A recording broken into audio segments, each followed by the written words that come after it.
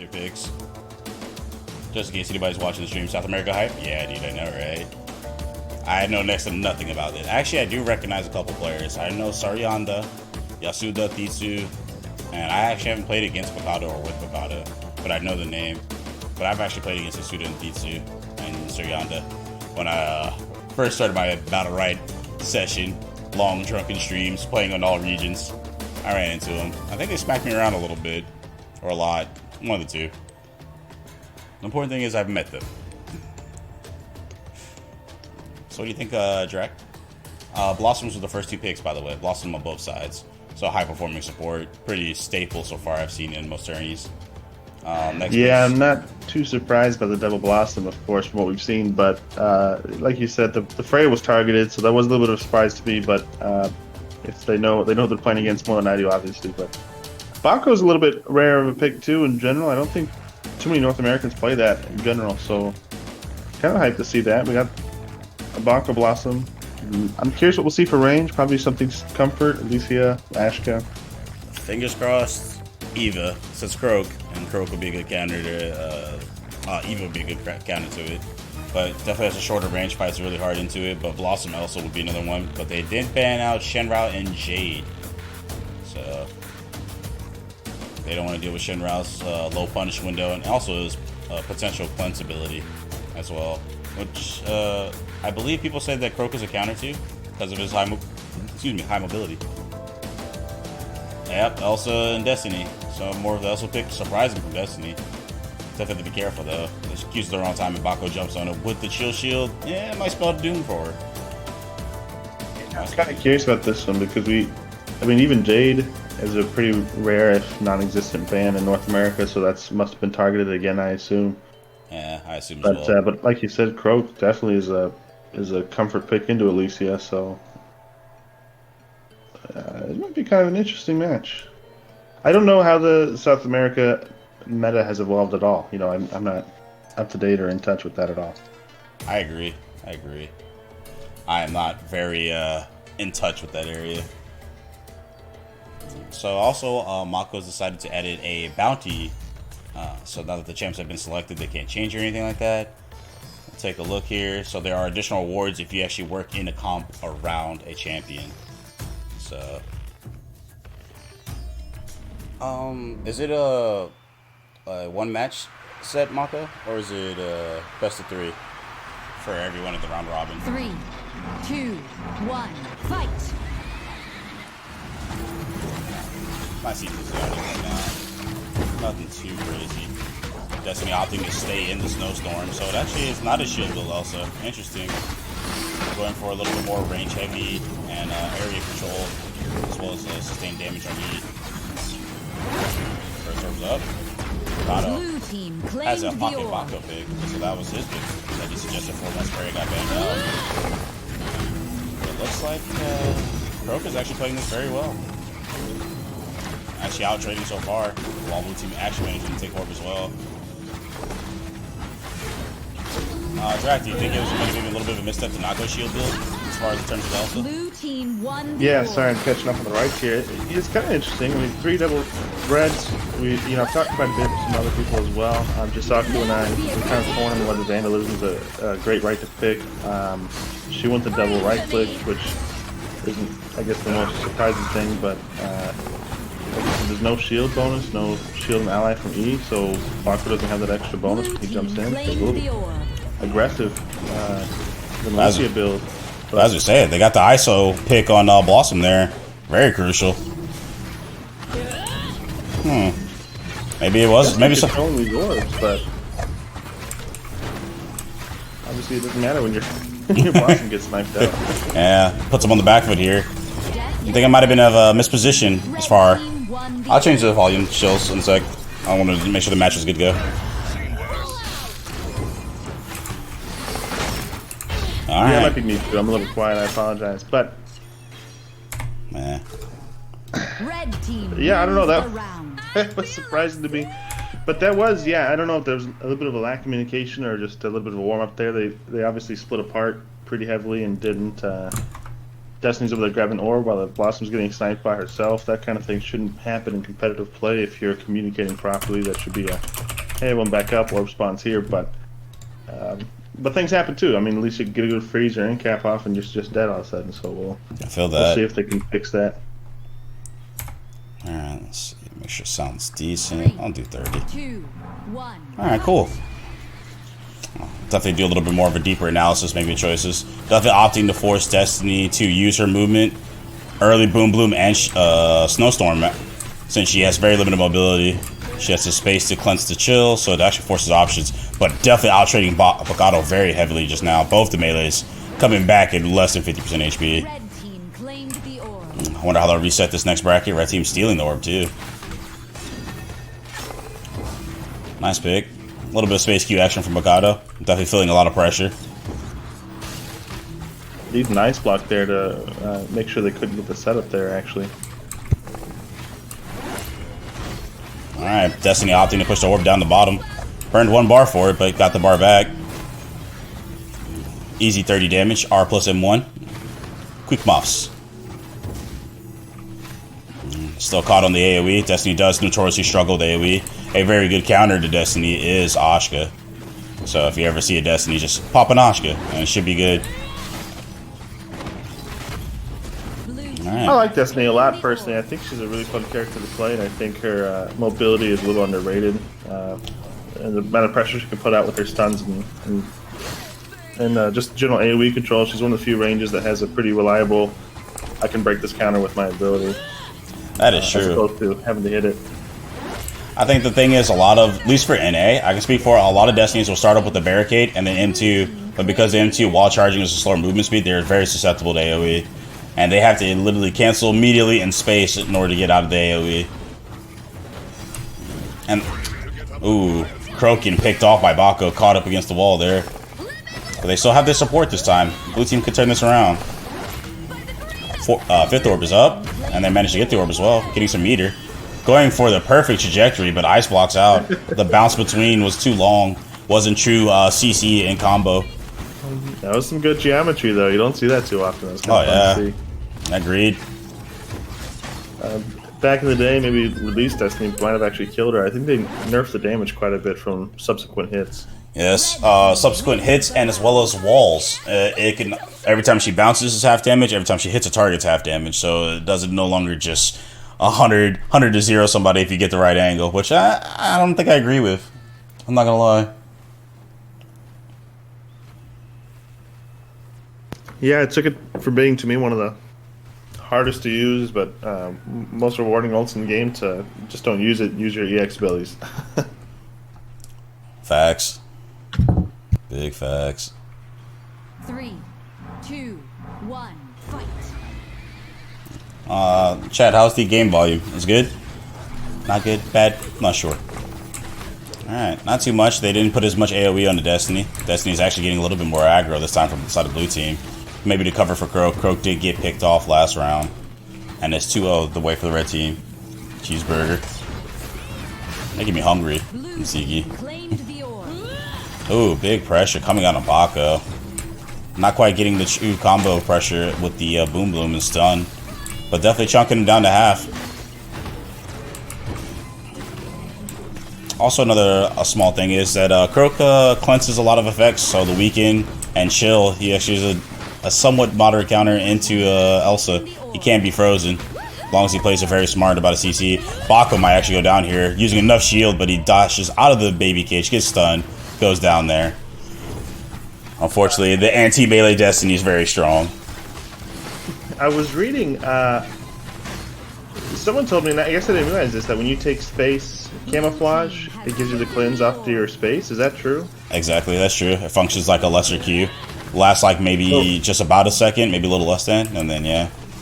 But it does the cleanse, which I didn't know. I thought the main reason for taking that was for the slippery skin combination, which is, for those that don't know, is you take 30% reduced damage after camouflage in, so you can space and you've got that damage debuff. If that cleanses, that makes it a lot more powerful in my mind. But Leo didn't actually take that, right? No, he didn't. In this round, he was going for a lot of sustain as well as slippery skin, though. He opted for the green and blue and red on M2s. Normally a lot of Croaks go green for the double amount of healing, 8 to 16 over the heal over time. But the slow, I guess, is for support, slowing the enemy team down, giving his team more options. Blue team has taken the orb. And Destiny, very smartly, using the boost on shield to get out of there. And actually doesn't have yellow weed, never mind. So I don't know why I dropped the E there. I just assumed it was because of the action. She might die here, though. Oh, playing for the kills. That's all that matters to her. I like Fox. That was very, very aggressive. Wins the round. Yeah, I would agree, Lepnix. It can be useful, but probably for most of the scenarios that Croaks is fighting into, you won't need it as much. But it's an option select you have if you don't have it, if you do have the lesser stealth, as well as slippery skin, because you're doing it for the damage reduction anyway. But yeah, I thought it was for the slippery skin reduction, really. But I guess against Alicia, yeah, I would think that that's kind of a mandatory right. But I don't love lethal toxins that he took. 3. Yep, lethal toxins and Spit to Spit. Normally they go the green one. I don't remember the name. Sorry, report me. So, all right, 2-1. Jumong's team is up on the board. Nice, good, strong hit. No true damage as of yet on either side. A little bit on actually Bakata. Grew my eyes for decoration, it seems. Blue team got the first sword. Going for the R. Misses the baby cage just barely and does not hit Yasuda to push him out. So it doesn't get the guaranteed stun. But Bakato's taking a lot of damage. Definitely struggling to make the normal momentum. I think there was adjustments come out from blue team. Definitely seeing a lot more baby cages from Destiny, especially to punish the space. Really good, really good. To me, overall, it seems like they're relying a little bit less on Croak setups. I think initially they weren't really doing much, waiting for him to get in there, but it's not quite the case anymore. I'm noticing he's not as much suicide diving with low health. With everyone's kind of sitting back. He's got Destiny controlling the tempo a little bit more here. So yeah, what I'm seeing now for terms of positioning, he's at least forcing the Blossom back, and Bakato's forced to take a lot of the brunt of it outside of M2 range. That's good. Ooh, taking a little bit of damage to the poke there, but he does have his ult, so the next setup could. Oh, but he opts for. He's going to back out completely. Huh. Maybe a little bit scared. Blue team gets the orb. Just barely getting out of that. Go for the ult. Oh, he does not get it off in time. Go for it again. Makado's so close to death, dude. Just barely not catching it. And with the one-man freeze. It was almost two-man. Tries to Q into the AoE. That was a good Alicia play there, but actually, I get what the Fox is going for there. That could have ended into a dub there. Would have been amazing, actually. Red team. The super hyped double ult play. I would have loved it. If I may say so.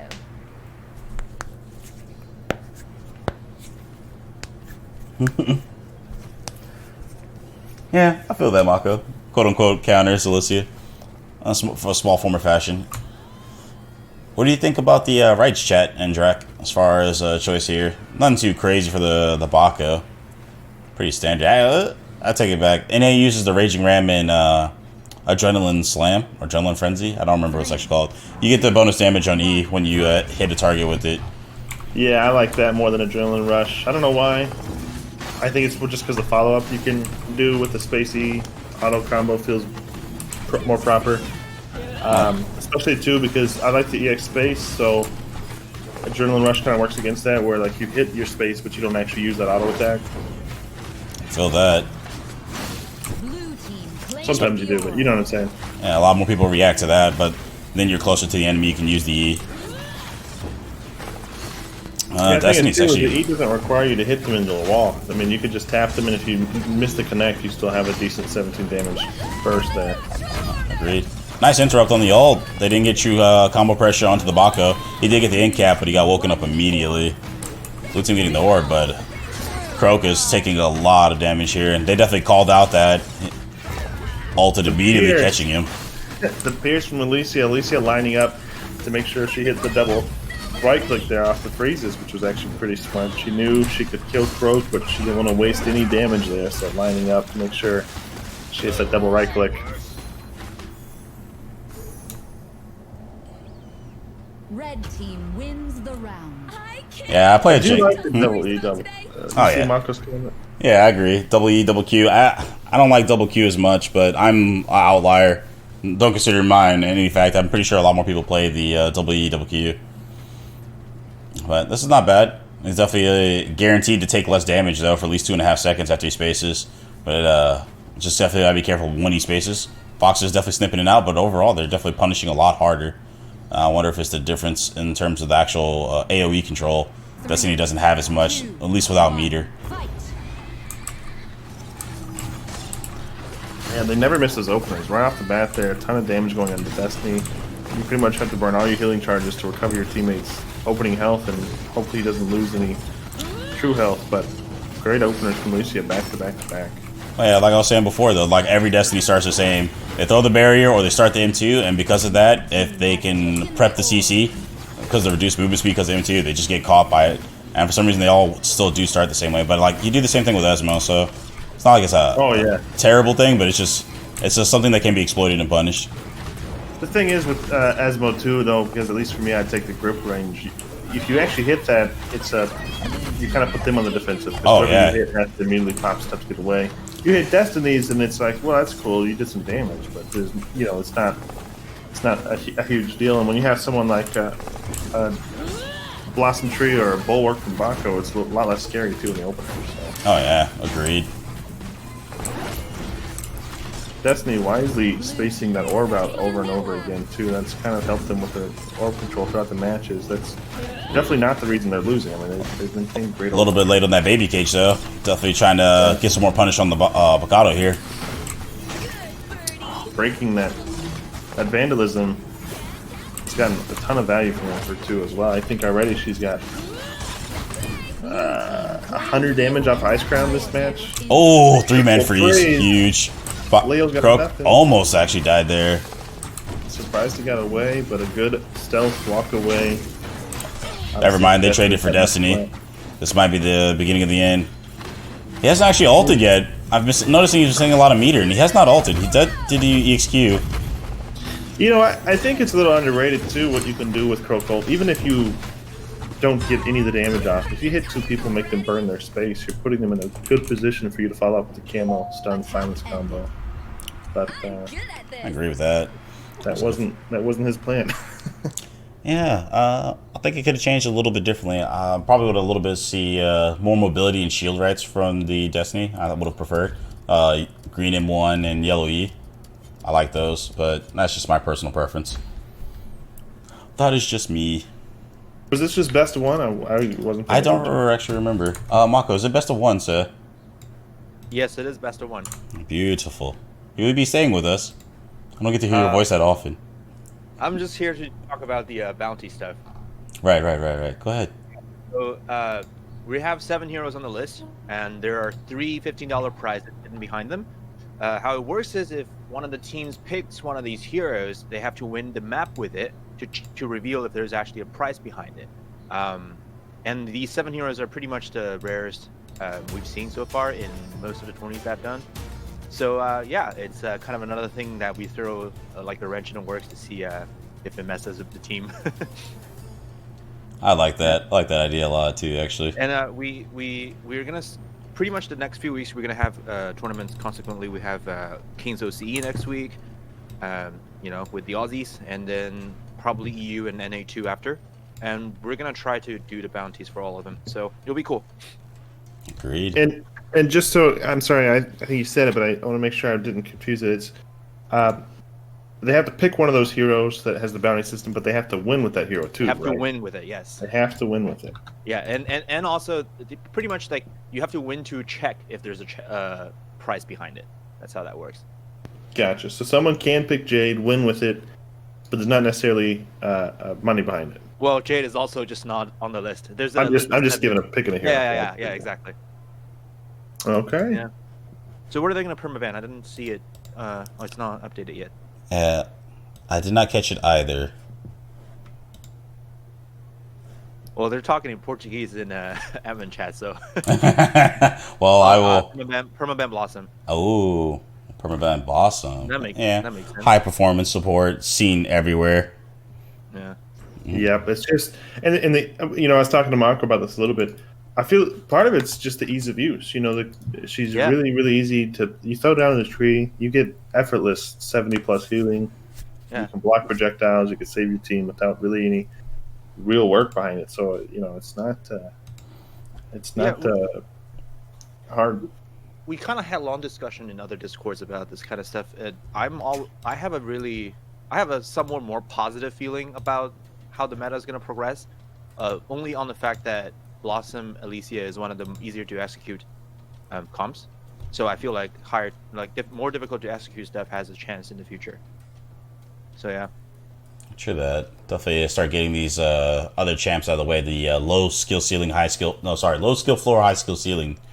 We'll definitely see some more niche picks and more personal expression and skill. Okay, so I think we're gonna go to Dragon Knight for the map, and the viewer link is already up in the chat. Yes, sir. I'm on it. So yeah, I actually had them vote on the map pool this time. I think I locked 2 of the maps in there, and then the rest of the 5 I have them vote. And people in South America really hate what was it? I think it was Market Night. Do you remember Draktok? I apologize. I just stepped away from the computer. That's fine. It's fine. Yeah, I think I have them vote on the map. I think they really hated some of the maps that we used before. Oh yes, they voted out. Was it Market? And I was a little sad about that. I really liked Market, but Market did not stay around. Market was thrown out the window ASAP. Is it indicative of the champ picks, like maybe a more aggressive style play? I know some players don't like it in NA, particularly melees, because it's like a large open area. Yeah, but they are. I think SA in general, some of the teams at the top is different, but in general they're a lot more neutral, like passive neutral play. Yeah, so that's why you see like quite a lot of Thorns, quite a lot of Rukons. Rukons, you say? Exciting. All right. Yeah. I mean, I posted the South America meta report in the chat. It's kind of different. I'm taking a gander at it now. Yeah. It's pretty interesting. I see a lot more Freyas over Rukon, though, in particular. You Freya, double them out. I'm just saying it's like more Rukon than most other regions, but Freya right now is pretty much the go-to melee for all regions as far as I can see now. Yeah. Neato. Oh, you're right, Drag. I'll fix that. I was testing the stream before I started this. That's okay. Man, you could have just told me. Yeah, put it in chat. Damn. I don't want to interrupt Mako. This is kind of important. I thought it was actually a little bit more low key to put it in chat, but I don't know. Maybe not. We were literally like, hypothetically speaking, sitting right next to each other. You still sent me a text message, "Hey man, you should go turn the light off in the kitchen." Like, bro, what? I was thinking about it. I was like, should I DM him on Discord? It's all good. Should I email him? I think I got that. I'm curious. I was going to look, and I was like, I cannot see the other stream, and I realized I have my filter set to English for Battlerite, so I don't even keep up with the other. They're taking their time with the other draft language. right now. We did not put a time limit, right? I mean, it's still they have as much time as they want. Yeah, because with the bounty and the perma-bans, I didn't want to set a time because I don't want to pressure them to make mistakes and stuff. We actually did have a botched draft at the end of the Asia tournament, and Draktok came up with the rules how to deal with that. I didn't think we were ever gonna use it. That was pretty funny. Oh, shout out to Drak. He's got some thoughts on the big brain of his. I like it. Not often. Yeah. Not often. It's usually smoothing out from booze. I don't know. Yuimon and Sunny is still in chat, but this is pretty much because their team had like a 11 map run or some crazy shit like that. It's so dumb. They didn't get a rest in like 3-4 hours. The marathon set. Yeah. That's pretty though. Yeah. Test that mental fortitude. Yeah. Now, this team we have coming up here, Igor, I see, has the BPL Season 2 regional finalist, so he must have been on the team. Yeah, Red Canids was the original team name.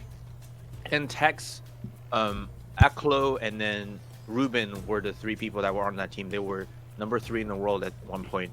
We should talk about Ban first. Auric and Freya. Interesting. Freya is not that, not not that surprising. Auric, I don't know if that's even the best on this map, to be honest with you. They'll have to communicate definitely very effectively. According to the metric, he's not very highly picked or banned. Might be something they worked on with the coming of this tournament. He definitely has a very high performance, but you have to be spot on with your spaces.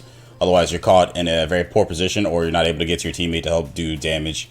Because with your trade-off, you're giving up a lot of another poke with another range support, as well as AoE. He doesn't have a lot. Stun and snare if you decide to spec into snare on E.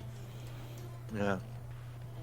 Anyway, back to the team. So it's 2 of the players that front for the original number 3 in the world team, and then 1 player from the second best South America. What used to be the second best South American team as a fill. So both teams are really good here.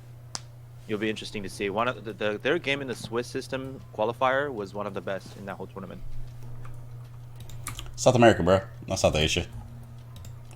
I'm sorry. Say that again. I apologize. South America, Steve World.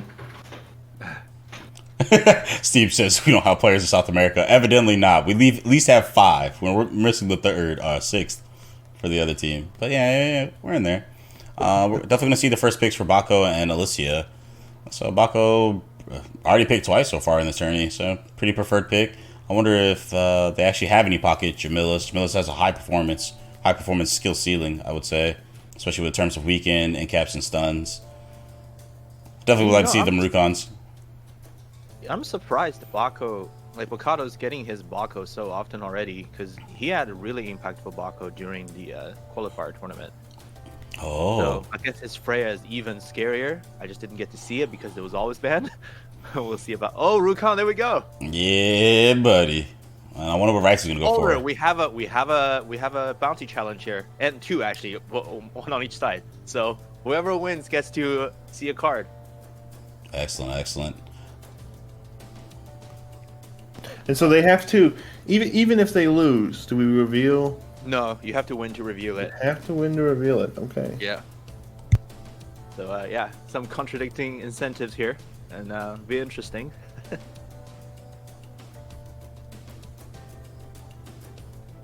It's neat. Might be. Oh, they banned out Ulrich. Normally they go Bako, older Ulrich. That would be a really great team. I've seen that as a very high performing team. So they banned Ulrich. No, they banned. They can still pick Ulrich. Yeah. They banned Ulrich. Xander, wow, they're going for 2. They're gonna reveal 2 cards at once. Yeah, if they win. Or lose, yeah. I think they could just lose. Life is bad. They're trying to make a lot of money off this, so maybe, potentially. Alright, cool. I mean, Xander does offer lots of the table, though. He does have the damage mitigation to the 15%, so definitely helps him trade more effectively. Definitely in hand-to-hand with Rukon. If he has a curse on a target, he's healing and taking 15% less damage. It's pretty good. And if they could add the extra cherry on top with the Arcane Catalyst, then he's trading even harder into that. Yeah, and what I really like about this comp is I was playing Xander pretty much all day yesterday, and I feel like Xander's biggest problem at the current meta is his first bar is so difficult. So if you have any all-in melees, it's very difficult to pull off the beginning. But with Rukon and Alicia, I think it makes the neutral game at the beginning very easy for him. So Agreed. We'll see how that goes. And he has to always decide between what he's going to use his meter for. Spotlight for, CC Cleanse if he times it just right, as well as the AoE healing, or EX Space to put Arcane Catalyst on a target. And it's a lot faster than his M2, a lot less reactable. Mm-hmm. Yeah, he's got a lot of meter moves he can burn for. The ult is actually still really good, even without the ult right as well. No, I totally agree. But the thing with him is that his self-heal is really bad without any bar. And he's not like Lucy where he can kind of face tank the first engagement. He doesn't really have that ability. And if you kind of space first and take the fight, if they put more pressure on you, you have to use another escape. Then you waste your space. So it's tough for him at the moment. True that. Much love, Never. Much love. Never real ones. Never went first. I'm not sure how you want me to read your name. I'm sorry. I'm just gonna stick with Never. That part I can understand. Is Draktok ready? Dracky? Draktok. All right, I was ordering food. Toffer BR is, I would say, on life support. If I could be brutally honest with you. It's not much going to change as far as the meta, so people just need to explore more of the rights. As far as player growth, they're just people that stumble across it, I assume. I don't see any active advertisement for it because they're working on their next game. Them's the facts. But, you know, people will be doing tourneys. Mako, Dio. Actually, I don't know if Dio's going to do it on the Pro League. I haven't asked him. And Pentas, which is later on this evening. So, and it's almost to the final stages of the tournament. Yeah, and NA has their nail bot thing going. I think EU has it too, and you know that's a pretty. Oh, nice EU has thing. one too. That's what I want to see. I think so. I don't know. Maybe they just use the same one and then they just kind of device servers themselves. I'm not sure. I'll have to look into that. I find it interesting that they have their own privatized tournament system and leaderboard instead of the one that's actually in Battlerite itself. Yeah, the fact that they provide stats, that's actually better than the in-game one. Does it really? Oh. Yeah, because they gave me if you do like exclamation mark stats with the nail bot, it sends you the pick rates and the win rates for everyone. Oh, neato. Oh, there is a Discord for you? Hell yeah. Thanks for the info, Luck. I'll have to look into that. I want to see it at least. I've been playing a lot of other games lately. I haven't really felt as interested in doing like nail or stuff like that. Spellbreakers particularly. Spellbreakers. Oh, hell yeah. I got Gorge on the Rukon. As well as the longer range E. Definitely going for neutral. Force cooldowns and pull them in. Awesome. Well, let's definitely still see the double Q, double space from Bakata. Early freeze on the older. I already got true damage. 10 seconds in. Probably gonna see a lot of freezes here. I see that South America doesn't actually really go traditional shield build like NA does prevalently.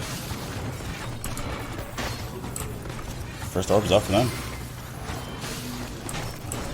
Red team. Them. Red team. I apologize for that one.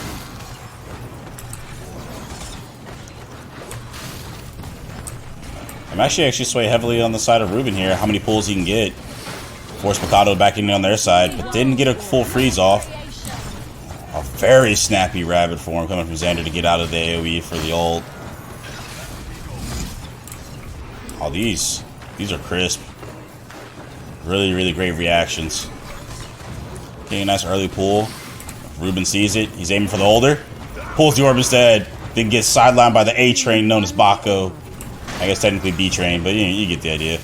I'm really glad to see Gorge on a Rukon actually. A lot of pull, a lot of ability to block projectiles as well as get his charges back. M2 for supplementary damage, staying in range. Really strong neutral. He doesn't have to commit too much to get into the fight. I feel like we're seeing a lot of pressure coming out from Xander too, which is definitely one of his power points between the three of them. They've got such a heavy right-click game, you know. It's hard for Red to even stay in the middle here. They have to kind of commit, reset, commit, reset. And the resets have to be so far away to actually build that value. Yeah. This game currently is very quintessential South America for me. That's neat. Ooh, walked up and bonged himself on the bulwark though. Bakado with the space Q, so he may be in a little bit of trouble here once the shield pops. Excellent ice block reaction.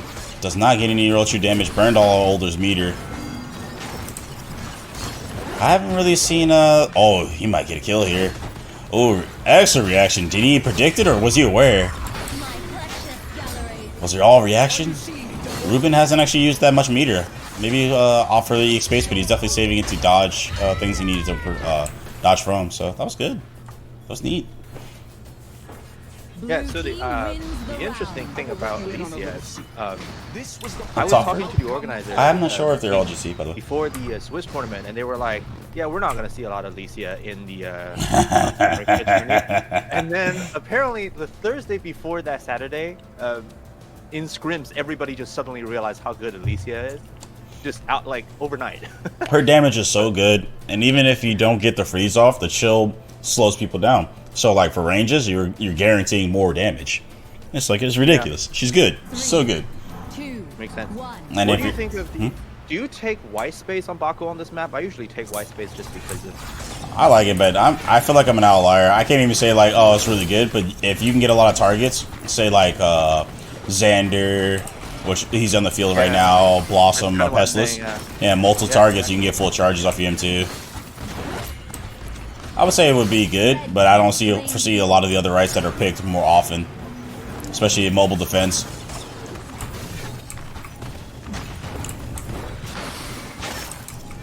Ooh, get an early ice block. Bacano opting to cancel it early. He said, "I'm fine. I don't need it." They didn't manage to get the first orb. Forced an R out. Excellent reaction when he spaced in. There is definitely a punishable gap for Rukon, as well as Ulrich. There's a gap. They cannot space in M1 with their empowered M1s. Something to practice for reaction. That is an option in your hand. All able to dodge out the ult, dropping Bacato's meter down to 0 so far.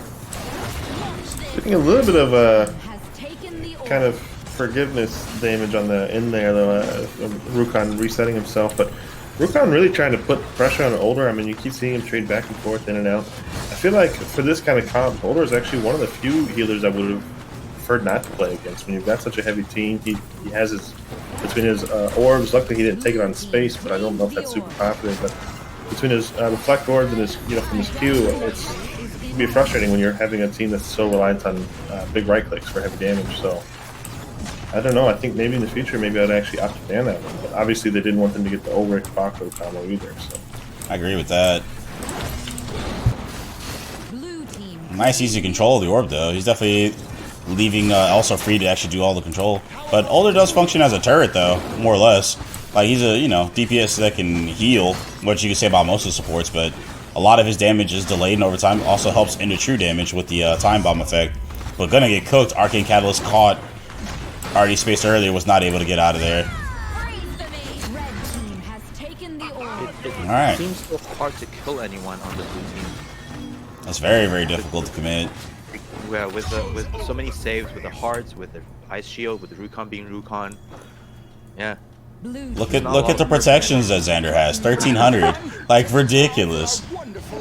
Yeah, I'm actually surprised how little damage he's doing, but that's not to say that he's doing a bad job at all. I guess I thought he was getting a little bit more damage out of his Arcane Catalyst. Only 32. Is that's his right click, right? Does it just mean he's not connecting right click? Arcane Catalyst is when you get the bonus damage. Yeah. Addition. Yeah, in addition what's to the it. one I'm thinking of? Grand Conjuration? Yeah, he got 27% of his damage, 128, so he was hitting them. Okay. I was like, man, that seems low. But it's a little misleading too on Xander because he doesn't get protections for good portals. So that's the other thing too. We're 1500, but we're not even seeing the effect of the portals are having for damage avoidance. So Xander really likes the game pace like this. Oh yeah, this is perfect for him. I'm not sure about that very aggressive start from Bacano. He definitely put himself in a bad spot. If they had decided to turn on him, he would have lost a lot more HP. He used his Q and space in E. I like it, but it's so risky. Yeah, but I feel like right now you need to do something like that against Xander to just kind of push it. I would like to see more EX space. He did ult 3 times last round, but he definitely needs to put someone down. Xander, force a portal so they can take the momentum. Right now, Xander's very comfortable. And as long as Ruben keeps cursing someone as well as getting the hearts healing, he's going to outtrade pretty much anyone. Actually, this whole team outtrades. Because Elsa herself already has a damage DPS buff on Chill. It's like, what, 15 to 17, and then 22 to 28, M1 and M2. And then Arcane Catalyst bumps that up. I'm pretty sure he just did like 40-something damage to Bacano right then. I mean, he turns around and just ults her, but he's going to lose this fight here. Ooh, just barely gets out of there. So it's the long game that I think they had in mind when they picked the Fortex team. That's pretty good. Yeah.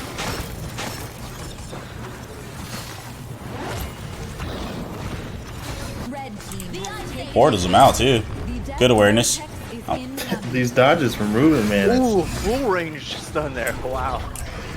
I don't know if he's just god tier predictions or what, but when his space and his R are up, he does not get hit by anything. He really. He's dodging stuff mid-air. That's 0.1 seconds from hitting him. It's really fun to see. Might be the servers in his room. That's good stuff. Yeah, I know. What's his ping? 10 Ooh, yep.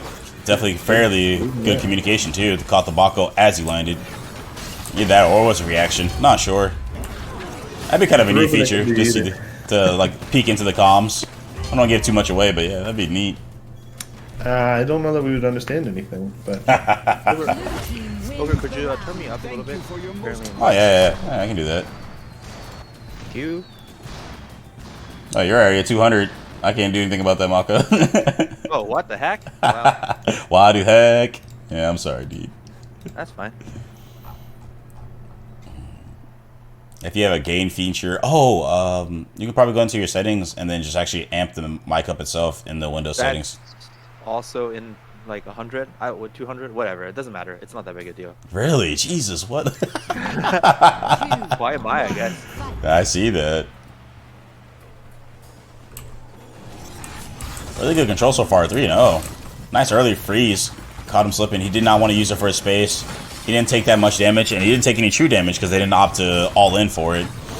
And actually, by far, Ruben took the worst of this actual early exchange. Now Tex as well. First orb is up. Ooh, blue team stealing the orb. They left Older on orb duty, and his orb secure damage is very, very, very low. Bako or else would have been much more preferred. Should probably keep an eye out for that. Maybe let these two step up a little bit during orb. Yep, Arcane Catalyst paying huge damage. It's only 9 points so far, but getting just enough to chip out actual true damage health. Like Elsa right now with the chill and Arcane Catalyst was doing so much damage to Bacado. Yeah, Bacado's forced to get out. Comes in with a spaced in ult though. So he has no tools in reserve just yet. Rukon with full meter here. They could try to make something happen, but he's not afraid to use his R either, so obviously burning that meter is necessary to avoid taking any damage. Either that or sort of shot call perspective. He's actually waiting for his teammates to call it out for him. Yeah. Definitely possible. I mean, Yep, that might be it right there. Yeah. I don't know if anyone's in range really get that. Although a good sheep with the Arcane Catalyst, the Ice Block, maybe saving her, but that was a good bit of burst there. Older here is just going to be healing against his charges nonstop because his team is so killable at this point, unfortunately. I turn myself up. Alright. Yeah, you're a little bit louder, Mako. Okay. Beautiful. Blue team with another convincing win. I mean, right off the bat, you called it. There was a lot of kind of poor trades, but they were reset. Again, the 3-1 orb control. Blue team's orb control is just out of this world. Half the time, I don't even see it dying. It just sort of stops existing. Tex is doing very, very good work. I'm excited for this because we're one round away from actually checking 2 cards. That'll be a first. Oh, Rukon and Xander. That's right. Yeah.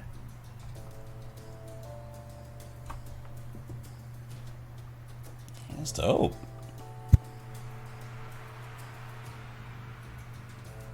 I like it a lot. It's refreshing to see not a shield build Elsa. That's good because it's everywhere. Everywhere else. But are they both not going shield build? Or no, both of them are not. No, they just got the Wintry okay. Blast on the first queue. So, but they opted to go for Snowstorm and the larger range and shorter cooldown on E. I'll be honest, I'm not the biggest fan of throwing Snowstorm with Bako because it fucks up his in-cap so often. Yeah, that's probably why you don't see him in-capping as often as he does. But EXE would still be good here. That's true. Really fast ult from Bako already up because they took that first orb, but getting some damage off on Tex, but Tex heading portal up, but now he's got his EX right click. That's part of the reason we don't see a ton of Grand Conjuration damage like that too. So hard to punish Xander here. I mean, unfortunately as a melee, you don't just punish Xander, your teammates punish Xander. You force his cooldowns and they punish it. Yeah, makes sense. Same thing as Shen Rao, which I think is why he's annoying in solo queue. Another ult on Tex. Oh my god. That's 2 ults on Tex for Bako, and I agree, Love. Bako's still lower health. I mean, that's oh yeah, he unfortunately also is one of those anti-melee ranges, even without shield build. She just does so much damage. As long as she has chill up on them, it's just a DPS buff overall. +6 on M2, +2 on M1s. And it slows them, so they actually are guaranteed to take more damage. Because a lot more melees are strong on their fundamentals on Wazda, the Wazda Wiggle. So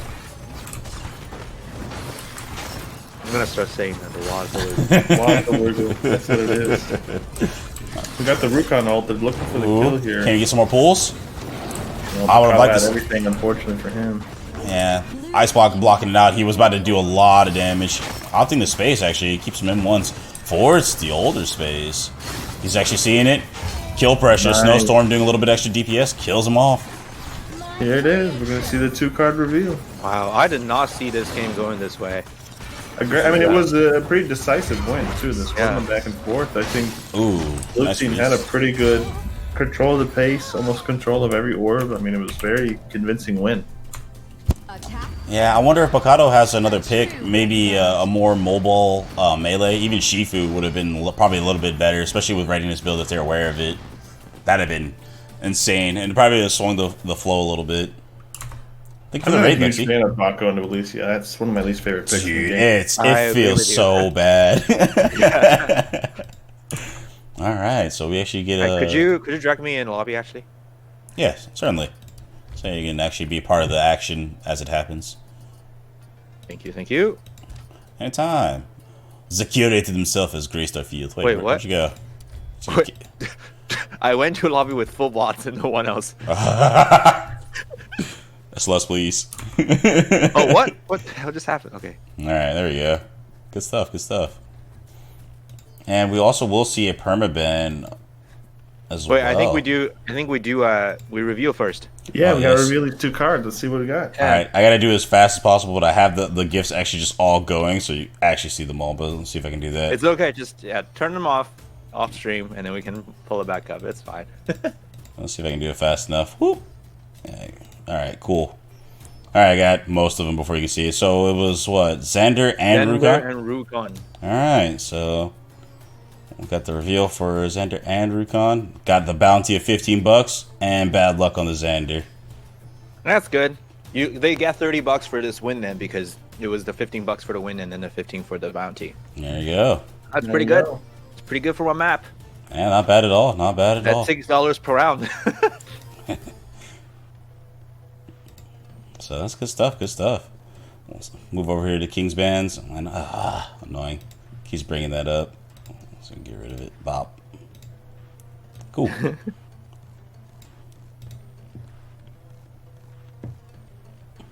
Nice. All right, let's see if they're. When's this format coming to Europe? I don't know. Whenever Mako brings it to you guys. He's our messiah. We're waiting for Pantas 20 to wrap up, and then after that we can do Kings. Yeah, I think it's this week and next week. Grand Finals is next week. So, and then from there, Actually, I'm pretty sure we asked for your help for the Asia one. So yeah, we'll. Yeah, I'm Can't down. wait for this to go to Europe. Yeah. I love watching it, so it's all good. Hey, I'm gonna head out here, guys. I got food coming out, but I'm sorry. You said Oh shit. you asked me for help, or I wasn't listening. No, not you. It's Yeah, fine. we don't need Okay. you. I was worried. I didn't have to work. No, I am gonna hop off. I got food being delivered here, but yeah, that's super exciting. Tech says he's rich from winning the bounty. So It's the easiest money I've ever made. So all right, the flex from Tex. all right, have fun. Thank you, Streaming, Draktok. guys. Thanks for the tournaments again, Mako. These are always a lot of fun. Really, I'm the loving production it. value, the gifts are just fantastic. Even when Ogre messes them up, they're a lot of fun. Oh, fight me, bro. See you guys. Later. Yeah, see it. Also, we will see a perma-ban coming from Red Cabras on the Ulrich. So I kept that one out as well. And the viewer link is actually up, so we're going to switch over to that soon. But yeah. Yep, it's gonna be Skyring Knight, the abomination of a map that sees a lot of Elysia Blossom. So You'll see a lot of Elysia Blossom anyway. I know, but like I have no idea how they let this map go through the vote. Everybody just, they just didn't mind this map as much. I don't know how. I would like to see some more love for Ormond Temple. But, that's the very least popular map. Only melee is like that Ormond map. in? I think Ormond is in, isn't it? Hmm? And let me see here. I think Ormond is in the map pool. Pretty sure. Insane. Yeah, I think it is. Yeah, but Rook I isn't like the the most emote. popular in South America, so it'd be interesting to see what kind of appears on Ormond. I think last time when I saw Ormond, people really liked the double QWE build Balco, and then Jamila because of the walls. Mm-hmm. I only have a few Jamila players for the Asia region, so that's good stuff. Yeah. Ooh, early bans actually. Red Cabra banning out Croak, and as well as Tres Tigres Tristes banning out Rukon. And then also Blossom. Pretty stable, pretty safe. Blossom.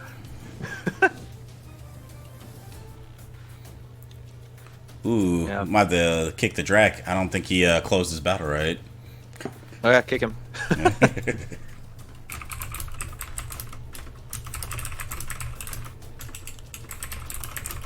And double Freya picked up for the second one.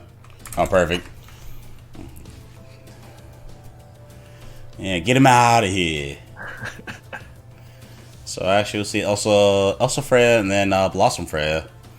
So they actually have a chance here to potentially ban out a Blossom pick, assuming that's what they're going to go for. I doubt it. I'm not actually sure what they play though. They might have a wide champ pool, so I don't know. I'll have to see if they're aware of their research and knowledge. Actually, they just go ahead and banned out the Blossom pick. How did I know? No kidding. High performance show. And they banned Jade on the side of Red also a support that for some reason is just not, it doesn't show up at all in the South America. Oh, I think it has a lot to do with people just don't play Raygon over there. And so like Iva and Lucy doesn't see play. I feel like that's still super weird because even with Elsa, the cleansing of chill and fused potency, that's a free 10 HP heal if they decide to go that way. I think it's just a lot of combination of that. Shifu isn't as popular in SA either, so you don't see the cleanse against them. So yeah, a lot of weird reasons, but I think Pastillas is probably the way to go here. Probably. We might. Oh, hey, actually, Lucy, there we go. And then Elsa.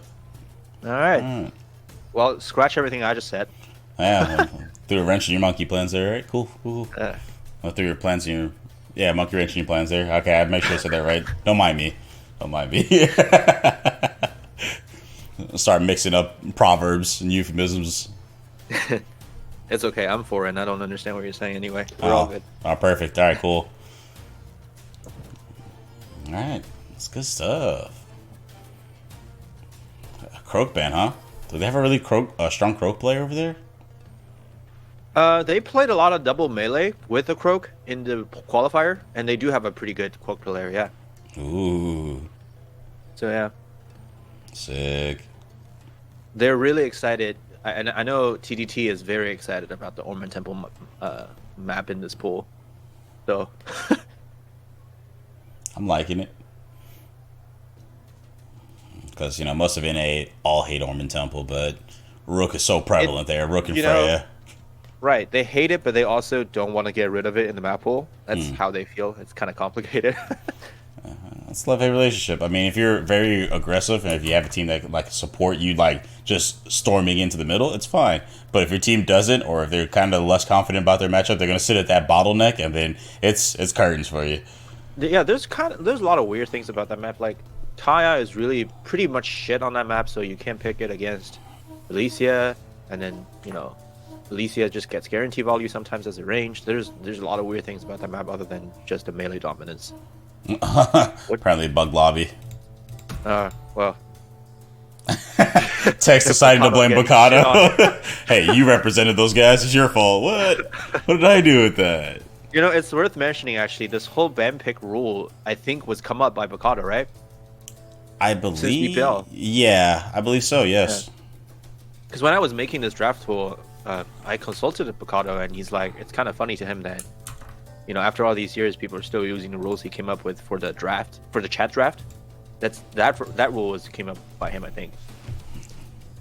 I mean, it does facilitate the smaller champ pool, so it's good. It works, and if it ain't broke.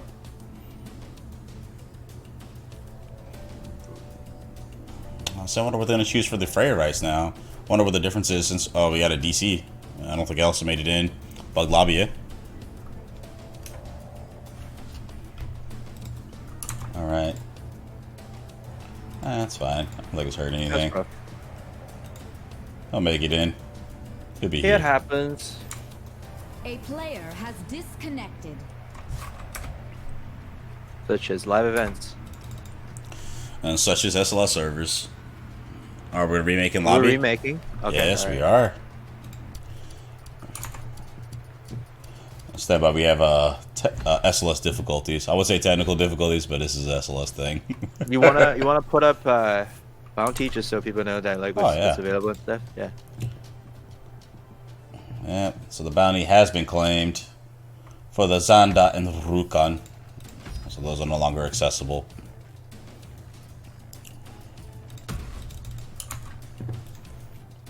Hack, annoying. There you go. But otherwise, looking good so far. Got that double or nothing. I wonder if we're actually going to just see their whole team just start picking out all of them over Did you it. drag me real quick? Oh yeah, got you. Thank you. Oh, they didn't give you the invite? Ingrates. I didn't quite tell them that I was gonna cast, so. That's good to have you aboard. It is your Yay. ship, Captain. Oop, that's not the wrong Wait, did one. they just notice I'm here? Mako sub. Oh, I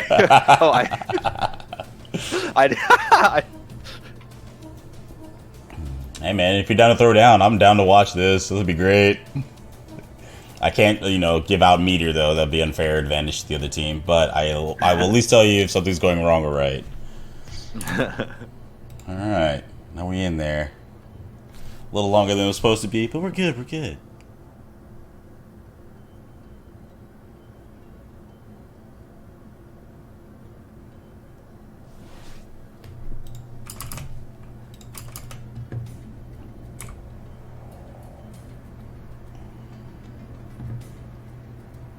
We're getting some good skins on this team here.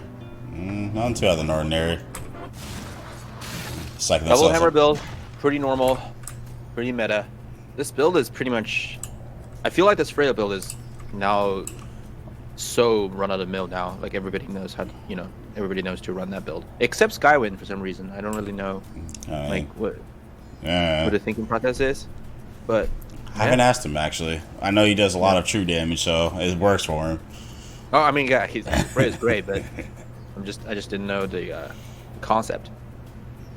Yeah, I know staple is mostly Thunderbolt and the hammer movement speed, as well as Rolling Thunder, and then I've seen a couple flex rights out of the other two. But mostly sustain and movement is the go-to now for her. So yeah, we finally have a actual explosion shield build here. I'm glad you made it. One, fight. On the right side, on the red side. Sick. Oh. Not like super traditional shield build, but yeah, definitely. Yeah. It has the crucial rights in there. Yep, once you blast We're in, getting a lot of bleed. damage on the Wow, Jesus. Early light bleed. Right before the first orb is up. I didn't even know what happened. Was it just for positioning that got on the wall or something? Caught by the Freya on top of the wintry blast damage, and Freya does eat health. Oop, trying to zoom out a little bit. We did catch an in cap all the way up top. I heard the sound of the lovely bell. Yeah, keeping pressure on their Forcer to burn meter too. Yeah, definitely did not look into the shield build.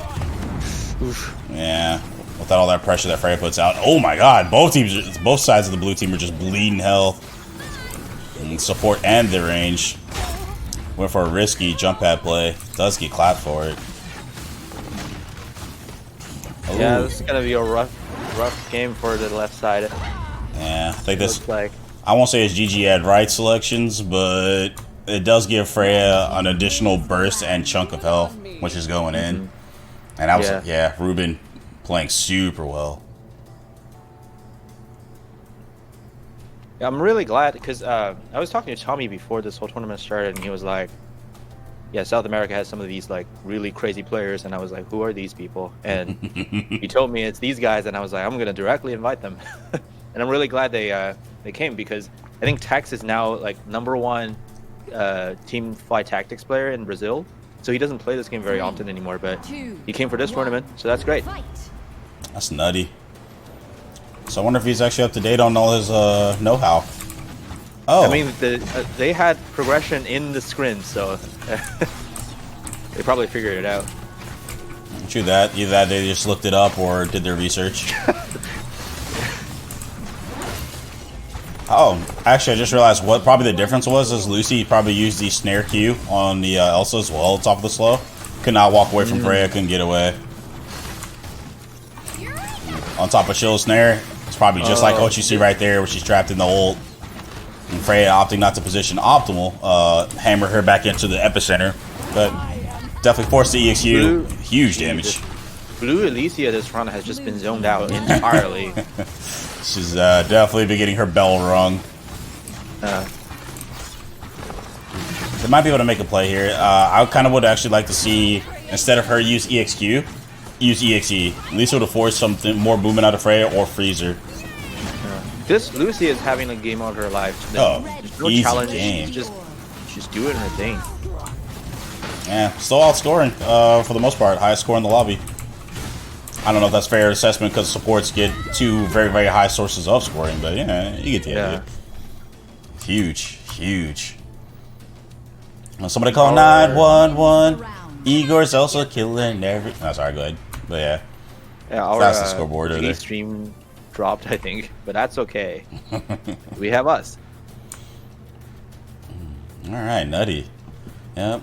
Also putting up max damage on the red side for that round, as well as Lucy scoring the highest. Not getting the highest protections. That would be the Blossom on blue side. So it's definitely close. Oh, we lost one. Yeah, dude's his internet dropped, I think. Ooh, no.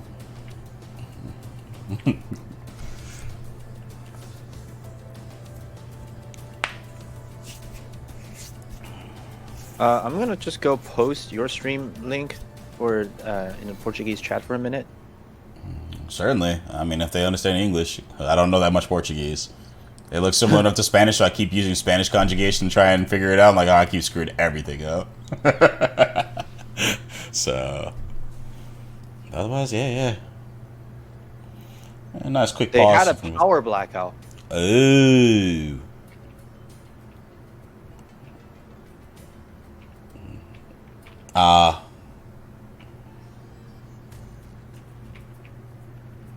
Unfortunate. Yeah. Yeah. Yes, the English stream is here. We take it over the world, English. Woo woo. Sorry about that, guys. 3, 2, 1, fight. All right. All right. So round 3 underway. Red team taking definitely a very strong control, catching an early freeze, opting not to space out of it. Didn't take any real loss besides the lack of neutral pressure. Not getting real true damage on the Freya in comparison to the trade that he went into for the 2v1. And it might just be the Q shield. Yep, definitely shielding the Freya as often as she can. Ooh, catching a Q into the E. Freya boxed out effectively on the blue side and also losing a lot of health in the process. Yeah, I think it might be just that difference. That 14 damage on top of the bonus range on chill. And as well as Lucy. Lucy's doing a lot. A little more chill in this round, more subtle in terms of points, but still doing quite a bit. Ooh, Freya not opting to block the, or cancel the M2, reflecting a hammer back in her own face. Ooh, oh my gosh. Blue team's Elsa is just taking so much pressure. Red team won the orb. Oh, this could be a kill here. Oh, Lucy wasn't there to cleanse the shield. I'm dealing with a little bit of pressure from blue side Elsa, opting to try and target select. So we need to get that Lucy less comfortable. Ooh. Okay, our guy's back, so. Hey! We should have a party in his name. Cheers! So blue team's a little bit on the back foot here. Not quite dead, but not quite living either. Definitely need to make a huge play here. Ooh, excellent reaction to EXE. Very, very hard ability to react to for Lucy's kit for melees. Different animation, less subtle, and also no big purple glow like regular Panic. But they do get the kill here on the blue team. Optimal, knocking her out into the zone. She took one tick from the death zone, and she will go down here. Using the iframe ult, but does die in the end. Well, yeah. Can he join right now? So Team wins the round. I won. We won. I think it's a strategy of theirs as well. I'm sorry, what were we saying, Mako? Can you join right now? Oh, he's in. Okay, cool. Oh, he did make it in. Hey! Energy blackout? It's not electricity or power? I'm kidding. Energy sounds like key. That's what I think of. I think of Dragon Ball Z when someone says energy. Well, that's just a nerd in me. My apologies. It makes sense. I'm foreign too. I know how sometimes these translations get like super strange. Well, English is just a beast of a language because it's like, hey, these rules are rules except for these exceptions, except for these exceptions of these exceptions. Early space on the Alicia. We'll see how that. She's just getting zoned out here. Difficult for her. Ooh, excellent play. And also, it's not fun to fight too in the Freya.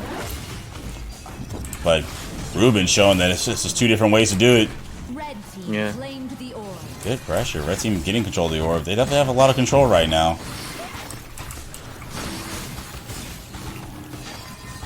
He's keeping a nice careful eye on his static as well as getting very, very good optimal in caps. 24 damage since he has red M2. Forced to actually leave the blue Freya isolated. But they definitely got a lot more damage on Ruben in return to that. Seeing a lot of EX space usage on both sides of the Freyas, actually. Nice panic. Getting caught, though. Wasn't able to react to it. Nearly dead in the bottom right. And shoves back into the ult. Yeah, I think the Lucy pick is really great. Facilitative to the red team's Freya. Able to put a shield on them. Both team members able to put a shield on Freya. Help her stay in there and trade out. I'm not super familiar with the current meta's like matchup with Lucy, but it feels like there's not really a solution on the left team against her. There are, but because Elsa's sitting there, no. Yeah. Even if they are using these shields for Freya, they still have to fight into it. But mostly, what blue team's Freya has to do is actually react to the panic. But even then, it's still catch-22 because if he takes chill damage, like from the M2, he ends up just getting out-traded by Elsa. It's just like, he has to be very, very careful how he goes in there. And that's assuming he doesn't get the Q shield from his E block, the shield from his E blocked up by Lucy Clarity Potion, as well as taking 10 damage because of potency. It's just, it's so rough to get in there. He has to do it near perfectly. Right. Red team wins I don't actually the see round. the blue right click on Lucy very often. This is actually an interesting build.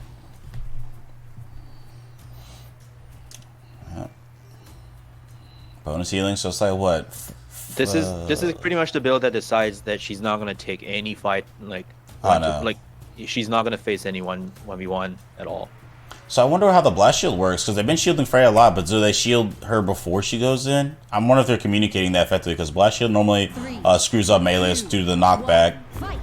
Considering how well, maybe it's just like the Iva shield, right? It's like a disengage, right? You like push her off, like push the other melee off, and then you can disengage. Essentially, that's what I was. Yeah, it's shielding is super early, but didn't get the knockback, so it didn't mess up Freya. Yeah, I think he just called it. It might be a communication thing. I think the blue space would have been better than the longer duration as well as the +8 shielding. But yeah, he's definitely using it before he gets in range for the knockback to actually take effect. Which is weird, because then it kind of wastes the +10 damage. But it's okay. I've so barely used that right. Is it like it's the moment when that happens it does the 10 damage? Yeah, on activation of the shield. So what he's probably calling out is like, hey, I'm not close enough, get shield. But normally you do it against melees to knock them back. But if your teammate's aggressive, you catch a shield them, sometimes you can screw them up with the knockback itself. But apparently the communication's on point, so they got an early kill. Yeah. Yeah, they're gonna actually win this round. That's good. I played that. Oh, so, wait, hold up. Don't mind me. I mixed up the colors. I thought it was the other team. Then I realized Tex was dead.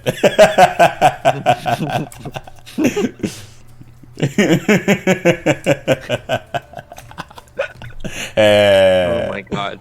Oh my. Also, thank you for the follow. Hey, Stitsu, Vintinio, and as well as Lamalia. Appreciate all y'all. Don't forget to show some love to Mako. I don't know when he'll start streaming on his, but he's using us for now. Oh, well, he will stream on his eventually. Well, show your support by supporting our casters. Yeah, that works too. The vandalism right here, doesn't seem to like. Again, I don't see a lot of value here, but they're doing well anyway, so I guess it's fine. Actually, I'm not familiar. Mako, you probably can tell you. Rixi's asking about what are the prizes? What do they win for this? There's the bounty system. Every map they win, they get $15, and there are also bounties, special bounties you get from picking certain champions and winning with them. We already see 2 reveals today, and one of them had a $15 prize behind it. So yeah, Blue team won the blue Alicia has been getting a lot of good angles this past round. Has kind of been a difference maker because she's still full health. Yeah, getting good trades. Yeah. Actually, I think that's the first thing I've heard this round for the Freyas. So they're definitely actually spacing it out and timing out the static like they're supposed to. Blue team has taken the orb. Ooh. Yep. Red team's Freya actually going down just barely. Here. Really. Oh, EX space. Very good play. Huge damage, 30 damage. That's half of a Blossom ult. I think for me that is a more useful tool than actually ulting, besides the iframe. Blue team wins the I think round. I have there's kind of a little in joke with Berserkar's Freya. So one of the bounties name is called Auto Incap Bounty. I did see that. It's donated by him. Apparently he has a couple of high profile clips of him incapping himself through like Alder Bubble or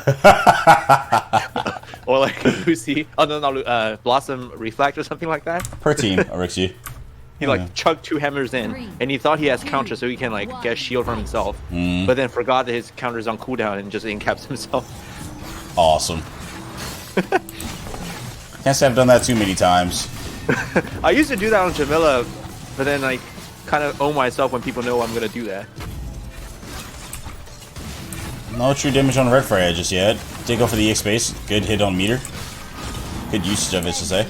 So much shield. Ooh, Jesus. Lucy already got ult? That was amazing. That was so fast. She's basically at ult. Huge effective trade on when she blasts. Imagine if that was shield build just there. Freya would have lost so much more HP as he tried to go on Lucy. They're kind of starting to zone the blue Alicia again. So this round is going well for them. Claimed the orb. Oh, barely missed. Oh, that's huge. Blue Freya should just... a lot of shielding. Yes.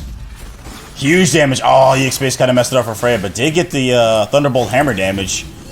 That was so great. That was a great punish on Blue's team side.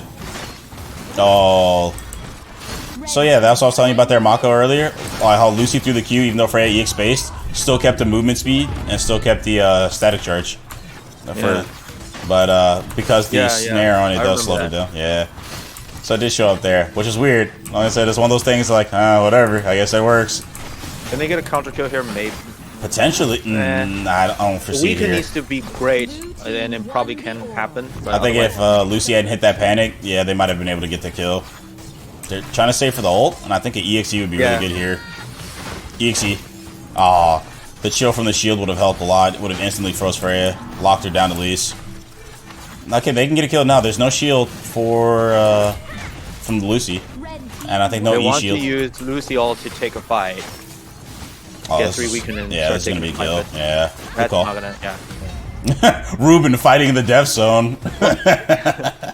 They definitely made adjustment, and it was looking good for a minute. Wow. Once they get their Alicia zone, I had hope. I had hope. Attack ended. And I'm just here for fun. Dude, that punish they did on the Blue Freya though was not Blue Freya, Blue Elsa was great, or Red Elsa. To me, the same characters. Then you play different ones. No, that's all right. But yeah, that was intense. I just wish it was 100-0. Like I thought like being too biased. I hope I don't. But yeah, I think that'd have been nice.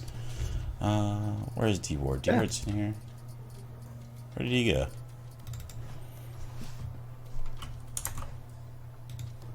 Are they restarting? What's going on? I know we had to remake lobby, so he might be in a different one. Let's just put bracket up Oh yeah, you're right. for the folks. So King's banned so far, so we'll actually see the next map get banned out. It bothers me. I just let it go. He's popping up.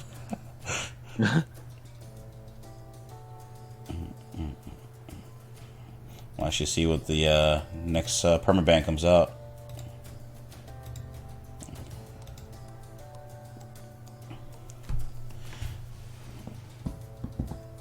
Yeah. Already 3 maps down. Would you? Sorry, say it one more time. I said, alright, 3 maps down already. Wow, that was so fast. Yeah. I didn't even realize we already done 3 matches. Yeah, these games go pretty quickly, and a lot happen because you have the perma-ban, you have the bounty. There's just a lot of there's a lot of things that they have to think about. Agreed. So Red Cobra is currently having the longest streak of 2 games. We'll see. For this tournament, we actually don't have a streak bonus, but past tournaments we opted for the hero bounty this time and wanted to experiment with it. In the future, we'll do both. So you have your streak bonus and you will have your bounties. So what'd you think of it so far? The hero bounty? As far as the execution of it, yeah. Yeah, I think it's great. I think it'd be even better if it's. I think it's better when the regional meta is kind of determined. So I had kind of data to work with the SA qualifiers, so that's nice. I don't quite know how I'm gonna do that with OCE yet, but we'll see. I feel you there. All right. We also will have a perma-ban of Elsa. Good. Very, very good. So Red Cobras, 2 bans down, perma-banned. So right now they're the reigning champs. Everyone else has lost a life. Yeah. What is a Cabras, actually? I do not know. All right. Say that one more time. I don't know what a Cabras is. Do you know? Cabra, it's I think it's Portuguese for goat. All right. Yeah, because I think Igor is like I don't know how that works. That's a goat also, and I don't know. They explained it's a goat to me, and I made the logo. That's all I knew about it. You're like running with it. Don't care. Yeah, I feel that. I think they have Dragon Garden Day, and the draft screen up. Let's see. Oh yeah, we're moving to the draft screen now. Are we ready? Yeah. I think so. They perma-banned Alicia, so Okay, cool, sick. they have the draft screen up.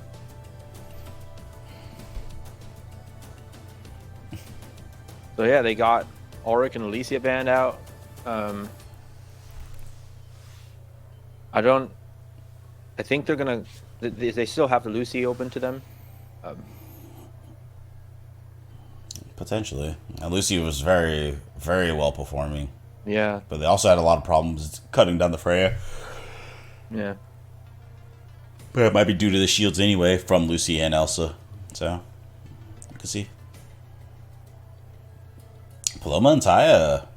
Taya for the side of Red Carabas and Clotrio, Paloma. Paloma? Yeah, we haven't even seen a Paloma, but I guess that must be a targeted ban, maybe? Yeah, well, Paloma is a little bit more popular in Asia and South America. Generally, in regions where you have a lot more neutral play, you see her a bit more. I don't actually know if those 2 things are related, but it happens to be that way. Agreed. Yeah. That Taya must have been a target ban since we've seen it twice against Chloro Trio already. Sick. So that means if they let it through, I wonder if they have any comps to actually fight against it or shut her down. I'm a big fan of the Oil Eva. Oil Eva is really nice. Wait, the oil bill Iva? Yeah, Oil Eva. Oh, Wait, really? Is that a thing to take against Taya? Oh yeah, dude. If you That's a time real it just thing? right, you do the M1 oil spray with Gunge. No, I get the concept. I just didn't. Oh, dude, it's. If you time it just right, it is so frustrating for the tie. I actually did it to a buddy of mine here in NA. We actually ended up having a match against each other in a customs match, and I was like, "Yeah, watch this. You're actually not about to be a character." At any point in time, I would just oil, escape, and then oil again as soon as he tried to cleanse it with haste, and it was just like, dude, this is the most frustrating thing I've ever fought against. Like, yeah, I know. Yeah, but usually when you do Iva build like that, you get dived on and you're dead. Well, yeah, your team's supposed to collapse, but you shutting down Ty helps your melee get in there. That's true. That's true. Like, a okay, lot. 2 blossoms. Not surprised. Barf.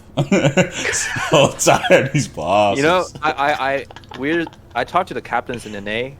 We're seriously thinking about doing global bans for NA2.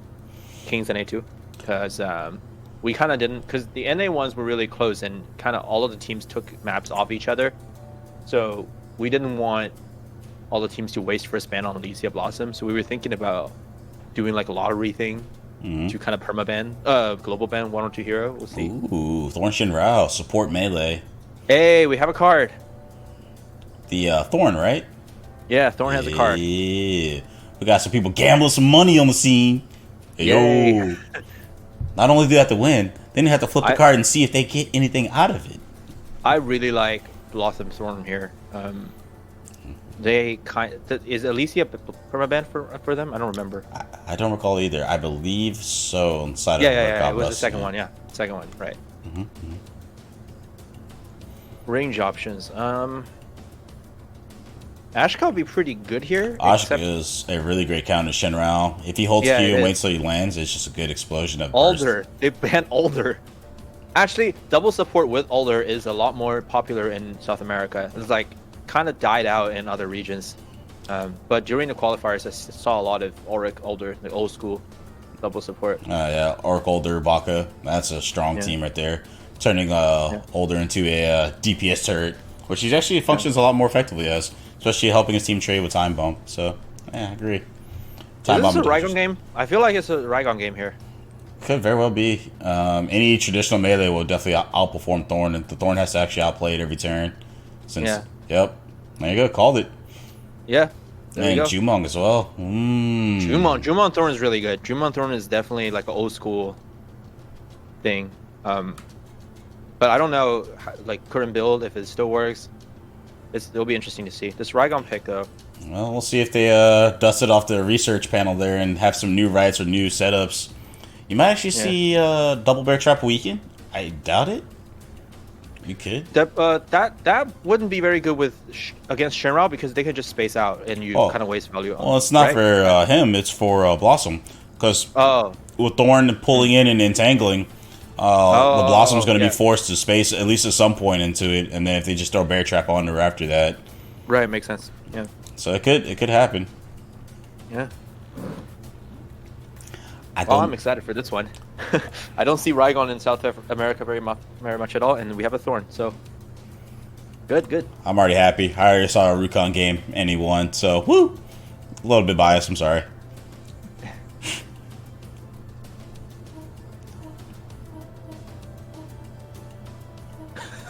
What's going on here?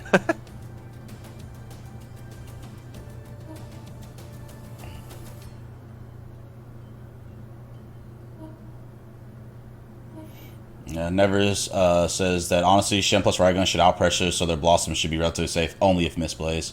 Agreed. I think it's going to heavily depend on how this opening starts up. Generally, most Thorns open with E, and then Raigon's open with space.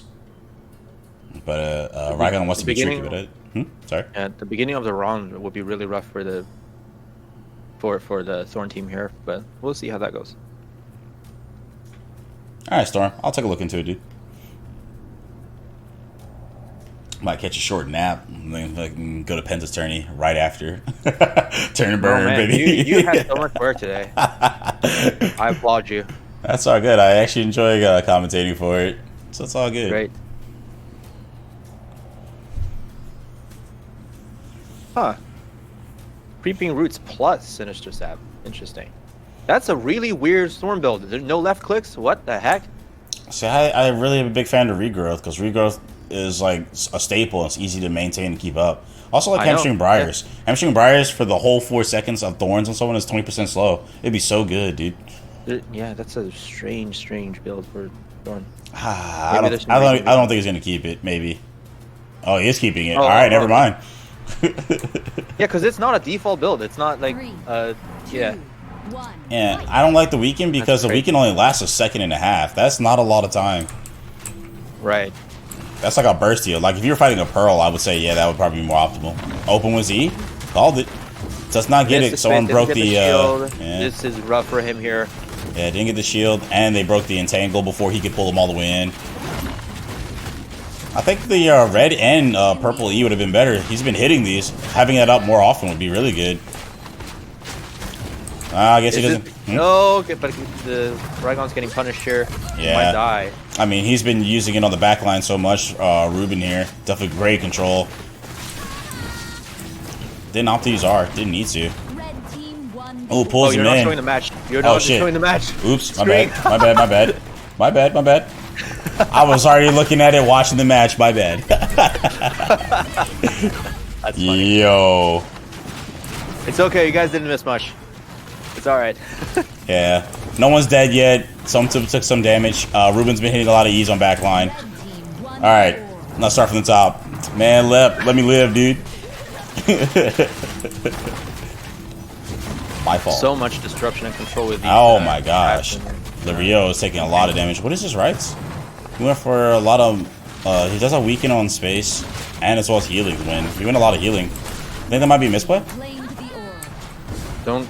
I'm not quite sure. The entangle, Is in the creeping roots, the explode, the entangle, course. the lesser entangle Nah. is actually getting a lot of value because of the Drummond. That's an interesting aspect I didn't even think of. Well, even then, it's still like a momentum-based effect. It still forces him to use something to either reactor or just go on downtime. won the aura. But even then... Oh my goodness. That's so much pressure coming out, actually. Yep. Also, I did call the double bear trap weakened, by the way. Yeah, for sure. Strange Raigon build. Red team wins. I the thought round. Raigon builds have been figured out, but lately I've seen a lot of green builds, a lot of like sustain builds. I'm not a big fan. I think the weakened's good. I think the snare is really, really good as well. For the 28 damage, just helps you start doing true HP, especially if you space on in the right times, especially if you're dealing with team. Maxi clipped you. Now it's on record forever. Whatever, it's fine. I'll take the L. That was my Oh, fault. that's the Penta. Oh, Penta. Never Yeah, mind. that was Penta that did it too. Did he clip a whole round? At least I got half a round. Hopefully I did a little bit better. Fingers crossed. Fingers crossed. My bad. Oh god, Lexi, come on. I'll take it. That's a learning experience. It's never a good sign when your Thorn is trading positively against a Raigon. Yeah, he doesn't care. Yeah, I don't think he's as threatening without his bonus 8 damage. Because now he spaced in and Blossom E spaced him back out. I mean, his health is a lot higher this time around though. But I think he's So gonna I think- overcap on HP a lot because of the healing win. I'm sorry, go ahead. I'm gonna say the way to play this here is the Shenron needs to be a little bit more aggressive. This is kind of going right now because I think if you do the sustain build on Raigon, you kind of want him to stay there without the support of your healer for a while. Oh yeah. I'm thinking also maybe he could have gone a lot more for the acrobatics as well. Ooh, the blue cube actually showing up knocks him out of the entangle and cleansing himself, but he's taking a lot of pressure. Red team has taken the aura. Ooh, got a nice chunk of true damage. Oh, I feel like the Raigon should have chased that. Attack split from the team went over the wall. Was in danger. I'm totally okay with it, Lexi. I'll remember this. Yeah, the Cobra is a good team. Oh yeah, playing very well. Rallied very well too. Yeah. Even with the one down. Oh, missing the double bear trap. That could actually been really clutch. Can they get the kill on Fox? Ooh, getting stomped on. Fun fact, actually, if you do the weaken onto a target, so like to mitigate the damage of the ult, and you kill them, the damage goes back to full damage. Wins the round. I feel like Wait, what the fuck? Really? Yeah. So that's another interaction that I've actually found out about over time. So like any like AoE kind of ult or something that's lasts over a long duration, if it's still up when you kill that champion, like with weaken, then it goes back to full damage. So that was something I found out. I don't know what they're saying in Portuguese, but I'm gonna take this moment to go to the restroom real quick. You take. I was about to do the same thing, dude. I'll put this here so it's in a safe zoom. You missed your chance when we missed up the overlay for champ picks 4 games in a row. Damn. 4 games in a row?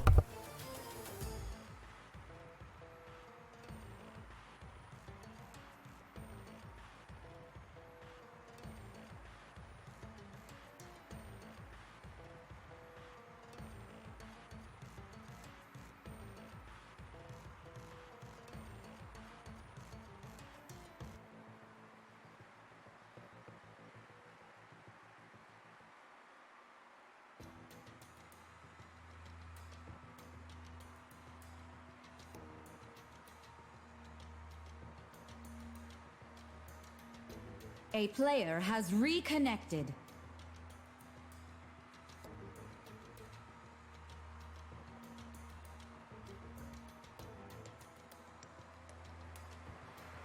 Three, two, one, fight.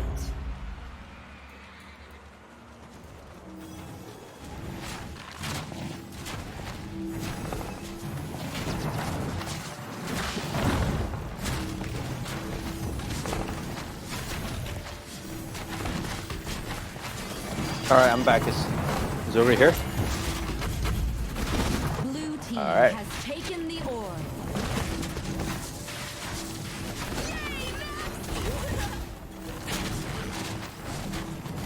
Yes, it is a tournament. Alright, I'm back. What's up? I'm back as what did well. I miss? Ooh, early game fight. Right, gonna take a lot of damage. But I mean, he's melee, so what else is new? Red team has Water's wet. taken the orb. That's just the price you pay. Ooh, huge weaken damage. She might actually get evaporated here. Combo Double bear on trap. them. Yep. That is great. Focus fire. Wow. What excellent execution. Weaken into the neurotoxin as well. Even with a small weaken window for the Thorn, 20%, they still layered it pretty well. Ooh. Red team has taken the orb. Not gonna lie, I do find eye wall not like terribly annoying, but it is frustrating because like your teammates will get hit by it and then it'll catch you. Ooh, EX space to pull the It teammate. also is. It's a pretty good against Thorn because slow mover, and he kind of want to stay near his teammate for the EX space sometimes. Mm-hmm. Red team wins the round. I'm good at this. Yeah. Probably even better against stuff like Pestilence, but against Blossom comps, it's usually a pretty safe bet. It's gonna get some value. It's getting quite a bit of value. Tech's actually scoring very high. Highest on protections, highest on damage on Igor, Zigolt himself, and then highest on CC on the Shinra of blue team. So they're definitely in there. They're putting up the numbers. Just a little bit safer on when cooldowns are down, and be careful on punish. Two. Suryanda in particular taking a huge punish window just in that round.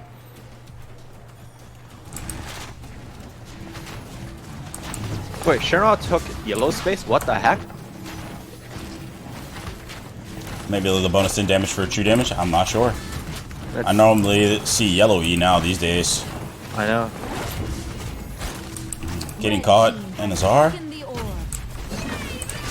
Double bear trap not getting activated here, but definitely taking mag control. Igor walking up almost very confidently, while Ruben here fights with the riot gun. I think he's been pulling a lot on his Q. Probably should have went whiplash. I'm not gonna lie. You know, this Thorn is actually is surviving really well without the regrowth. Yeah, imagine how much better he would have been You're with getting it. a lot of damage onto him, but it's still taking a while. Oh. He was getting focused down quite a bit.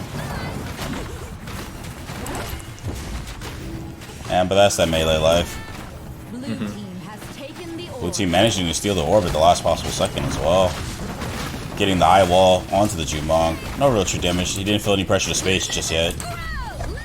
Does when the riot gun shows up. Everybody's weakened. Gee. 50% for ooh, EXM2 to M1 killing the Rygon. Good layer damage there. That was a 40 HP execute right there. Death vortex is incoming. Got caught without his Q.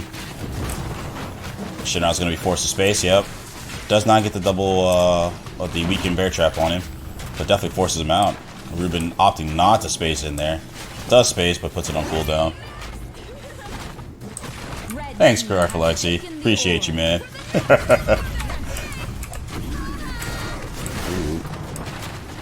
Well, Suryanda could be dead here. I think Jumong's bear trap's gonna be up. Opted throws it towards Shinra instead of the Blossom. But still getting M1 by Thor in the meanwhile. Slap, slap, slap. Will be the death. Do you think there's any specific adjustment that should be made on the blue team here? I would like to see more in-caps from Rygon, particularly on their back line. Jumong definitely is weak and is giving Suryanda a lot of trouble. So Yeah. It may be just me not catching it, but it feels like Shinra wasn't using the EXQ on very specific things. I don't know if he was self-cleansing something or something like that, but it wasn't Because there's not really a lot on the right side that aside from Thorn that you really want to EXQ. Probably Rygon parry, but that's about it. 3, 2. No, I'm front Shenrao. Oh, sorry, backwards. You're right. Yeah. Actually, he can do it on the Jumong's R or Blossom R as well if they are expecting and call it out. But Shenrao getting smacked early in the game, forced his face out. Didn't take true damage. Landing in the middle of the team to get his 10 damage and then double. Yeah, double storm. That's good. That's I alright. think yellow space is just really aggressive. Yeah. I mean, like I said, if you are building your Rygon this way, it might not be the worst thing to do, but still, you better execute it well. I think that's all. Agreed. Oh, there's an EXE. I saw it, but it did not hit a target. And he really needs to land it onto the back line because he can fight. Ooh, the explosion happens. Bear trap into the EXM2, killing the Blossom. Red team won the orb. Oh, not taking a positive trade here. That's Yikes. around. Yeah. Yeah. I think that's what we need to see is more end caps on the back line. Particularly Jumong. Jumong's been using his bear traps almost either for Shenrao or Blossom exclusively. Because he can fight Thorn. Rygon can fight Thorn, but he needs to put one of them down. Rygon can fight one easily. Wins the round. Without, if it's truly 1v1, then it should be easy. For me, as a Thorn, when you take fights against Thanks for the Rygon, donation, you kind of Zuri. want to preemptively have Thorns apply to other targets already. And you kind of want to make sure your space hits so you get the shield. Otherwise, I would never take that trade. Yeah, unless you had regrowth, but for some reason he did Yeah, not but go for it, so. often when if you walk into a fight with regrowth, then maybe, but otherwise you're kind of afraid of the parry. But I guess at that point it's just mind games, you know. Fair enough.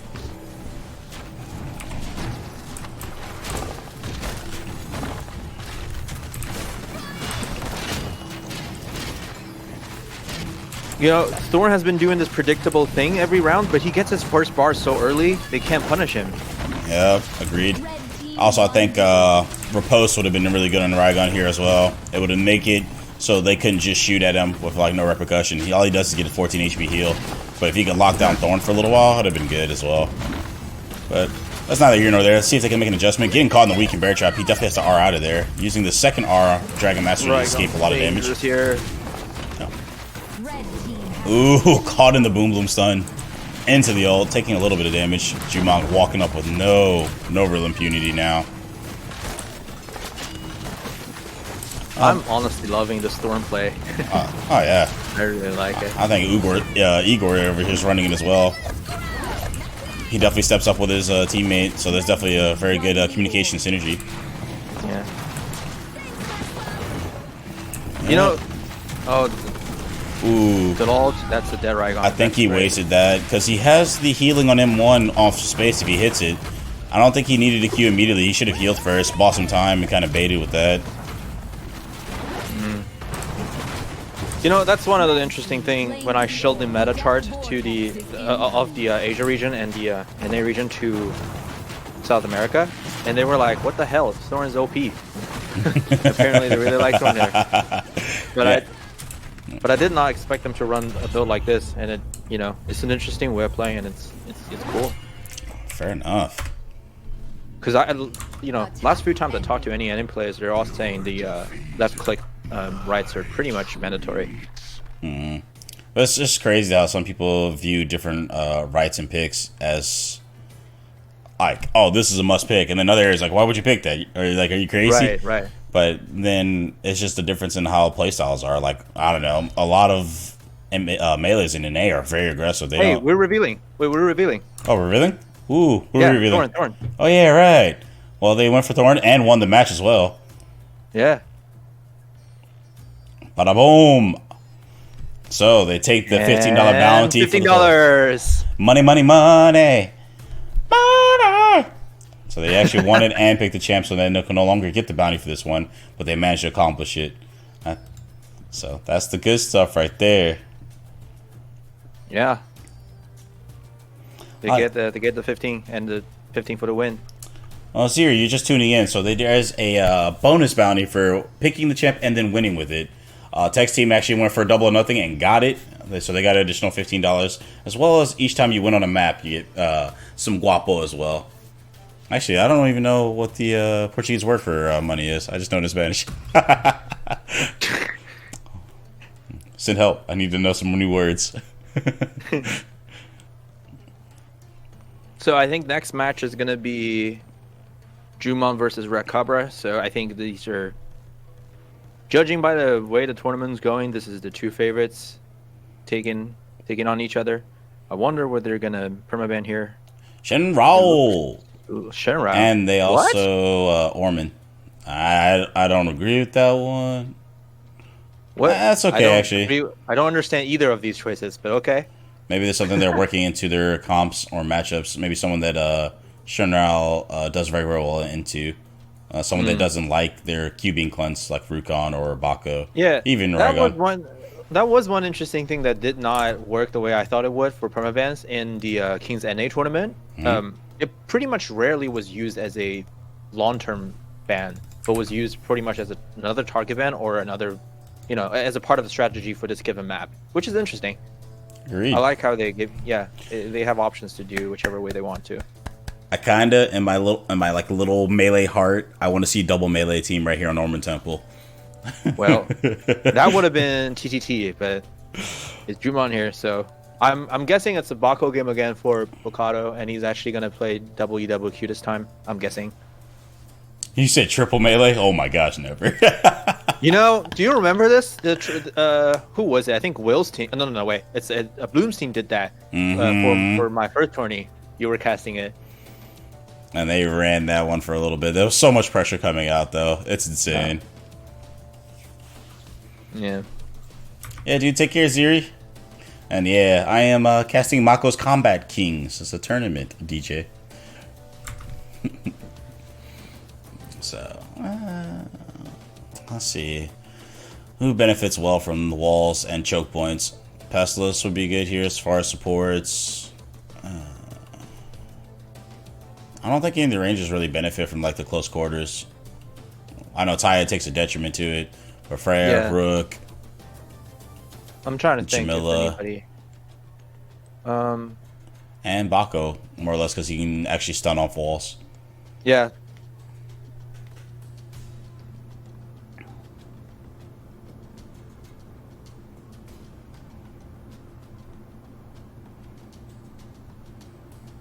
Yeah, I don't know if any of the...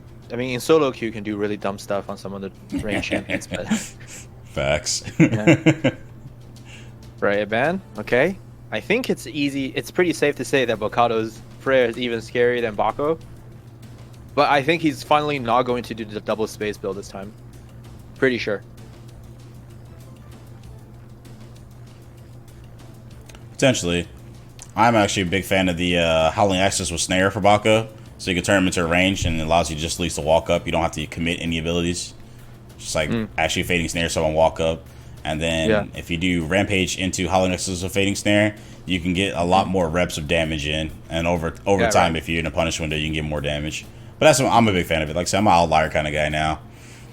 How do you know Freya's matchup against Bako? Is it pretty positive, or is it just normal? Like, I know Freya is not afraid of really any melee, but...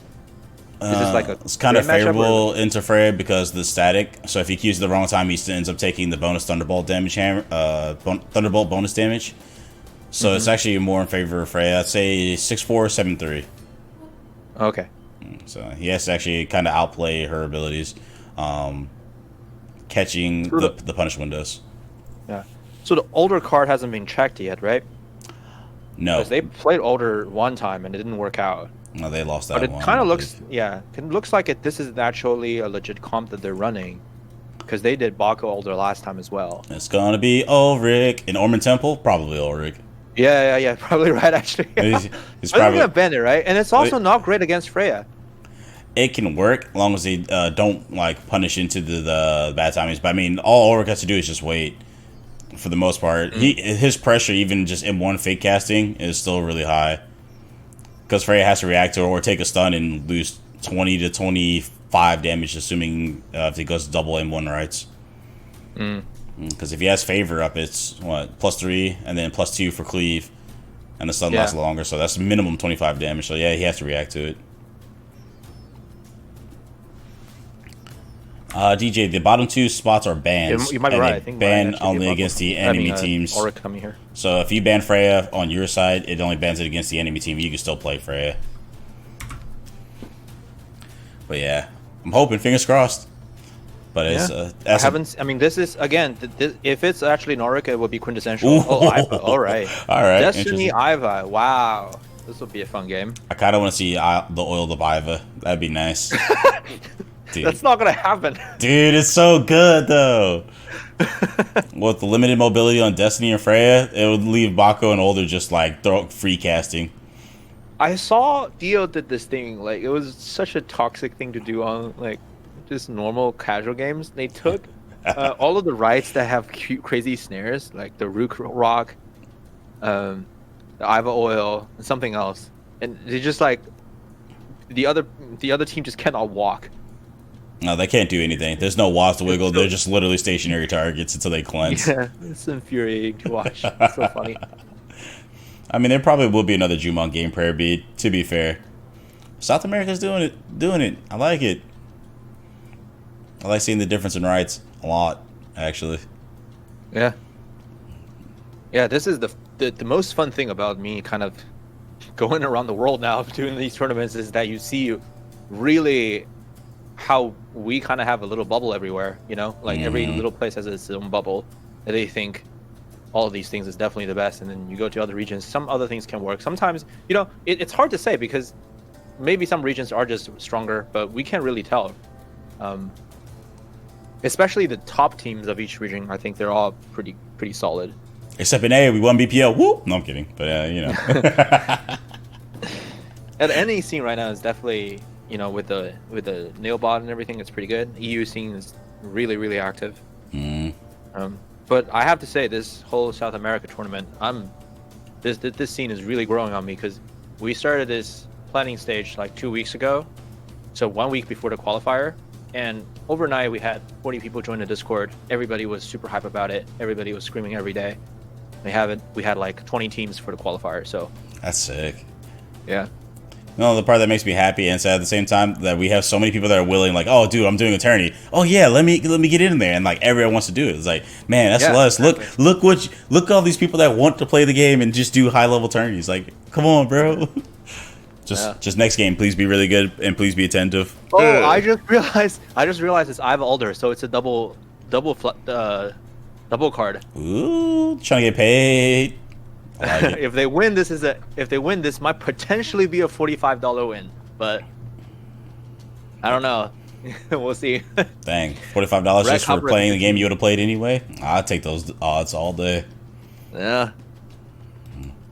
Hey, look, I didn't forget this time, chat. Hey. One time, bro. One time. Professional streamer. Yeah, yep. Get it clipped, get BM'd, like, it's fine. It's a learning process. Alright, Woman Temple Knight. My favorite map. Sorry, no bias. I'm a melee main, though, if you can't tell. There we go, double QWE, like I said. Yeah, pretty safe. You don't want to do anything too crazy. I kind of would like to see snare instead of the bravery, but that's fine. Yeah, I agree with you. That's my go-to build is double QWE with the snare bullet axe. Sometimes if I know the teammates are not going to do any orb control, I might take the red axe. Very occasionally. Yeah. I agree.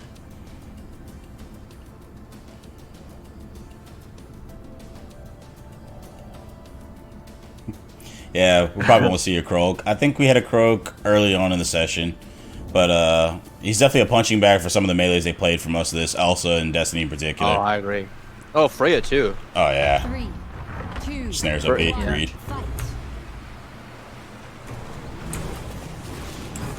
Ooh.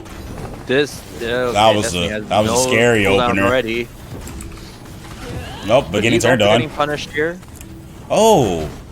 And still getting the damage off.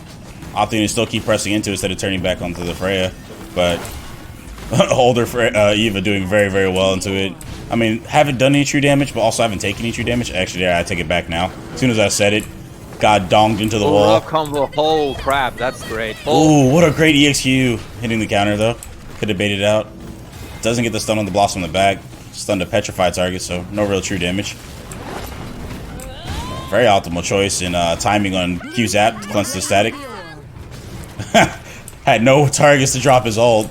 Blossom reflecting and Freya just getting the Q up. I'm kind of becoming an Igor fan today. He's playing well on this Destiny. He has a pretty decent champ pool. I like it. Yeah. Shows a very, very huge in depth. Ooh. EXE. Oh, dodging out the ult. And it's just barely not out of activation time.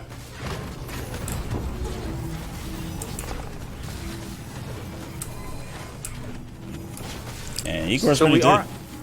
Yeah. Go ahead, Mako. We are actually seeing one oil right on the IVA. And probably encountered to Freya. She definitely suffers heavily from soft CC. Oh, unfortunate. Ooh. Can he get it? That's almost kill. He didn't M1. It's guaranteed, actually, for Bakos. If you wall bang and you get the stun, your next M1 is guaranteed, or M2. Yeah.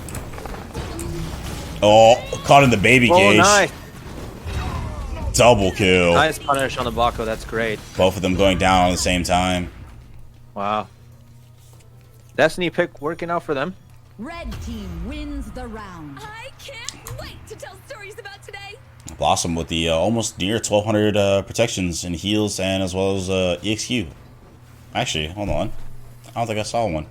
Nope, not a single EXQ. Just raw healing and weaken. Wait, what the heck?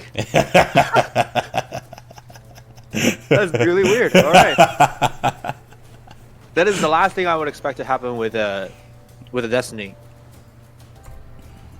Yeah, the Bako kill was awesome, but it feels bad. Bako, most melees into Destiny just like, man, look at this punching bag.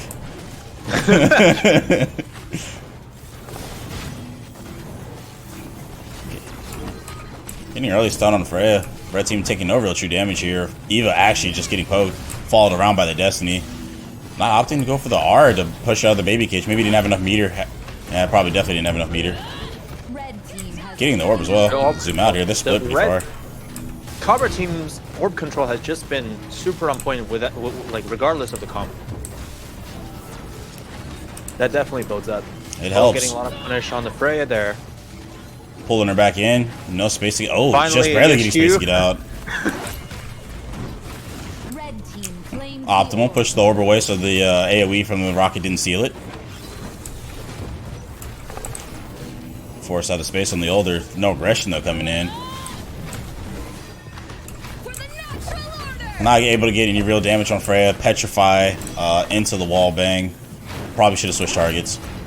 Still full house Destiny here, and she has bar, so it's getting dangerous here. Ooh, didn't actually get the baby cage off. Eva was just barely sitting on the edge of the line there. Yeah. Getting hunted down now. Oh, missing the M2. Almost got the wall bang. Oh, this is gonna be rough here. Poor Bako. Holder's gonna go down instead. You know, it's really rough because Destiny's first bar is her weak spot as well, but then you can't really just jump in like that against her, you know? This is just, I don't really know what the solution will be here. Usually like AoE that she has to force herself to either move out of or take the hit. So like Ashka would have been one. Who else does it? Yeah, the different pick would have been the answer probably, Yeah. but they also last picked it, so True. maybe. Yeah. The Destiny was the last pick. What was the Eva pick? Was the Eva pick last as well, or no? Yeah, Eva. I think it was Eva Destiny last pick. Oh yeah, I say I think the Ashka pick would have been great too. Yeah. 3. But would you ever expect Destiny right now like this? It's kind of. And then text from the same build as you do, Questkit. Also, welcome to the streaming, Questkit. Welcome to the South America. Unfortunate Destiny rotation here. This might actually be dangerous. Optimal. Here. She's not getting bar. This is Destiny's problem. Oh, getting pulled out of it. They didn't communicate that. Mako could have definitely get the XP. That's so unfortunate. Yeah. Again, red team with the orb control. That definitely is a difference. Nice. We're seeing some end caps. One for them, one. A little bit risky there because you break the end cap, and she might have queued immediately. Another unfortunate Ooh. rotation for Destiny. Still, didn't miss the combo. Bakado's playing it pretty well now, though. Actually, he's doing the exchange. Igor has not queued, though. He just doesn't feel the fear, or he's just like mind gaming him, maybe. Yup, does queue late, though, and getting caught off the space. Broke a little early. Meanwhile, Freya fighting the normal good old 2v1. Getting cooked by the old lady, though. Mako's getting a lot of attention while they're taking 2v1 on the other side. Tex is super healthy right now. Maybe he needs to put some pressure. He's been putting a lot of pressure on Destiny. Destiny doesn't really attack the backline that much. Yeah. Yeah, Freya's been mostly just attacking Eva, and he's been attacking Destiny, but Blossom is super healthy right now, yeah. Yeah. Well, Yeah. they're just playing really well. The execution is just on point. People are covering for Destiny's mistakes. Mistakes on the blue side is getting punished. Vortex approaching. Just good gameplay. Yeah, so far so good. Red team wins the round. I'm good at this. You know, Bakado's. I feel like even though he's getting owned, so to speak, he's doing the right things. Oh, he is playing the matchup very well. It's just Blossom heals Yeah. are just kind of mitigating a lot of the true damage. Tex even went for the bonus heal overtime as well as the bonus burst heal. So, like, he's trading into a lot of healing. Yeah, he had the most damage on his team so far. It just didn't show because, you know, not true damage. 3, 2, 1, fight. I definitely like to see some EXEs from Eva. I know they went for the normal zap rights, but definitely just putting Freya down for 30 seconds. Sean the Destiny. We'll see her. Could. Oh, Very well potentially. Alder's getting owned here. Oh, good petrify. All right. Built the meter fast enough. Yeah. Good mind game. Went for the other target, tried to force a Q out of the Older, Yeah, but forced Bako a is bunch getting of- melted. Yeah, I think. Forced a bunch of cooldowns and then Bako just gets owned because there's no support for him anymore. That's great.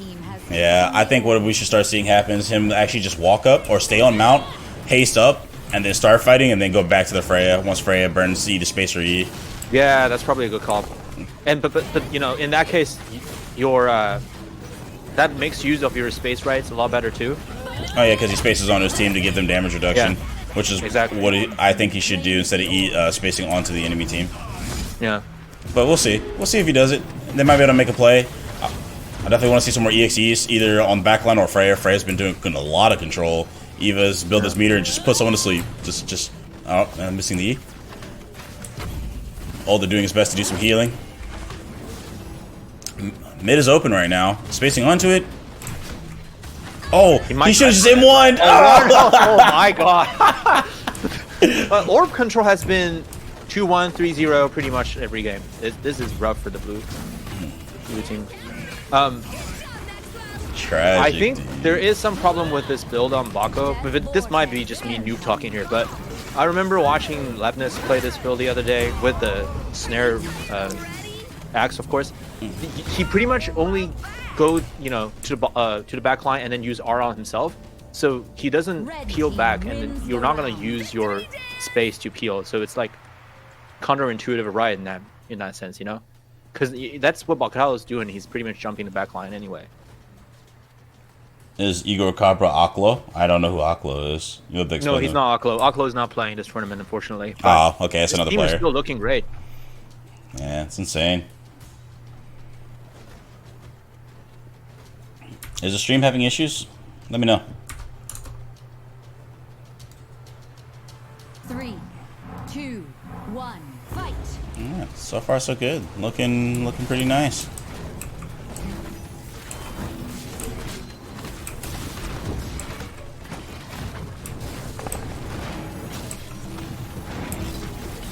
Ooh. Trigger the counter there. Managed to keep the Otherwise- static off, didn't take any more additional damage from that, so that's good. Bako's still trying to fight the good fight, but already down half health, fighting that poor Destiny. He should definitely come help them burn the Oh my Freya. God. Freya, no space? Yeah. Go for Saves the Blossom. Bako, missed the ult. He's still in there, though. Nice double E. Caught them both hitting buttons on the stun. Forced the ult out. Red team has taken the orb. Does not get the oil onto the Freya to slow her down. but does stun her. These baby cages have actually been on point. Yeah. Mr. Jump. If Freya try to engage, this might be a dead Mako here. Could be a dead Freya if they turned on her. Yep, no counter. Yeah, that's no right. E. Red team Eva, go for it. score. Mako managed to stay alive. Yes! There we go. Canceling the ult. Yeah, I think he should start doing more meter burns for Freya. Freya, Eva. Yeah. For Freya, but burn on the Eva Yeah. side. Ooh, counter gets proc from the Eva.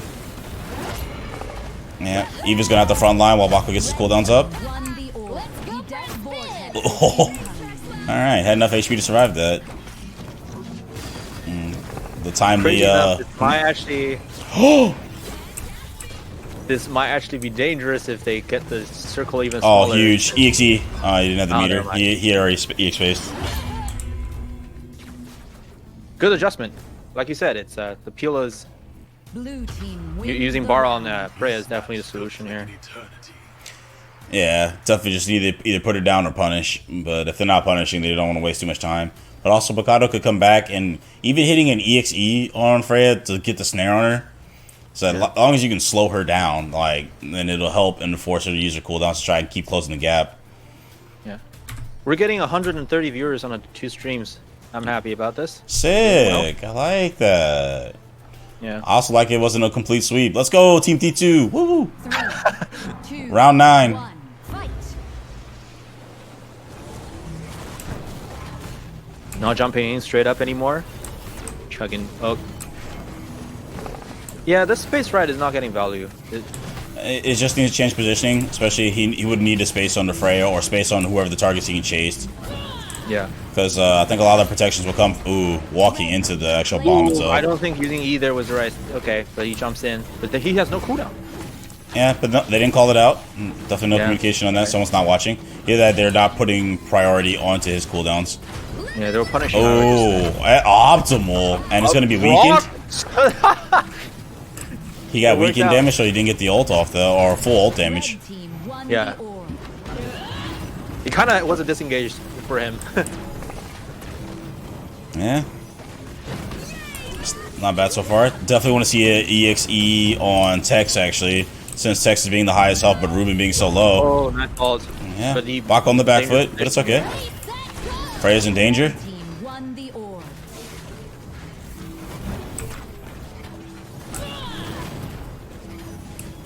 EXE, yes! That's what I want to see. But the time bomb on Older, he definitely didn't see the time bomb, so it actually broke it a little early.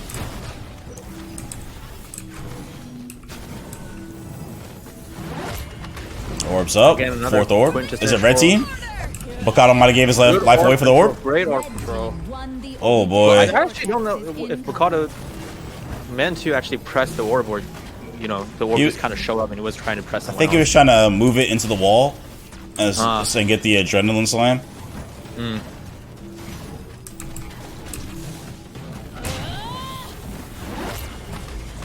Red team claimed the orb.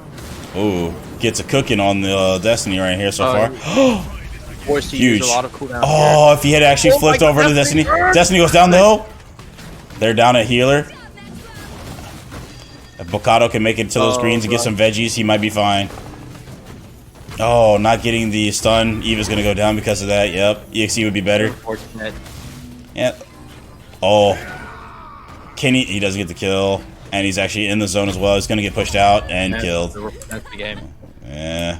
Well, did they get any cards? No, they No, the devastated Eva on team cards. would have gotten it. Yeah.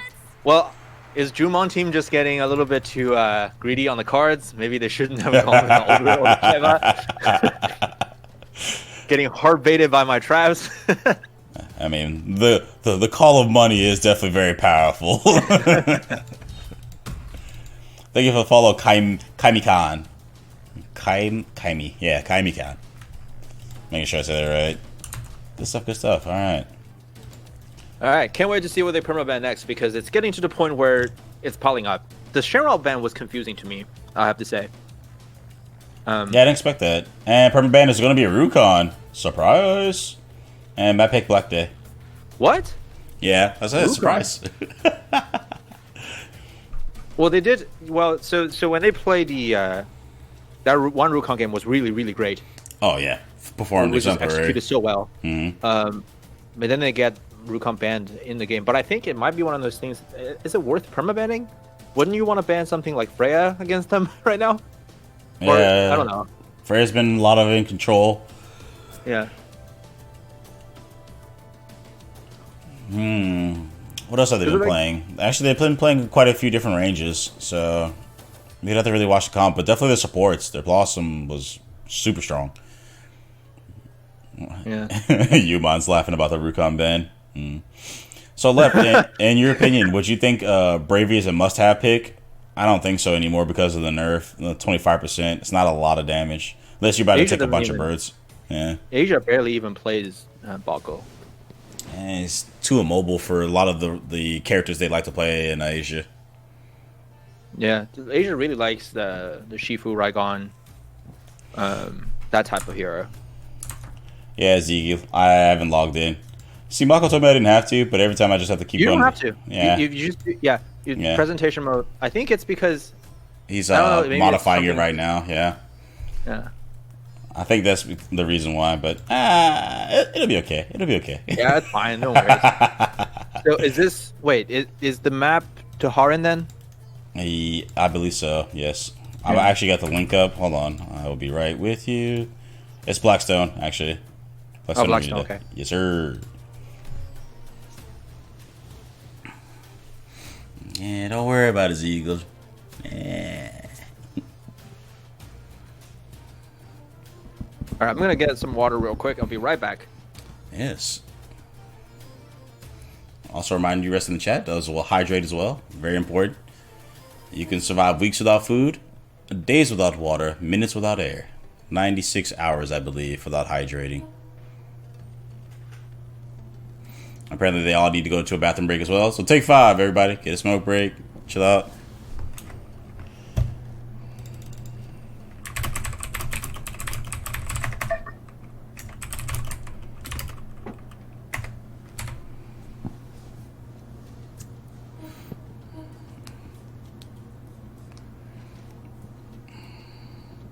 So yeah, everyone's actually opting for that moment. They actually all decided to go. 5 minutes. Yeah. Okay. Cool. You caught it. All right. Cool. And so take 5, everybody. Get a smoke break. Get a bagel. We can put the bounty board up. Oh yeah, you're right. Let's see here. So still got the bounty for the Eva. Oh my goodness, the Eva, Esmo, Pearl, and Older. Still, they attempted for it. We're never to get it. I can pretty much guarantee you that if Red Cobra is gonna keep playing as king, they're gonna try to play the Pearl card. You know what I would like to see? Probably Esmo, Pearl, Older, all 3 at once. Oh my god. I don't know if I can't even foresee a possible draft that would be the right solution. Let's see, who would they have to deal with?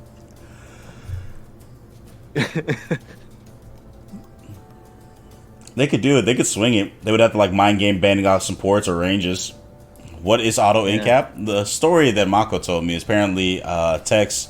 He was the one that put the bounty. It's for Zarkar. Huh? Oh, for Zarkar. For Zarkar. Yeah. Sorry. For Zarkar would incap himself as Freya more often than not.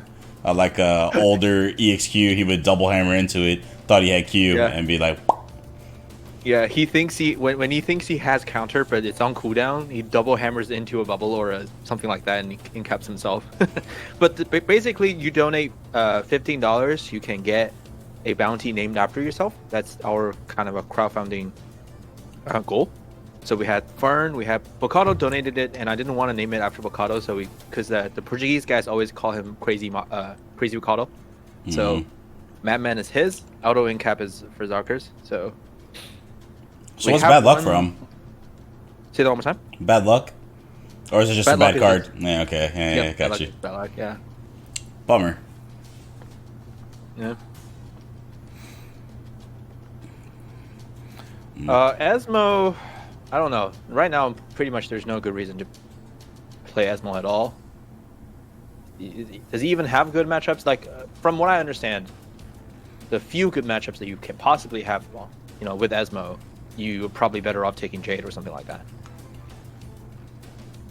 Honestly, I say you play him really well with a very strong harass melee, because he kind of does well with going into the scramble. But like, I don't think he does well just in neutral, and I think it just takes a different approach. But yeah, as far as the champs that are popular, at least in NA, Ezmo doesn't perform that well. I think he's not strong in neutral unless if all 3 heroes are strong in neutral. Then if you cover each other, then that's okay. But yeah, for most of the time, you want a messy fight where he can feel free to use his iframes on punish and stuff like that. I agree. Iva's E, that's like one of the best abilities in the game with the rights. I kind of like EXE over regular E for Iva because it doesn't require interaction from your opponent. But I mean, if your opponent's hitting buttons, Iva E is really, really good, especially if you're doing the taser bounce as well. Because your percentage of stunning the second target is a lot higher than stunning the target you're actually fighting. Because they're going to be paying attention to it, at least if they're not button mashing or rolling their face on the keyboard. But the second target is usually generally not paying attention where the taser is going to bounce, and it'll catch them more often than not. Yeah. I never even thought of taking that right, to be honest with you. Because I talked to some Ezmo player and don't think many people take M1 snare at all. I do, but like I said, I'm outlier. Yeah. I mean, if you're good at hitting your shots, is guaranteeing to slow and keep people sticky. And then if you're being aggressed by melee, you can hit 3 autos and snare them. They're gonna Q or the Q before that, and then you snare them and then catch them. And then if you have meter, you can R and then go into the E, and it's just like complete lockdown. I was talking to Draktok the other day. You know what I feel like really fucks up Ezmo a lot is I feel like when you do entirely correct rotations and you're supposed to be making positive trades, you will be taking damage anyway. And a lot of times it's because when you cast your E, you're moving really slowly, and people get damaging on you, from other sources.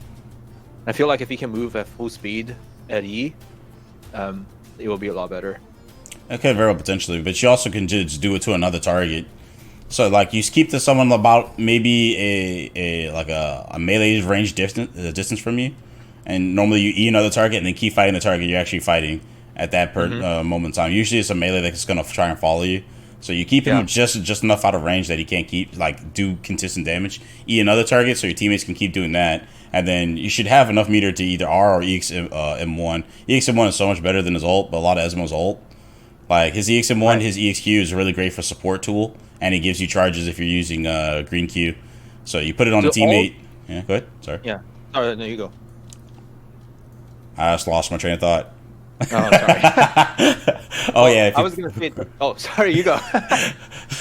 So if you use the yellow and green Q, you can actually keep using it as support Ezmo when you're in the backline, because generally Ezmo's has really high mobility out of most of the characters that are in that room. So he can go in on first base. Thanks, Ollie, baby. He can go in the first base and back out, and then it'll be okay. And then he can just use EXQ on a teammate that's either in there. I think one match I played recently, I kept putting EXQ on Thorn, and he got so much value out of it, and I was getting full 6 charges off of my M1s. I really love using all of his EX abilities over the ult, but the ult is good if you take the right. It's definitely a good use of energy. Oh yeah, true. Because it's almost guaranteed value if you take the right with it. Agreed. If you're definitely going to spec into or use your ult off it, you should definitely spec into it. Are they drafting? I don't. They're drafting. Oh, okay, cool. Sorry. I'll switch over here real fast. Fine. They just started. All right, first ban. Red Cabras banning the Croak and Tres Tigres Tristes. Anyway, ban the Freya. I was just thinking about the actual translation of the name and paused my brain there.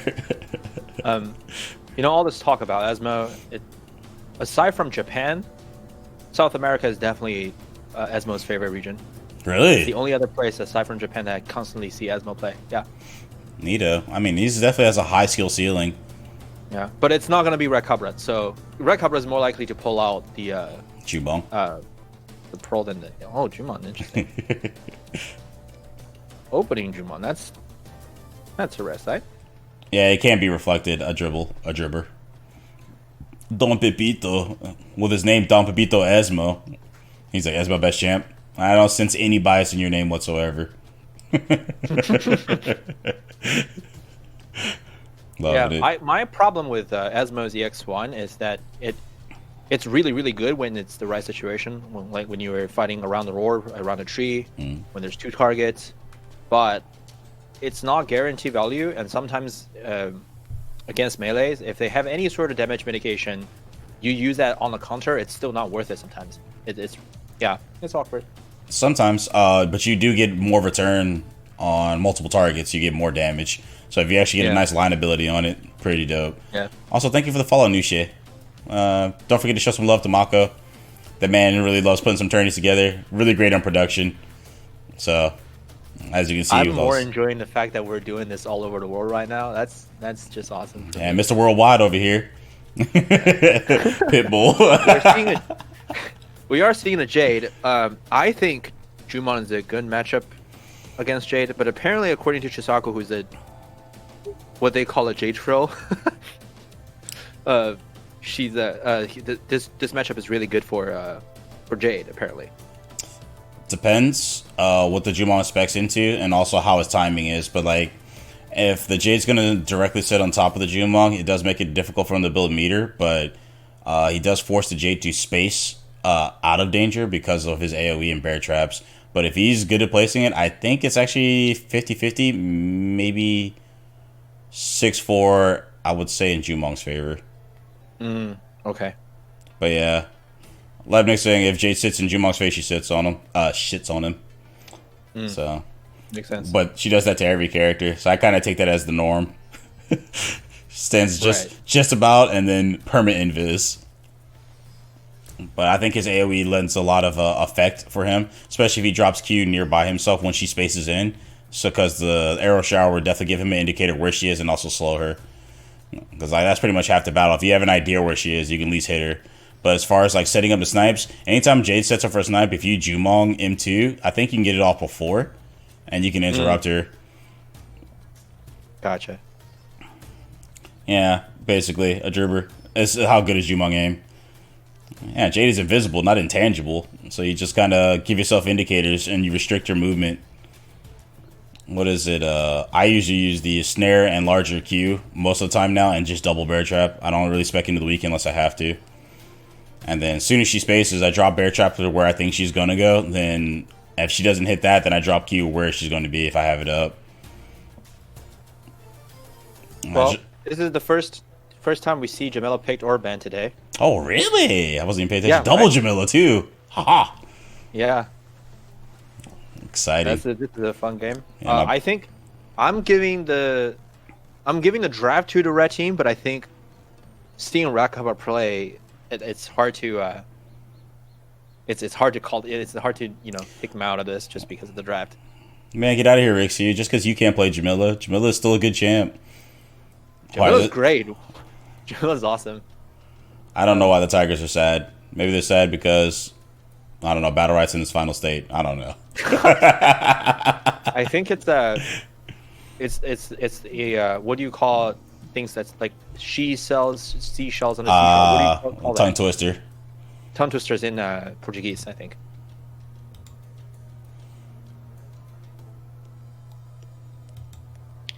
Yeah, ever since I found the whole double E Jamila builds, I found her a lot easier to execute nowadays because of that build, and I think she's actually worth playing. Before that, with the previous builds, it's so hard because you have to rely on rocking counter so much. And now it's not quite like that. Yes or no? Her damage was higher, especially if you did the E recast. I can't say it too many times, otherwise Shiny would show up in a tirade. But E recast was like a really huge thing. It was fun. So if you hit a wall or like hit a wall, it allows you to root and pierce multiple targets. It was like 26 damage, and it was super good. But they changed that. But when they did the first quick strike recast, you didn't actually have to hit a target. You could just space and then quick strike, which puts you into a lot of positive advantages with other characters. So a lot of people thought she was OP for then, but now she's actually pretty balanced. Yeah, no, I wasn't really playing a lot back then, but I remember pretty much after 2.0, I was finding a lot of difficulty executing her properly. But the hook range definitely helps a lot for me. Oh, Bruh. So many people pick it up now because of the up tempo on it, as well as you getting out on the hook. Yeah. I agree. Her weekend is really good, but it's so very precise on timing. So for Zarkar's build is kind of like what I used to find really hard to execute, but we'll see how he plays this. He didn't go any E-rights. Interesting. But I like Cripple a lot.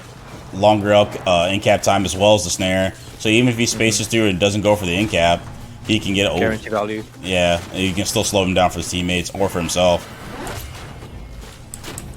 Opting to go for the 2 EX compatible M2 rights. Same on Ruben's side. Ruben opting for the longer range on E. And not getting crippled. Slippery here. Slippery. Yeah, he is. Ooh, getting out of there. Waited out the clarity potion. Turning on to the Tex. Tex getting a good chunk of HP. Chumong forcing his spaces already. Catching her instead. Red team won the orb. Weaken onto the Lucy. Going on to attack her. Misses the R though. Gets juked. Pretty nutty. Phantom cut on Q down on blue Jamila. A little bit panic there. Pops the Q to make sure not to get killed. Ruben is low. Berserker playing it a little bit more effectively right now. Well, definitely that's range. Yeah. Yeah. It might be the oh. That's toxic, man. Hey man, it's only round 1. Man. I would save it for the end. Berserker playing very, very well though. Highest damage Yeah, in the for game sure. this right now. Blue team wins He's a the great round. melee player. No? So this you might have to educate me on this. When you take R rights, it's pretty much to have a combo with your Phantom Blade, right? Yes. If you get the in cap, you can R then also quick strike, and that's guaranteed. Because before, if you didn't have that, the stun wouldn't last long enough. But it's also it's because it's up more. But yeah, the longer stun helps your teammates combo more CC pressure or damage, as well as you can get that guarantee to mix up off in cap R then quick strike recast. 2, Right. 1, fight. And some fighting games. No, a Battlerite fighting game would be pretty neat. I don't know how popular it'd be. Ooh! He doesn't have bar. He's dead. Good. Oh my It's a good goodness! cleanse, too. That was a great cleanse. Oh, This misses the shuriken. That would have been that is it. not- That was still Yeah. 75, 80% of that man's HP. Blue team has Okay. won the orb. Opting The not to problems just of weaken. Kumon there. That's the, Oh yeah. If you get into them early in the game, the match is already over. Definitely on the back foot. They can still rally this though. Chumong is not dead, This but is- burned his meter. I feel like Jamila shouldn't chase here. I feel like you should just let him sit as like a dead character on the side, but it's all right. They're doing. I mean, fine Ruben's still bleeding health because of it, so they're still showing its effect. stuff. Yeah. Ooh, missing the weaken though. This might be a little bit pressure. They have to rally. Yep. We're getting a nice petrify Trap off. here. Orb. Yeah, Good Berserker's fine though. Ooh, huge Yeah. healing burst from Lucy. Almost looked like Jamila's health didn't even go down. Oh, so close. Oh, good petrify. Baited out the R though. Still has the R for blue team's Jamila. The red team's Jamila tried to put some pressure on, getting pushed out. Jade being Jade.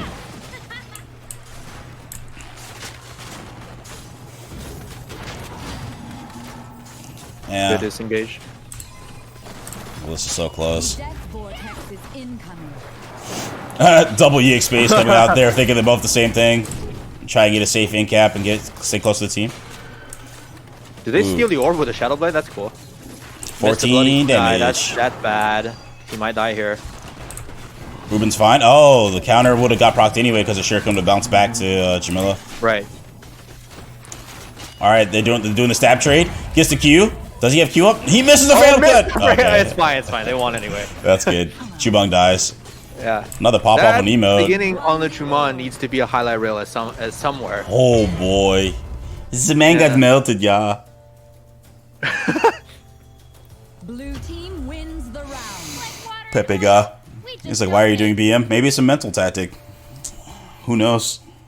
I don't think that's it's not banned in the tournament, is it? A little bit of emo BM. No. Yeah, so it might be a mental tactic. Who knows? I'm not gonna ban that. That's let them do what they want. Does Lucy cleanse remove enemy shield? Lucy shield? Yes, it removes pretty much anything that's a positive effect. Other side from Paloma, shield off Bako are Aside from ults. yeah, immaterial in space. Yeah, anything that's not ult, you pretty much review. Yeah, you can't cleanse Pestilence stun or Pestilence ult. As I was watching the stun. Oh, really? Yeah, you cannot cleanse the Pestilence bugs that he shoots out on his ult. I'm trying to think of anything else that puts a dot, and as well as Croak ult. Croak, you cannot cleanse Croak ult. We should talk about a game here. This much better opening for the Jumon.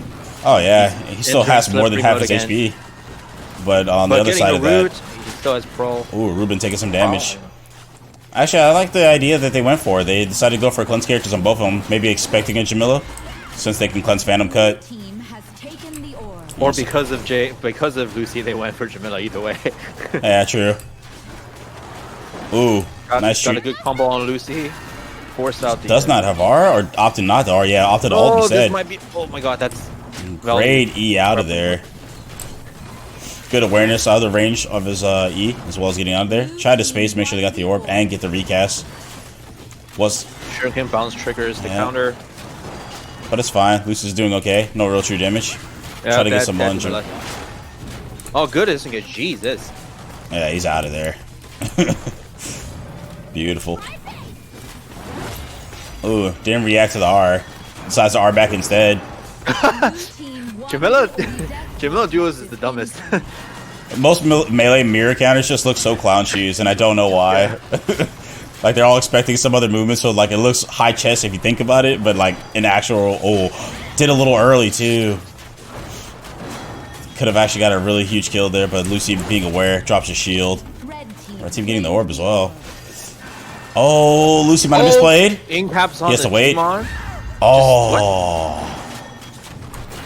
What happened there? Did he just... Was he stood there waiting for something? He was caught in the bear trap, and the bear trap's a weakened bear trap, so he didn't even heal for the full amount with the taste of blood. That's rough. He healed for about 13 HP instead of 26. Red team wins the round. Damn. I'm not calling Berserker all or anything, but I'm not seeing a lot of spacing onto another target. Like spacing back to a target. He's doing very well spacing in, and then forces out a cooldown from Jumon, and then go into Lucy. But I feel like sometimes he could peel a little bit because they have mid control pretty well. Oh yeah, Jumon taking the most damage in the game so far, most CC, actually most in control of red team, even though that was so close. Lucy on the blue team had the most points. Insane. What do you think the major difference is? Is it because Jade's invisible 80% of the time? Oh, probably, that flick was almost there. But Jumon has burned at that time, so it's alright. He actually had the first 3 charges really quickly, so that was the difference maker there. Yeah. He does have an easier time with certain characters like Pestilence and Xander because he can build charges off them. Even though you can no longer build Lucy meter off of... also not the most mobile, so if he can get an angle, that's also good. There we go. Quick charges. Yep, Igor's keeping his charges up. He definitely needs to force Jade to move a lot more. Definitely just out there just banging with her revolvers the whole time. Ooh, and as soon as he walked in there, he did get smacked by the ult. Nice double root. Good punish on Lucy. But their own Lucy's... Yeah, there we go. Out. Yeah, Jumon needs to probably put a lot more pressure into the Jade for Jamila.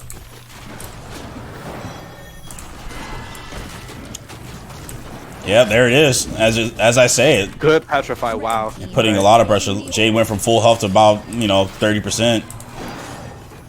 Content to just let Jamila just kind of sit next to him and hold his hand. Great R. Force the pressure out. Nice. Yep, there it is. The deadly injection. Chumon's chasing at this point. Now you force Jade into the background, allowing Jamila to actually step in and put more pressure onto the Lucy.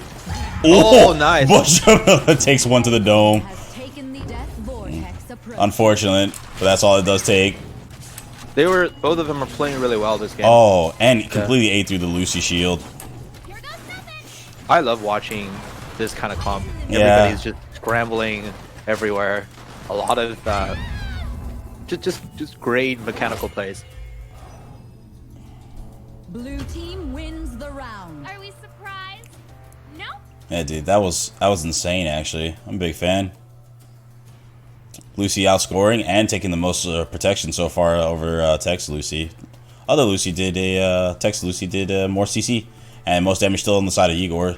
But definitely you saw the swing start coming when they actually were able to take back the mid. He kind of just ignored Jamil, just let him stab him with toothpicks for the most of the time, but forced Jade to lose about 70% of her HP. They're actually fighting her. Question: does the Lucy Panic Flask Hysteria scale on EX version? Yes. Okay, that makes sense. So yeah, he can actually petrify even more often, as long as he's hitting them. Oh, nice wait. Oh, nice bait. Oh, but he XM2'd into it too early. That's unfortunate. That's that melee life right there. Ha, I baited his counter. Teammate's like, I got you, fam. Bruh. Red team getting the orb. They're in very good control of the momentum right now. Ooh. Thinking that he was going to... Oh!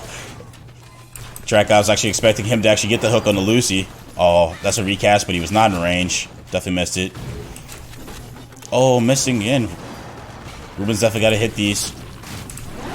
But Igor stepping up. Definitely going to start putting more pressure into Jade.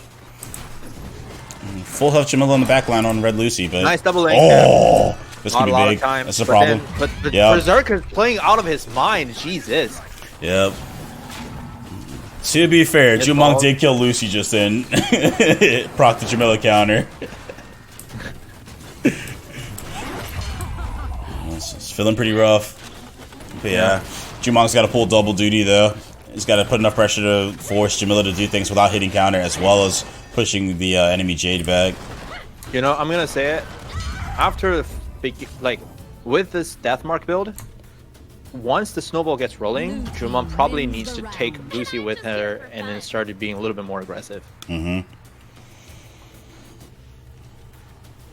Yeah, that's pretty huge. Yeah.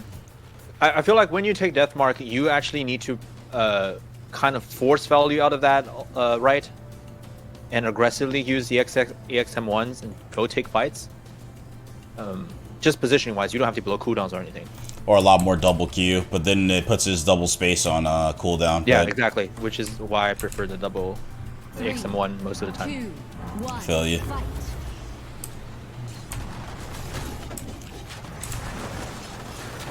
Forcing an early space out of Jumong too.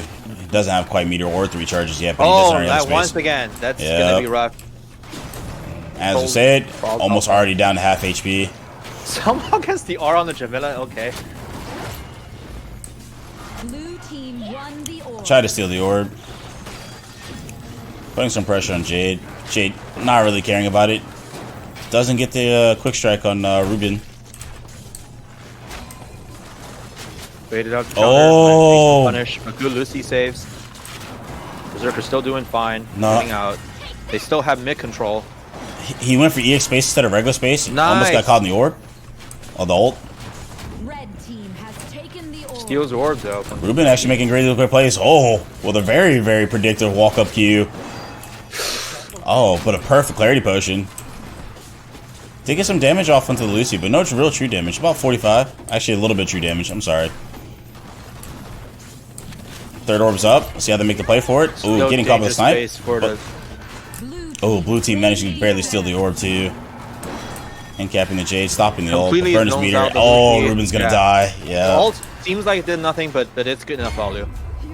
Like he forces the team to get out of the mid. Good. They play really well. They definitely deserved it. That was spot on, dude. It was insane. Yeah. Attack ended. So now we finally see a different king for a while, because that was a 5-game run for that. Yeah, you do raise a good point. King. They finally dethroned the kings. Yeah. And we see some good Jade Jumong play, so that was good. So what do you think could have possibly changed for that? I gotta... Pardon? As far as the matchup, I mean, you know, riots are pretty much selected and done with as soon as the match begins. But like, as far as actual target picking and cooldown choice usage, what do you think it could have changed from there? I really don't know. I think if Jumong gets good rounds, the rounds where he actually does allow himself to get a couple of charges, he should have been playing a bit more aggressive. But that's also kind of just on paper. I don't know. I think that was just great battle rights on both sides, and at that point, it's just execution. Fair enough. All right, I want to see what's gonna get perma-banned on that part on their team. I'm actually not gonna be surprised if they perma-ban Croak, even though they haven't even picked it yet. I don't blame you. It's Freya. It could be Freya or Croak, or it could be one of the meta champs. You think we'll see another a bounty hunt here towards the end of this? I No? think because of what happened with Juman, they're gonna be a little bit scared. But I know they like their Esmo in SA, but it's not gonna be Triple T. I think it might be on. If Juman gets another go, I think this next game is gonna be them versus Juman. I think. I'm not sure. I don't remember the challenger queue anymore. Imagine Xander in 2020. There was a great game that was Xander. That was pretty much like textbook Xander play. I feel. Yeah, he was healing. At least textbook Xander draft, should I say?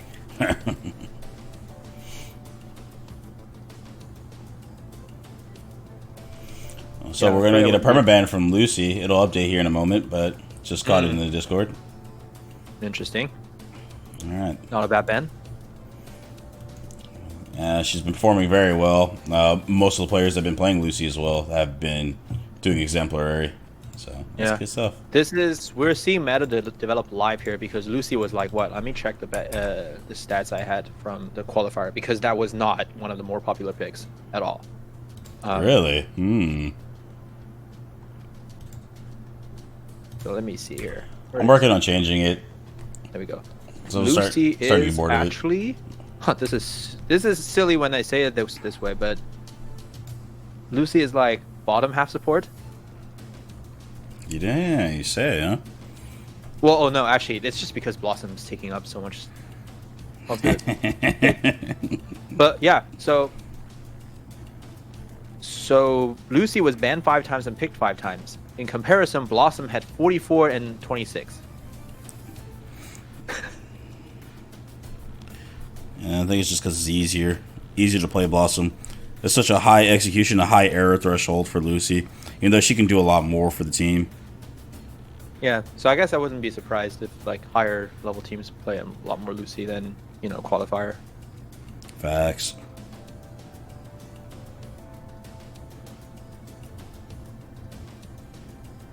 Let's see here. Has the games been good so far? Yes, they have, Luminary. Welcome aboard the SS Definitely Mako have been Combat Kings, South America version. Yeah, I am definitely not disappointed at all. with this. I've enjoyed it. I like seeing the difference in playstyles, and as well as champ picks. Yeah. Because you barely ever see Rukon ever. Yeah, and that Thorn game was kind of inspiring. I want to try that build and see how that goes for me. Probably gonna fuck it up, but it's just fun to Battlerite. At least the first few times. I'd say you'll do fine after you figure out your flow style. But I'm such a control guy. I like control right so much. Like I love hamstring briars on Thorn for me. So we are seeing a meme map here. Somehow this map gets through the poll, even with a map vote. People just really hate Grey Market Night in South America, so they really don't like Miracle Summit Night either. So those are the two we took out of the usual pool that we have for Mako Combat tournaments. And they're kind of pretty mad to me. And they're mad, but they're not like. I feel like South America just hates new map. As a principle. They Fair. would rather play. What was it? I think they would rather play Dragon. Yeah, they would rather play the Dragon Day than any of the Miracle Nights or Market Nights. When I was first learning how to play that as a melee, I was like, I hate this map. But like now I'm like, all right, it's fine. It's whatever. Yeah, they wanted to put Ormond Temple Day in the pool for the votes. I was like, nah, fuck no. I gotta have some executive control on this. So they wanted both of them, Ormond Temple Day and Night. Yeah, they wanted both of them to be in the votes at least. I was like, nah, only one. Psychos. Yeah, this tie-up ban is 100% someone's one trick on the other team. See. They're going for it. I'm liking it. So Chlorotriol here denies for Zarkar's auto incap here.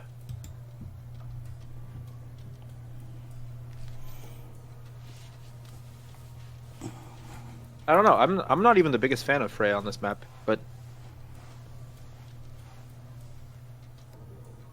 I guess it's easy to get value out of Freya nowadays.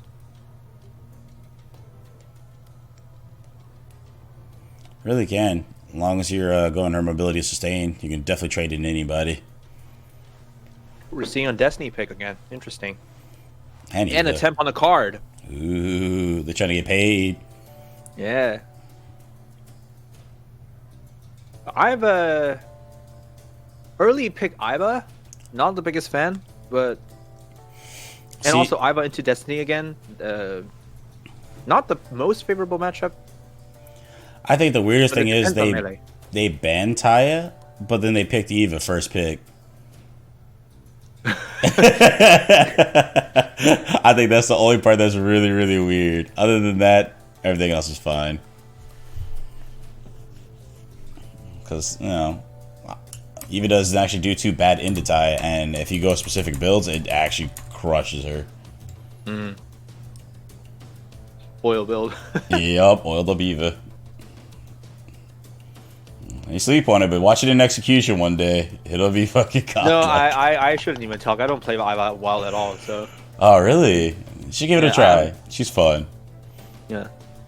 The only build I go is the Pipeman solo queue build with the reload speed shield. Hyperspeed's good. Yeah.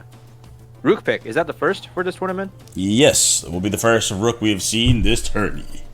Yeah, Rook is definitely not popular in South America, at least compared to all other regions. So, But Rook it's does really so interesting. much, though. I mean, he gets Yeah. punished, but he's so good. I don't like Iva Bakul already. With all of the, I don't know. That just doesn't seem like one of the better combos to me. It could work, and it also could cleanse for Bako. You can actually like forcibly leave the baby cage, call for Q, get out. He'll be fine. But that's a very specific matchup, and Ulrich and Pearl bans. South Americans are respectable people. That's why. Sure. Ulrich is a good band here. I don't know. I don't know how I feel about that coming from a Xander player.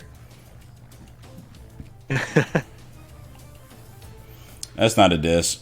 A pro scene, definitely a community scene. I don't know. Would you call this a pro scene? I just a community scene, but yeah, like I have on my YouTube channel, we have lots for tournaments of small communities all over the world, and it's definitely been really fun. I have never had problem getting teams to play in tournaments, so it's that's active enough for me. And you know what? I was talking to some friends the other day. When the community gets small to a point where everybody has the name attached to them, that you're not just an invisible human, people start to talk a lot more sensibly. You know what I'm saying? Some Ooh, of them. A lot of car flip attempts here. Oh boy. I wish I saw the Pearl of the SBL for this team, but that's fine. That's fine. Oh yeah, they banned Pearl. Never mind. Excuse me. They were trying to stop them from making any more money. No, you guys This can't. is like, is this like a counter money ban? This is really what it is. Alright, so we'll see Destiny Rook Xander. Awesome. Eva, I mean- Baka, and Older. It actually might not be the dumbest thing in the world because Chlorophyll knows that they're like the fourth best team in this tournament, and if there's any chance to claim bounties, it'd probably be against them. So it might not be the worst to just ban one out. Fair enough. Pick against Alder, because the last time when we see a Xander against Alder, it worked really well for the Xander. So, and Xander Destiny is not the worst either. You have a lot more. You can prepare for the AOE with the portal. You can stay and fight a lot better. They can save each other pretty well. There's a lot. Like it's not a bad comp. I agree with that. And Dragastar, I don't know if Older's golden days are over. It's just a lot of the champs that are popular now kind of run roughshod over his slower burst. Not even slower, it's just slower DPS style since he has limited mobility. Limited CC, I should say. His mobility is fine. But some of the champs actually just run roughshod over him. Particularly like favorite is Croak, Rook. You'd actually kind of have to outplay in order to do damage as Older. Yeah, I think his golden days are definitely not over in South America because of how they like the neutral style. They like pulling people in and force out the mobilities and then punish with a hero like Older. So he's doing fine in that scene. in NA, it's kind of a chicken and egg problem. Did the game's fast rhythm come first, or did the hero meta come first? You know, that type of thing. But he's definitely not going to do well in NA's kind of hyper aggressive plays. Alder is definitely not an F tier. It is definitely not an F tier even in NA. I would say, probably to be fair, maybe a B minus. Probably B. Yeah. Well, in NA, you still have your Xander kind of being considered the lowest tier. So It's only because he's so difficult to do properly, and then so many things can go wrong for him to end up doing poorly. Like if he Qs too early, but his melee doesn't come back or his range doesn't come back, then now he's down a Q and down a teammate to heal. I still think a lot of Xander's weakness is teams like not willing to execute a specific style around him.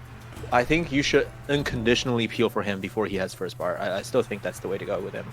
I mean, because he's peeling for you when you're peeling for him. If he's harding you up and giving cards, he's giving you damage mitigation. So you should definitely cover for him. But solo Q, definitely, he does not perform as well. Same as Ulrich. Yeah, I agree. I think Ulrich is close to S tier. I say A+, yeah, probably. Yeah. Nice early game pressure. Good plays on the shield already. Oh, good burst damage. What? Time bomb into was that rocket. an illusion switch? Hold on a second. No, it's not. It's just a visual bug. Never mind. Sorry. You have to explain to me what you saw. Oh, you talk about how it slid just like that from the observer's angle? Yeah. Man, that would be a cool right. Imagine. 2v1 scenario right now. Rook getting boxed out. No more rampage because the Berserker activated the E on Eva. Really good into actually, Rook. Oh, no M2. Definitely called it out. Oh, right. Huge. He has his counter to save his life, but he's going to die. Bash into the wall. Bako says, where's your lunch money? Beating him up right now. Shoved him into the lockers, man. What a bully.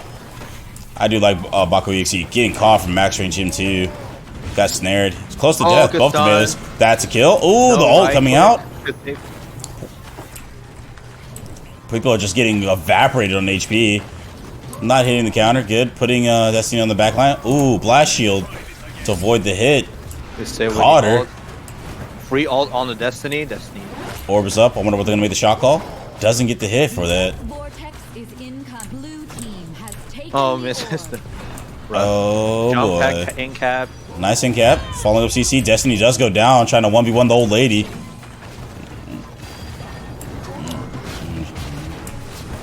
Oh, huge damage. What a turn.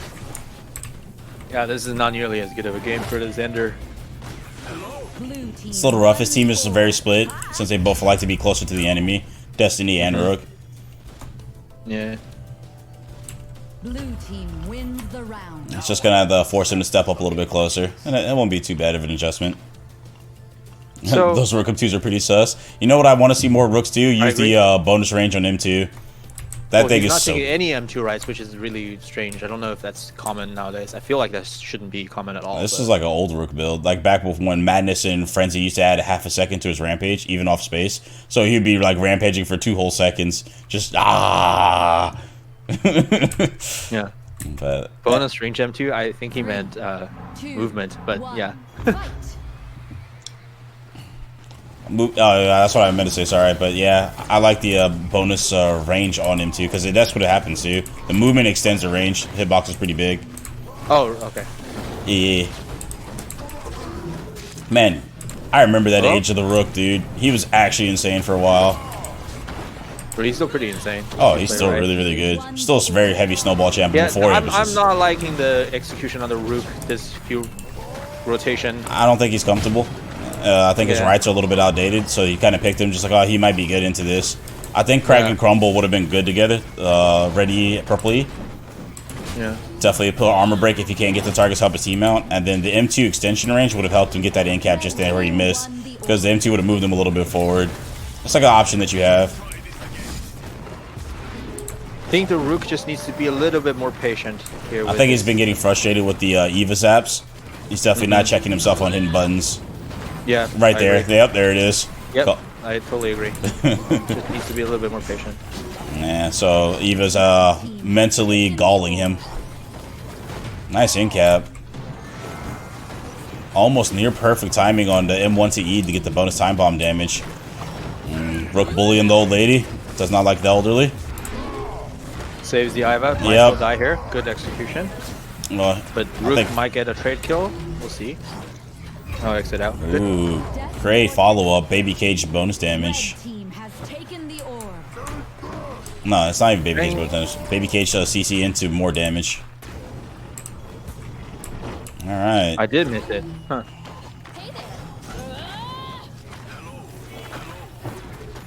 Yeah, I did miss it. No one cares. Xander's supposed to portal when he's supposed to. What do you mean? Yeah. That's literally your only thing that makes you different from other supports. Well, I was saying the other round, like the ult onto Destiny is pretty much free. Like, there's nothing she can do about that. But no, that was a great portal. I did catch it. I just forgot to commentate on it. Oh yeah, I think a really really good cleanse is more impressive than a really good portal, to me. But yeah, it was a good play. How does the cleanse work? I keep getting confused about that because sometimes it doesn't. At the point of activation, so you get CC'd, it has a delayed impact effect, so where you cast it, then it activates, and then it's when it activates, the cleanse happens. But I've definitely had multiple times where I portal someone out of petrified and they're still petrified. Oh, that's portal. The portal doesn't cleanse. It's the spotlight EXM2. Oh yeah. Well yeah. Ooh, caught him. Knocked out the rampage. Good. Massive Oh my group God. AoE. Xander's getting- That was huge. Surianda in a little bit of trouble. Baka sniffing it. He smells danger. Caught him in rabbit form. Rook trying to do his part. I don't think they'll be able to stop it. Hit the weaken. He will die here. Yeah, I feel like this is one of those times where Rook should just. Yep, there he goes come back. again. He has 0 ways to self heal at the beginning of the round, pretty much. I think it's fine. He just needs to get into his head when Eve is going to E, because definitely there's a pattern. He has to notice it, and then he'll stop getting stunned out of his his berserk, and he should be fine. Never mind, older OP. Please nerf AOE damage. Nah, prayer bead. That was a very like probably picturesque perfect moment. He put a time bomb on both characters and then detonated it. That's a really hard thing to do. It takes setup. So the burst damage is valid. Sorry, I abstained. No nerf of the older. Size I won't change anyway. 3, 2, Huge damage. 1, That's it. fight. Yeah, right. Blue team dominated just then. That was amazing. Multiple CC on targets too. He actually even timed when the time bomb was going off, so he didn't waste the in cap. Still getting very hard on the Zender, but now Destiny if you took fail most of the first damage because of rotation, that. Now it's gonna be a kind of a problem for you. Yep, But caught again. Red team Yeah, Eva's getting very confident against his poor Rook. Rook needs to start outplaying so he can take the mental advantage back. She's not afraid. Yep, again. Right now she's making bank off of these E's. yeah. He doesn't get his I think- snowball effect. Huh? Good.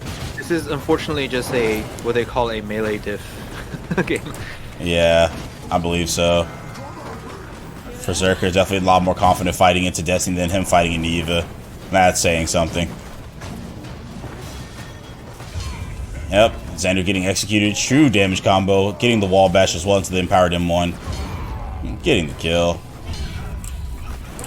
I think they've either that or they found out where the ticks are. They're adapting to the players. Blue team Yeah. wins the round. There, the strings have been reknit. You know, to be fair, Kimu, since everyone's still actively playing Battlerite, we're going to talk about buffs and nerfs because we like to see growth and evolution of the game. No one wants to play a game as its current state. Well, besides the WoW Classic players, but we don't talk about them. But yeah, sorry. But yeah, man, we like to see evolution of the game, something change, even if it's not going to change, and we're aware of that. We're all mentally right about it. But everyone wants to like theory craft. Think about it.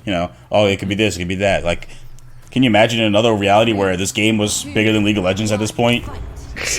Same time today. So Destiny's rights, he didn't take any of the war rights, which I thought is interesting because I like all 3 of them. And they're EX compatible too. Yeah, exactly. I do like the power attachment because just like Rook, it's a snowball. More M1s you hit, more N2 you have, and as long as you're hitting them, it's 35 damage. Yeah, Huge. I agree. But E-rights are definitely really good. Team has taken the orb. Ooh, hitting the counter. Holder's in a little bit of trouble. Rook opting not to M2. I think he had it up just in, but he's not going to do much about it. Oh, I'm zoomed out a little bit far. My bad. Yeah. I keep forgetting it's that gradual zoom out. It's kind of creeping out on me. Alright, orb is up. Let's see who gets a position for it. Blue team in position. Red Good team rocks. slain. Oh, Nice Secret Oh, Service this- there, Baka. Nope. Still 2-0 right now. Blue team controlling. Oh, sorry, red team. Oh, they did. You're right. I missed it. Yeah. Amazing. Oh, Baka's in trouble here. Needs to definitely be careful who he ticks. Oh, never mind. He might go mutually assured destruction for the Destiny. Berserker. Not walk out of the baby cage, but does die to the shadow They have clone a in window one. to trade kill here. But Yeah. the silence. Wait, what the Oh, he yeah. might. Can they do it? No, they're gonna get. Xander's gonna get away. It might be the end of it for him. No. Oh, Spotlight Alder's now. dead. Oh, good portal. Not getting the full ult off. Ulting out, catching both of them. Oh my god, dude! What the fuck is this Older? He's insane! Oh, they get the orb? Blue team gets their first orb, but he even gets a fly for it. Alright, that's done. Yo, that was so close. You know what the difference was? If he had, instead of dehydration, that +4 damage on a time bomb, he would have gotten both of them just in, dude. He would have gotten both of them just in. Dehydration is almost must pick in NA, right? If I Everyone picks dehydration, but I really don't. I think it's good because you can have it the entire duration of the time bomb is up, so it's actually really valued. But every time your time bomb detonates, that's like was it 16 damage, and this also counts as like current health damage when you have it up on them. I think it's really good. That's how I feel, but I'm more of a damage guy with Older. It's just like, use I him mean, to heal. it's kind of why you pick him most of the time, right? I Yeah. remember there used to be a time where you pick him in like melee mirrors to get the cooldown reduction. One, fight. I don't think that's good anymore, but Yeah, dude, you're good. But yeah, I don't know. I like him, but certain matchups, if your teammates make a lot of mistakes, it makes it so much harder for you because you don't have a lot of window to like peel for yourself. Well, at least in terms of internet, like a lot of characters they'll play like Shifu or Croak, and it's already a bad matchup for you anyway. And then your teammates making a lot of mistakes. Ooh, getting the orb, red team. Rook jam on an M2. So far, HP's kind of close together. Uh-oh. misses the silence. That's unfortunate. Otherwise, that would. Oh, coming out, catching Xander, but might not get a full amount off of it. Yep. Oh, the bounce was so far on that taser. He went to the Xander around the corner. Nice in Kinda cap. got body blocked on his own. Oh, There, unfortunate. baited out, but walked in close enough to get the petrify. Older playing the smart game. Yeah. Yo, project over? This man he's a madman. Yeah. I'm gonna watch. The Rook, if he just hits a little bit more of his rock, a little bit more of his charge, you know, it would have been a very different game. But Xander's probably gonna Oh, die here. Xander's dead. yeah, I don't think Xander. So I realized this yesterday. I don't think Xander has anything he can do against Naiba. To be honest, if it's a true 1v1. Everything is basically dictated on what she does. He has to outplay it every turn. That's unfortunate. Yeah. I'm sorry about the Wild Classic comment. My bad. My bad. But I mean, am I wrong though? Like everyone that's playing Wild Classic, they just wanted the same ult that they've had before. I mean, to be fair, some of the stuff that came out with the new, World of Warcraft have not been very receptive to the fans, of course. But I'm just saying as an outside looking in, but like to go back and play something you played 10 to 15 years ago, you don't really expect any changes. Like, oh yeah, I'm waiting for the Lich King. Well, you've already had the Lich King. Oh, the Burning Crusade. You already had the Burning Crusade. But I'm just messing around. I'm sorry. I don't mean to attack you. Match point for blue team, by the way. Ooh, good bounce. Yep. Already had no space for the older. Maybe they want to punish here. He has 0 cooldowns right now. I don't think they Switch called it target. out. Yeah, they definitely weren't calling that out, or they weren't able to engage on it because they definitely were positioning. Destiny Rook were like about it. I've also had a free 1v1 against Xander, so it Oh, yeah. stop them from going anywhere. Oh, double aim Double cap. aim cap, but this petrify actually kind of saves him for a little bit. I mean, Rook paid the price. His HP is the lowest in this round so far. Right. No uptime on the heals, as well as the damage mitigation, which you definitely needs. Even though Eva E's have actually been cleansing those as well, so Eva Taser has been paying huge dividends. Yep, catching targets again. Like I said, the second target is usually the one that gets stunned. Even last round, Xander got it bounced to him from really obnoxiously far away, but still stunned him as well. Oh, good combo here. I think they try jump out of the baby cage immediately. I think he should have took the L. Taken the ore. Either that or another strat he could have done is stand in front of Destiny and just take the damage, but never mind. Rook gets cooked. Yeah, it's too late to say this now because they just pretty much won the game. But I think, like, Rook are not taking the right fights. I know that like Rook wants to go deep like that, but in this matchup, I feel like there needs to be some adjustment after. Oh, that and he has to land more boulders. He hasn't landed a significant boulders, and then he can mind game with the space cancel, and he could have at least forced Destiny to Q.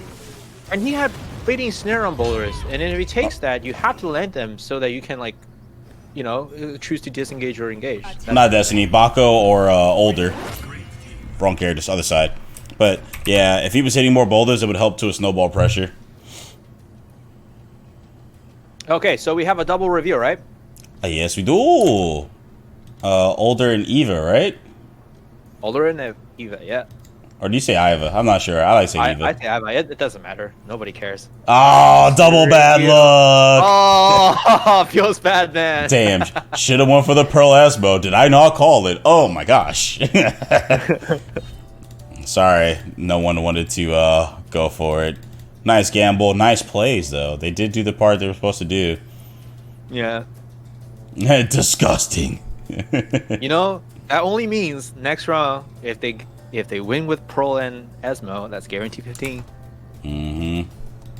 Well, now they know where the money's at. Yeah. Must be the money. Perma-banned Freya coming out. That's not surprising. Finally, someone brands their Freya.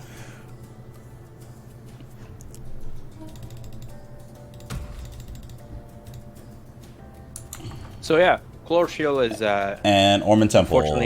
unfortunately done for the tournament. They did play very well in the Swiss system. I have to, although it's not surprising though because they didn't take wins off any top teams in the Swiss. They just performed consistently good against all the weaker ones. So they play well. They it's unfortunate that the Rook didn't work out well. I think otherwise they did okay that round. Agreed.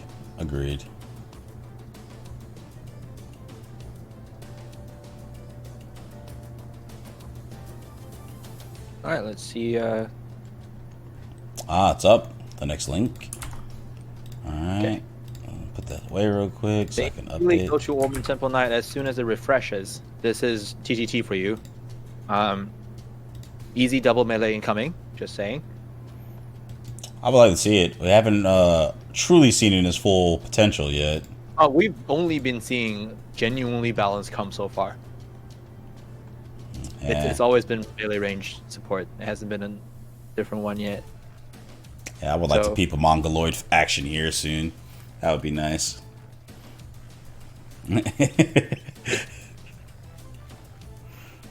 Yeah, this is an easy double melee comp for sure.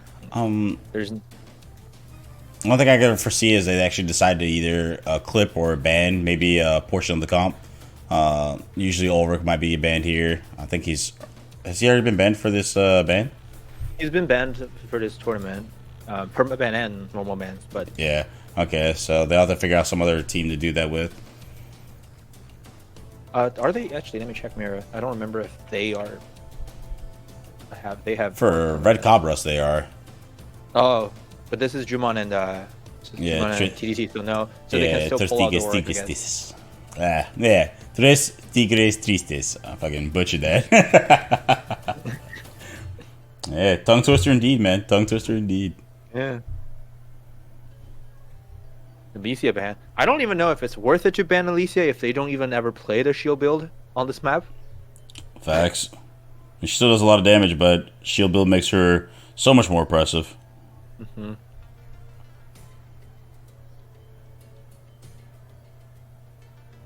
Yes, I do have a really good thorn on the team at Dripper. We might see that. Freya and Elsa actually banned out. As you said it, Jumong decided to ban out Elsa, didn't want to deal with it here, even without the traditional shield build. And then Freya for the Thirsty Tuesdays.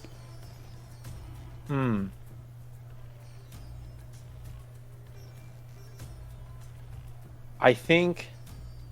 So let's see. Let me see. What do they have perma-ban on Jumong's team?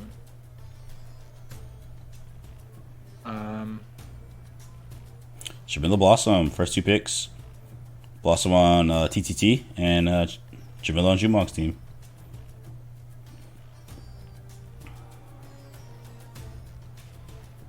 So Jumong only has Blossom perma-ban against them. I think Croak. I think Croak should probably present herself here from TTT team. I'm guessing just because of their preference. And How am I supposed to pronounce Jumong then, Prayer Bead? Sorry, let me cut you off, sir. No, it's fine. Jumong? Yep, Croak, exactly. Because I was thinking that they still have Alicia open on the other side, and Croak would be a pretty safe pick. I might see Lesser Stealth, Blue Space onto Slippery Skin to reduce his damage. Humong? Okay. Kumon. So I think that name actually came from a meme in the South American community. See, they banned Bako here, right? They also know this is the easy double melee. For sure. I mean, there's so many melees they could play. Rukon would probably run counterintuitive because Croak goes to the enemy. Rukon will pull them. Yeah. Jamila would be good. Jamila Croak would be insane, actually. Yeah. Or Jamila Shifu. If they have Jamila Shifu are like combo masters, like. Yeah. You know. Croak Shifu with readiness build, that would be so much burst damage, and then literally the one target would have to just take true damage all the time. Yeah. I don't think they have a Shifu, though. Shifu is very rare in SA, so... Yeah, so the name of Jumong is a meme in the South American community. Apparently, thank you for the there was follow, some Ender guy Insider. that just complains about Jumong all the time, but he never spells it right. Oh, really? So for their icon, their logo, I made like a derpy archer guy. Yeah, I can see that. We have one like that, the equivalent of that in A. It was what's his name? Rack. Rack is his in-game name. He'll complain about anything. If I'm playing Ragon even one game, and if I beat his team that he's on, he's like, "Man, when are you gonna play a champ with some real skills?" Like, bro, what? There we go. Like you said, Jamila Croak against the card attempt here. Oh, we got money match too on the Humong. Yeah. So we'll see. Sorry, I got. I'm loving how this bounty thing is working out. All thanks to Hong Kong actually. He's a fake Korean. He's the one that came up with this whole hidden bounty system. Hell yeah. I didn't like the original bounty idea because I felt like it didn't feel optional. No, you don't get money if you lose. By the way, Prayer Beat. Sorry, go ahead. Yeah, you don't. Yeah.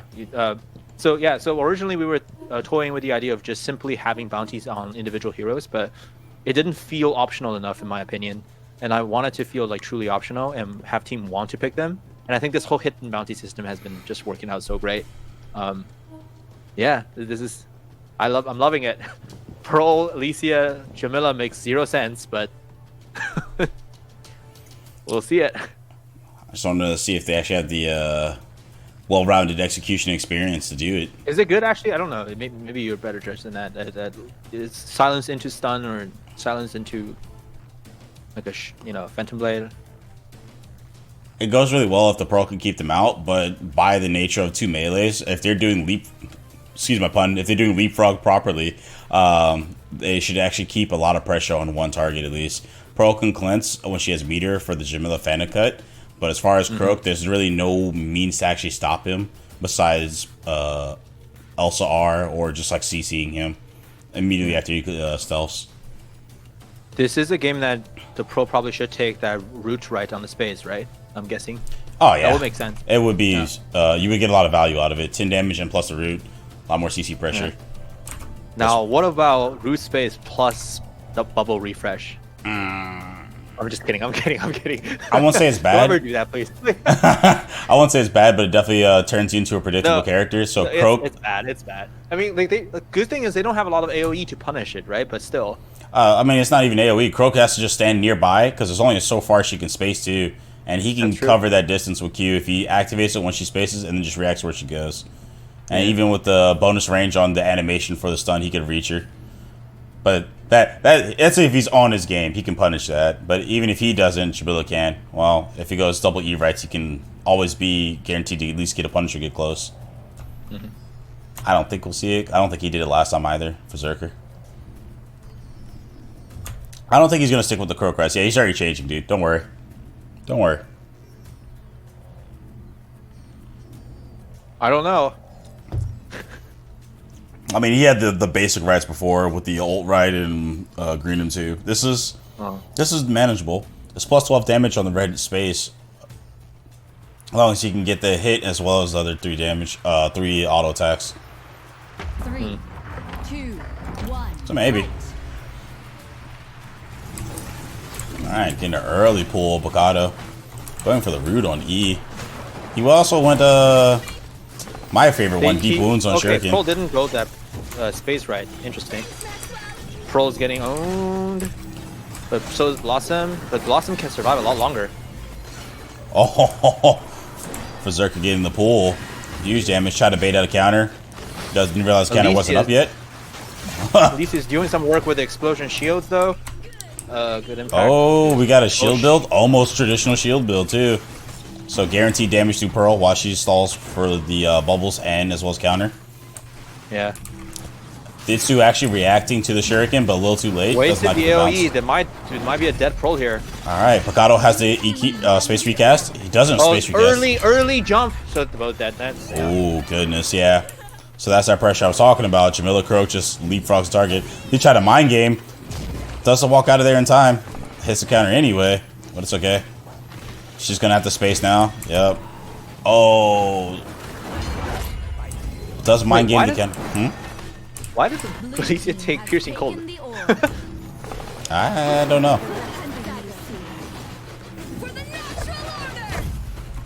Anything, I would go for the other M2, right? The one that breaks the ice and does damage immediately. Because then you can still keep chill up even after you break it. Yeah, that's a strange... I mean, Vandalism would probably be pretty good here because you're anti-melee. So you can press... at least against Crook, that's pretty good. You can push him off and then break it. With Jamila, sometimes you're a little bit worried about the counter, but... That was a lot of pressure coming out on Picado's side, though. The snare and M2 actually got a lot of points out of it. For Blossom, is it ever worth it just to pierce the tree? That doesn't seem... I mean, if she does EXQ, but I don't even think she did EXQ. Nope. Yeah. Because the EXQ will pop the tree immediately for the damage hitting the tree and her. Even with the, was it 50% reduction? Hitting the tree. Picado trying to mind game here and then didn't actually... Oh, almost. If the counter didn't get hit, he would have gotten it, actually. Missing a lot of his cooldowns right now. Definitely. We're playing a little footloose there with it. Blue team gets the orb. A little too early on the Shuriken. Shuriken could have bounced and taken it. I think it's 18. First damage. Ooh. Oh my gosh, Ditsu. Oh, triggers counter, though. That's... Elite is still dead. Yeah. So yeah, that pressure that I was talking about, it is there. You can silence plus. No, they missed the R. Oh, huge. the Wazda moves. Yeah, the Wazda wiggle. Wobble, she wobble, she wobble. Oh, he could have thrown the Shuriken to save the Croak. Berserker could have thrown it, saved the Croak. It goes to the low self target. Could have weakened. Ooh. But they do actually have the control of this right now. Ditsu's under so much pressure to just to survive. Oh boy. But yeah, so like I said, excuse my pun, but leapfrog is definitely the way they play this right now. And you can see it, and the way they're positioning, both Jamila and Croak just literally stare at Pearl until she does something wrong, and then evaporate her. Both times actually doing a lot of damage with the ult as well. So yeah, definitely something to be careful of. Who was the challenger? It was Bocado's team that was the challenger, right? Yes. The triple T on the left side. I feel like picking this map is not the right way to go. This is literally because TTT is really double melee heavy team, and they love this map. And it's not working out great so far. Cancel the space, even though I feel like if he waited it, he's actually a little scared to fight Bocado right now in the middle. He's just letting Bocado like walk at him. There you go, turn on him. Oh. Ooh, not getting the Pearl Bubble, blocking it, and looking very jank going through it. Blue team getting the first orb too. Hitting the counter, but reacting accordingly, spacing out so he doesn't get silenced. Haven't seen him recast that often. Does he even have it? Yes, he does. He's just opted not to go for it. Both the Jamillas do. Yeah. Probably against the pro, it's hard to, you know, use it for anything other than movement. You don't want to proc the counter, but... Well, I guess you really base it off of how, I guess, aware your teammates are of your rights or your enemies. Yeah. So you do it to another target, getting the kill, scoping it out, no cooldowns, getting the space on her. But it's ooh, hold up, the ult managed to just barely space it. Crow catching the that's why I called it right there. Yeah. No matter where she can space, he can Q if he does it right, and he does catch her as she spaces out of the stun or into the stun. Massive. So I think I'm seeing a little bit of Alicia AoE used preemptively. I'm not the biggest fan of it because you're against double melee, right? You really shouldn't be using it preemptively to give shields or zone people out. You should just wait for melee to engage. Even if it's still a lot of damage right now, Glacial Prism is still doing almost near 20%, 60% of damage. But he didn't get the bonus shielding, so the damage is still getting through. Like she's trading the damage. Against this comp, like the timing of the shields is everything, right? Because it's all true damage on the left side. So agreed. Yeah.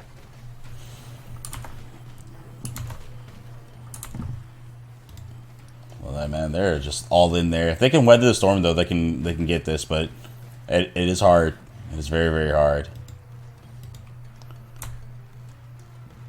The rights could be better, I think, but I think the Elsa should have picked up the bonus shielding. Probably would have helped. Yeah. Considering a lot of the pressure they're dealing with, but otherwise they're fine. Didn't hit the counter, but neither did Berserkers. I'm not sure if I caught it. Ooh. Oh, mind game. Don't let him get in your head. Mind game. He might be dead here. If the run, Bocado. Run. Oh, not Bocado, Berserker. Oh, good impact. We can run here. But let's see if on the back line they might kill Alicia first, while Berserker is just stealing orb here. That's gave him the meter. A lot of weekend. Dropped the ult. Yep, gets kill. On the way up the show, hits the counter. Ooh, bam. Jesus. The 2-man explosion. Yeah, I think Bocado's team is what I called just money hungry. And end up not getting any because of all of the bounty they go with. I think it can function a little bit better. It's true. It's kind of difficult to deal with a lot of stuff you have to counter for. I think this you should pretty much only counter for Jamila R, Incap, and then Crow Q. Everything else she just needs to just like chill out and relax for. Yeah, because it's so tempting to just Q on the Shuriken. Yeah. Shuriken, right? 3, exactly. 2, 1, fight. Well, we'll see. That's a good point. But you probably wouldn't think of it like in the midst of all this craziness. Oh yeah, but the things that are guaranteed to damage, like right now, Bocado's just eating the most of it right now. Jeez. So is Zerker. Good trade on the Croak. Might still make something happen here. Ooh, hitting the counter, rough, and he also instantly Q'd. Doesn't have it up for his cooldown. If anything, he should have EXQ'd. Then he could hit the orb and come back. Yeah, the red team just doesn't get a single orb, I feel. Oh, I mean they've been in base the whole time. FFF20. You can't kill Croak here. It's definitely possible. Yeah, good. Guys, you need to remember if Croak ults you and if you iframe over your teammate, the explosion still hits them. Trade kill. Yep. Uh-oh. Yeah, that's cheaty, I think. Yeah, so the Acorn didn't make it. But he wants to kill. Yasuda can't even go back to get the orbs. That's Oh, no, he dies here. He should have mounted up and moved as fast as he could, but yeah, that is baited by Bounty if I ever seen one. Probably. You set a trap here, man. It's a pitfall for these people. They're like, I want that money though. It's their choice. But you put an incentive there. The incentive is so delicious. I have to blame you because you put it there. I mean, they chose to go for it, but it's your fault. No, I'm kidding. Right. Are they out of lives here? Let me see. Yeah, Jumon's out of lives. So now it's going to be between TTT and Red Cobras for the rest of the game, up to 3 games. It could be 2, depending on who runs out of life first. Okay, I'm going to just say something in the admin chat, just making sure everybody understands the rules here. Si, senor. Take your time. We have a perma-ban for Blossom and then Dragon Knight. Yeah. They're actually going to run out of champions here to play here pretty soon. Igor, he bandit.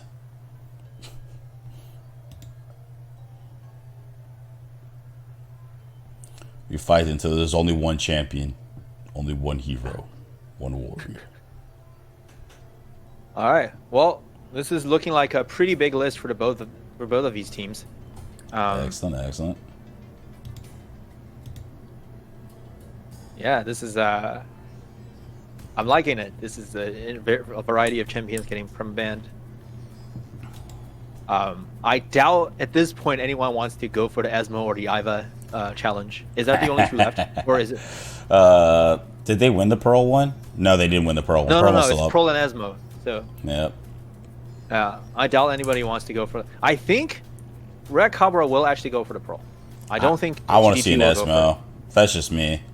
I want to see Esmo too, but I don't know. It's maybe if they're playing 2s, I definitely would see a Pearl Esmo for sure. 2's Pearl Esmo with the bubble refresh build is legit. Facts. That's like infinite iframes. Facts. Got pissed. Alright, I'm gonna use the restroom real quick. Hey, man. Cast for a minute. I've been casting the whole time. What you mean? I'm kidding. Good. Sorry.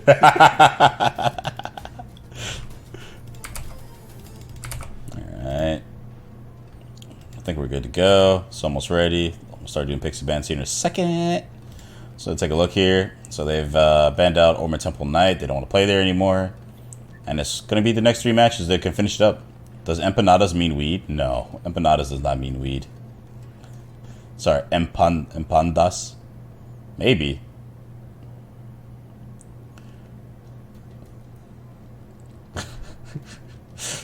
Nerd. They could go for another bounty here. So we actually do have a Pearl Esmo bounty still up, by the way. Alright, so Pix Bands. We're about to get in there. I'm going to get prepared here pretty soon. Dragon Knight, God and Knight. It's good stuff.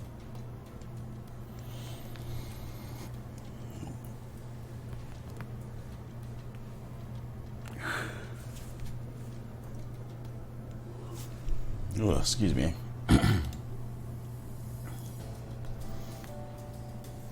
Is that supposed to be me? Nah, that's Mako style. I actually don't have like a super, I guess, relatable caricature yet. I've been meaning to get one. I just don't know what to draw it as. I wish I could draw, and then I could just do it myself. I need an artist for that. I guess I'll try it. We'll see.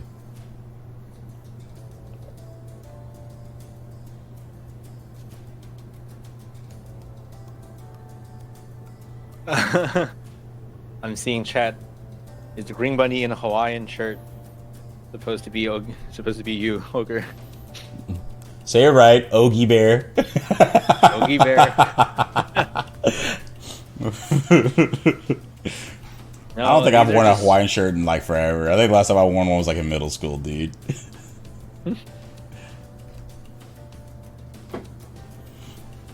That should be what we were doing. That should be something we were doing. We should assign all the rabbits to all of the Mako team members. All right, is the draft link up? I didn't notice. Yes, sir. It's up. They just haven't gone for it.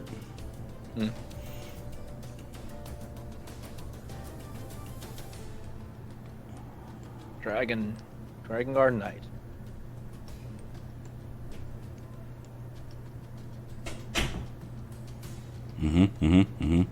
No pixie bands just of yet, but also Ruben's team is not all geared yet, so It might be a little bit delayed in the portion. It has been going long and quite furious for the most time of this. Also, thank you for the follow, Ariel Fins. Ariel. Like Sebastian. Actually, is the voice the same for Little Mermaid Sebastian? This is like a Jamaican in A. I don't know what you guys have before. The Jade Band? What? Jade and Freya. Oh, Freya makes sense. I figured at this point it should even be perma-banned against Red Cobra, but the Jade Band is really strange. I don't know if some sort of... this is probably some meta between the teams. We're seeing Thorn again. They're playing this without the bounties incentive anyway. That's good. Thorn Croak. Our last Thorn was very well performing. We'll see if he gets to make his mean green return. As well as the Croak, of course, because they hounded poor Pearl. I don't think they'll go for money. Yeah, they are. Oh my god, this is the TDT comp. This is the Kuruk Bako is what they're known for during the Swiss tournament. Ooh. I played this like I feel like 3 rounds out of the 6 games that they played. So, all right, this is a real showdown. No messing around here, unless if left side goes Pearl, then.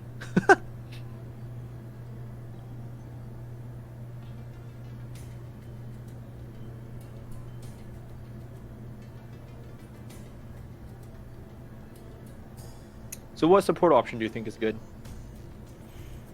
Definitely not Xander this time. Lucy would have been good. Yeah, Lucy got banned.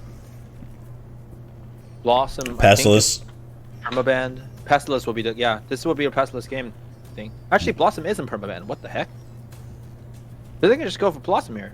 Yeah, I mean Blossom would be a safe pick, but Pestilus would help out with Croak and Bako a lot. Yeah. Especially if he decides to opt into like a lot of panic and slow. Prayer Beast going for the Pearl. He wants the Pearl pick. I don't think they're gonna get greedy for money again. It's already slapped a couple of the people, contestants on the PP. Yeah. Once you said it, it does sound like a pretty good Pestilus game, to be honest. Mm.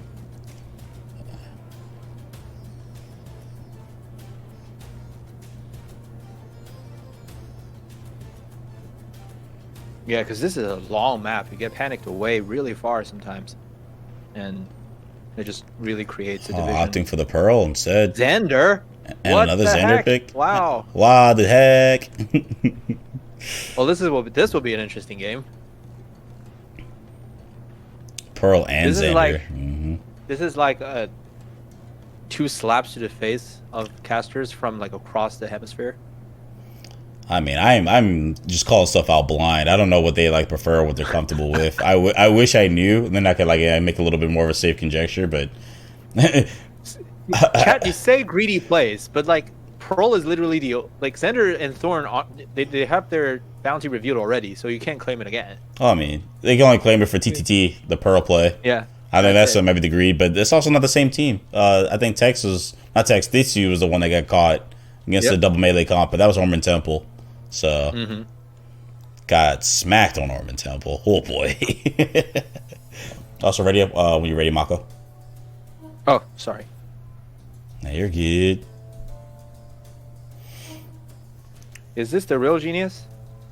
Where? Oh yeah, it's Genius 20. That's him. Oh wow, been a fan. Big fan. Except he doesn't play anymore. That's okay. It's not his fault. I don't play that much either. He was making older videos. He was making Battlerite videos. He was going. Yeah, I watched almost all of it. He's a very knowledgeable man. You know, for an older one trick. I'm just saying. No, I specifically remember learning a lot from one of his Pearl analysis videos. So it's good stuff. good stuff. All right, I'm gonna. You know, this would be good because I don't think the NA stream had the chance to see Croak Bako from the Triple T team yet. I want to see these call-outs. I'm definitely going to see these rotations look immaculate. Yeah, they definitely played well when they did the Swiss thing, but that wasn't against most of the good teams, so this will be the true test here. And I want to see if the Thorn build is going to be the same. Actually, against the double melee, wouldn't that even be better? The entangle splash. Depends on the type of melee. Croak, yes, and Freya, like an omnidirectional counter, no. Like if it was Shifu or something like that. And Oh wait, is that's like a? Does that actually trigger counter? The splash one? Yeah. Oh, okay. It's treated like a line projectile at the time of the end of it, and then you can use it to counter in or pull Thorn in. So if like Freya, Shifu, specifically using to gauge on the Thorn or pull them in. Oh yeah, that's right. That's right. Peristica says, "Hey Mako." Hello. Adri here was 5th in the Swiss tournament, and the last game they played against this comp as well. I remember now. So yeah, they played against good teams with this comp, so it will be exciting. Lit.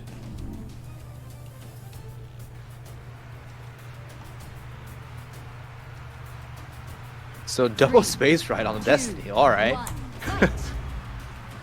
Really now? Huh. That's interesting. Okay. And opting not to go the bonus damage with the longer silence at max charge. That means he's gonna force him to max charge all the time though, which he does. With his 5 less damage. I guess he's doing it to counter the melees. This positioning is going to be pretty much the entire game. Mid control is going to go to the left side for the most part, but Blue team's stealing the orb. yeah. Good awareness. Well, He actually was holding on to charges probably for the orb. Now think about it. No, it was Bako. Bako's the one to take it. this is why I kind of like Xander with a comp like this, because you know, you're never gonna, even if you run back, your teammates are always in range to kind of support you a little bit. So they're, you know, playing this turtle game style right now. Hey, in the counter, You know, Bako taking a even- lot of damage right now. Because the entangled splash is gonna, it's gonna do a lot of. And yeah. it forced Berserker to actually have to be really aware of where he's standing, so you didn't want to get too close. Because the actual range for the purple Entangle Right for Thorn, it's actually larger than the circle says. If you're standing like at the edge of it on your toes, you're going to get hit by it. Yeah, Bako might go down here. Oh, he just barely survives. Bravely saving his life. Blue team claimed the orb. I noticed something that's interesting, like the what's this guy's name? Ooh, 2 for 1. Ruben. Ooh. True damage. Oh, Yeah, oh my god. Oh, that's awesome. The turn damage. They lost Xander immediately. Death vortex incoming. Oh, the bubble explosion knocking him out of the way. I mean, these are 2 champions. Thorn and Destiny are 2 Blue team claimed champions the where orb. their cooldowns are pretty easy to track if you have good AoEs. So Fairly so. pretty fairly much so. guarantee value. That was intense, dude. Did you notice Ruben doesn't actually use his EX mouse 2 very much? Yeah, I agree. He does not use it that much. He does use EX space occasionally, mostly R and ult. Yeah. Which I don't think is a bad thing per se, but I think EX M2, especially for stealing orb, at least if you're doing it like by yourself, then yeah, it's good. But that's definitely a comm based thing. If your team's not gonna help you turn on it, you can do it in one EX M2 and an M1, and you get your meter back. Right.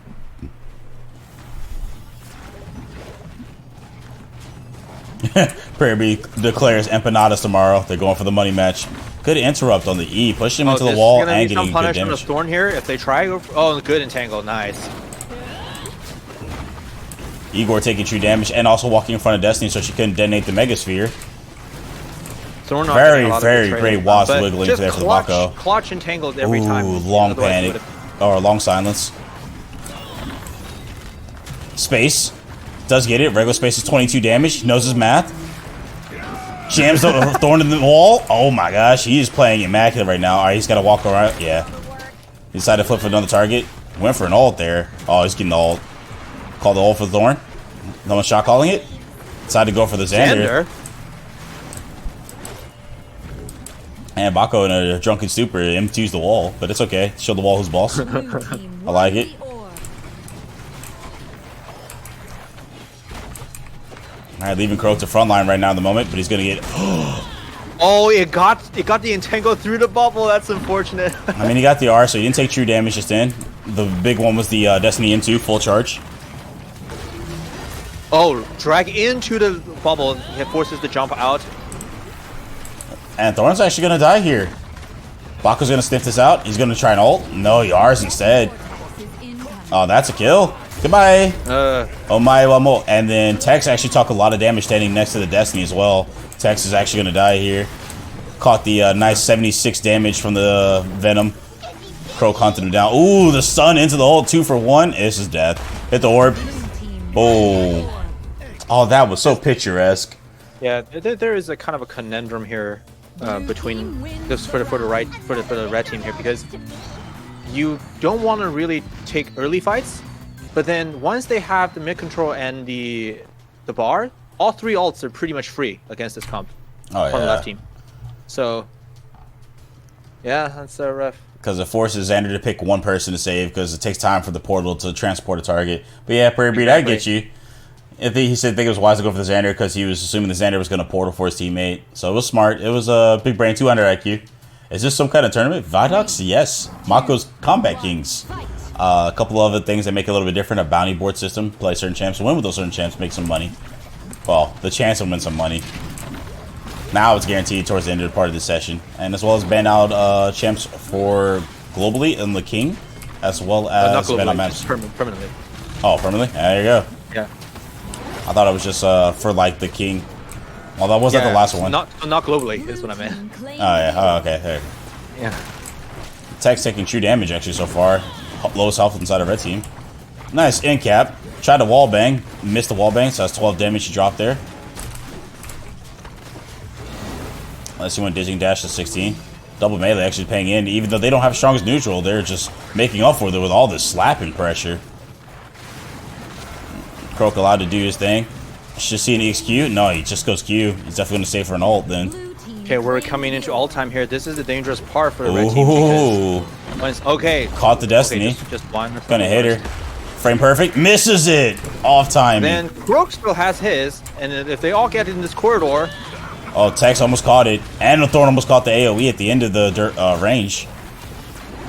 They all or nothing almost for it. Only one that's still left is Croak. Forces out the portal. Does get the ult. Oh, nice. Probably made the shot call just in to go grab the orb after they burn the meter, so Croak could get some as well. Sharing some love, a little bit of communism. The death vortex is incoming. All right, forces some pressure. Thorn, no space, no Q as well. All right, they should play for the R and Q if they can rally this just perfectly. They can get a kill. No, I didn't realize the red team has a lot of layers to get through. Yeah. Oh, Tex is going to be the one throwing him out of bounds. Bob. Prolazing. He's going to take nice portal. 2 ticks from the zone because of the portal. Oh. He's going to die because of it. Oh, really? Is that because you don't move until the Until it actually transports you. finished? Ah, Yeah, so basically he was in the man. zone for 2 seconds. So Oh man. that was huge. He's still in the range of the E. Oh, not barely. All right, they lost Mako, but they killed 2/3 of the red team, so that's good. Oh, didn't read the math.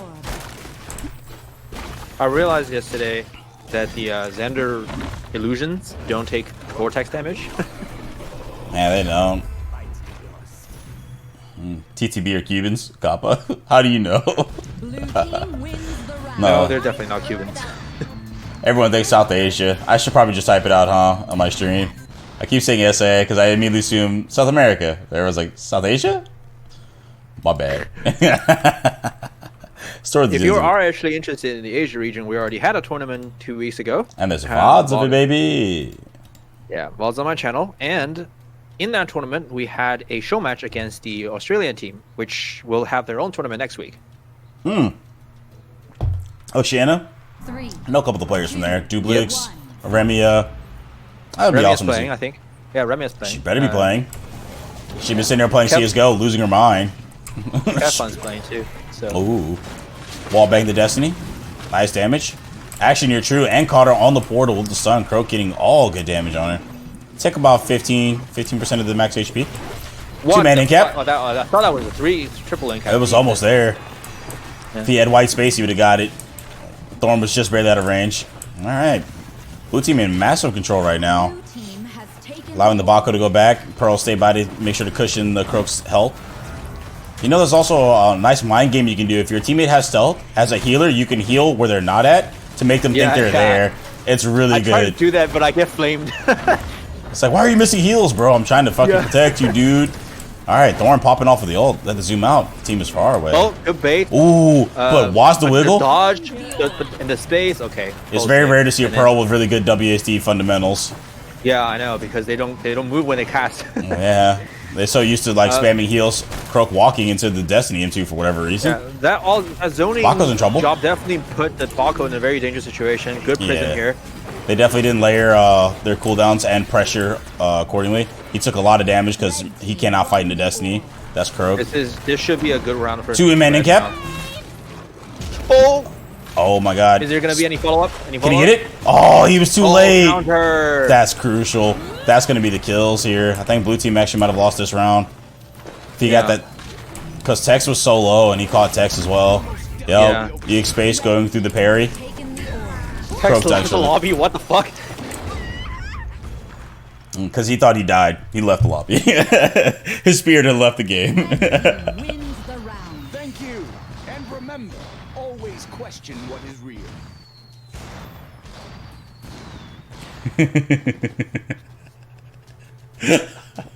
Oh, Rix, you. Shush.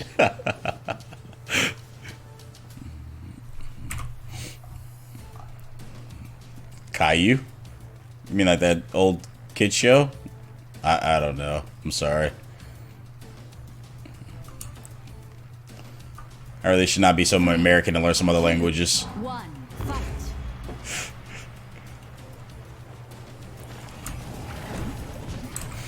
Oh, you just had like a little ghost disconnection or something? Alright. Getting the shield value here. What cleans the Arcane Catalyst just now? Whatever. Oh, playing it very clean. Both sides actually. Croak taking the brunt of the damage on the cooldown exchange, as well as Destiny. Red team's not taking any true damage because of all that protection for each other. And the damage reduction. No, remember, Xander's doing his job. The Hearts good bait. Turn away for the EXM2. Stealing the orb, though. Team has taken the orb. EXQ? Yes, there we go. More EXQ. Waited too long. Should have switched to the Destiny target. I guess he believes there's going to Troll queue. is dangerous here, but she backs off. Okay. Alright.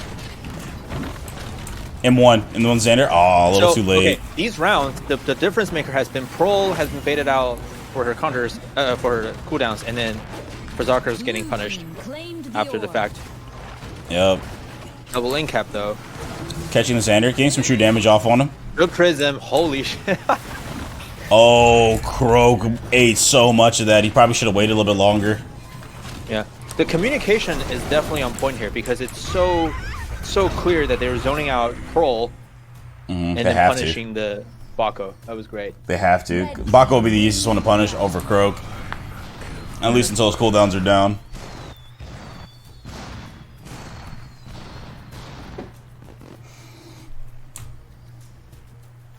Also, I want to point out, Igor actually going for the yellow E. I think that's our first Destiny that did that.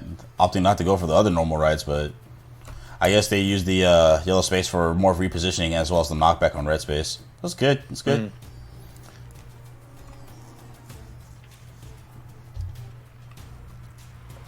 3, 2. Yeah, the 1. double space build for Destiny is a strange one. Might try it out. I won't. The duration is so weird. I don't know why they. Yeah, but probably for the movement. A whole another second, yeah. A whole second in one. I've seen some Destinies go yellow space with the ult right, since it puts you in magnetic orb form. Catching the Xander after the spotlight. Perfect timing, just with this narrow window of his stun. Okay, so this is the problem with. Okay, but they're actually. Ooh. Oh my goodness, great EX space and reaction space to get out of there from Xander. Pro's getting zoned out again, probably. So they can punish someone here. Uh-oh. This is weird positioning for everyone. Red team won the Excellent. Regular space, 22 damage. Tax is low. They might go for it. Ruben's going to probably ult here pretty soon. I haven't seen him R. I haven't seen him mix him too. Nice. Cancel in the E. Knows that they're a little bit on the back foot here. It definitely burned more of the meter resources. M2. Smart. Berserker. 12 damage on the Q pull. Knew it was within range of his 2 charge. Ults are dangerous though. Ults are dangerous. Bam! Good ult again. Tex catching So the has brunt to of the use bunny. Mako ult. Oh, it tries to get the max range ult onto Tex. Oh, Croc is pretty poor position here. That's fine. Yeah. Oh, force Tex out. Oh, Unfortunate just ult. barely missed. That was gonna be the kill. Now they have to Yeah. reset back to middle. That's a reset. Yeah. Claimed the orb. Oh, fuck. the insta space Q. The only time it really works. Destiny's looking to punish it. He knew. EXM2 coming out of Ruben. Mako's Ruben dead. does it. Bako's dead. Nah. Oh. If he gets meter, What? he gets Okay. meter. Oh, the M2 from Destiny hits him in the back. I thought he was gonna R like faster than that. I thought Ooh. Xander was gonna EX space into Oh, him. and is that a would've kill? been dead. Oh, misses the M1. Crucial. Good EX M2 Pearl's protection. dead. Tight game. It literally by like actual hairs on the eyebrows, like that close, dude. Yeah. Red team wins the round. Thank you. And remember, always question. Whoa, Mozilla Star Fox, you play CS:GO like that? So you sold your entire CS:GO inventory just to get in by chest? Damn, what a goat! Yeah, dude, people are still playing this game. I mean, I have 4,000 hours, so I'm pretty sure I'm not I'm not the only one. I'm pretty sure 6gun has more than me, but we don't talk It's about that. probably my top play games on Steam by now. Used to be arena shooters probably, but yeah. 3, What accounts for the Xander pick? Mostly the damage and I guess comfort. Tex has actually been playing Xander most of his tourney. Yeah, I think No, so. he played it twice. He played it twice, but yeah, I think the comp works for it. The whole playstyle of South America, this kind of slow, neutral style, is good for this character. I would agree with you if they actually went regrowth on M1 for Thorn instead of the neurotoxin, the weekend, because it's on such a short period of time. But Hearts lasts 4 seconds, and then his regrowth lasts like 2.2. He would have much more layer time because of it.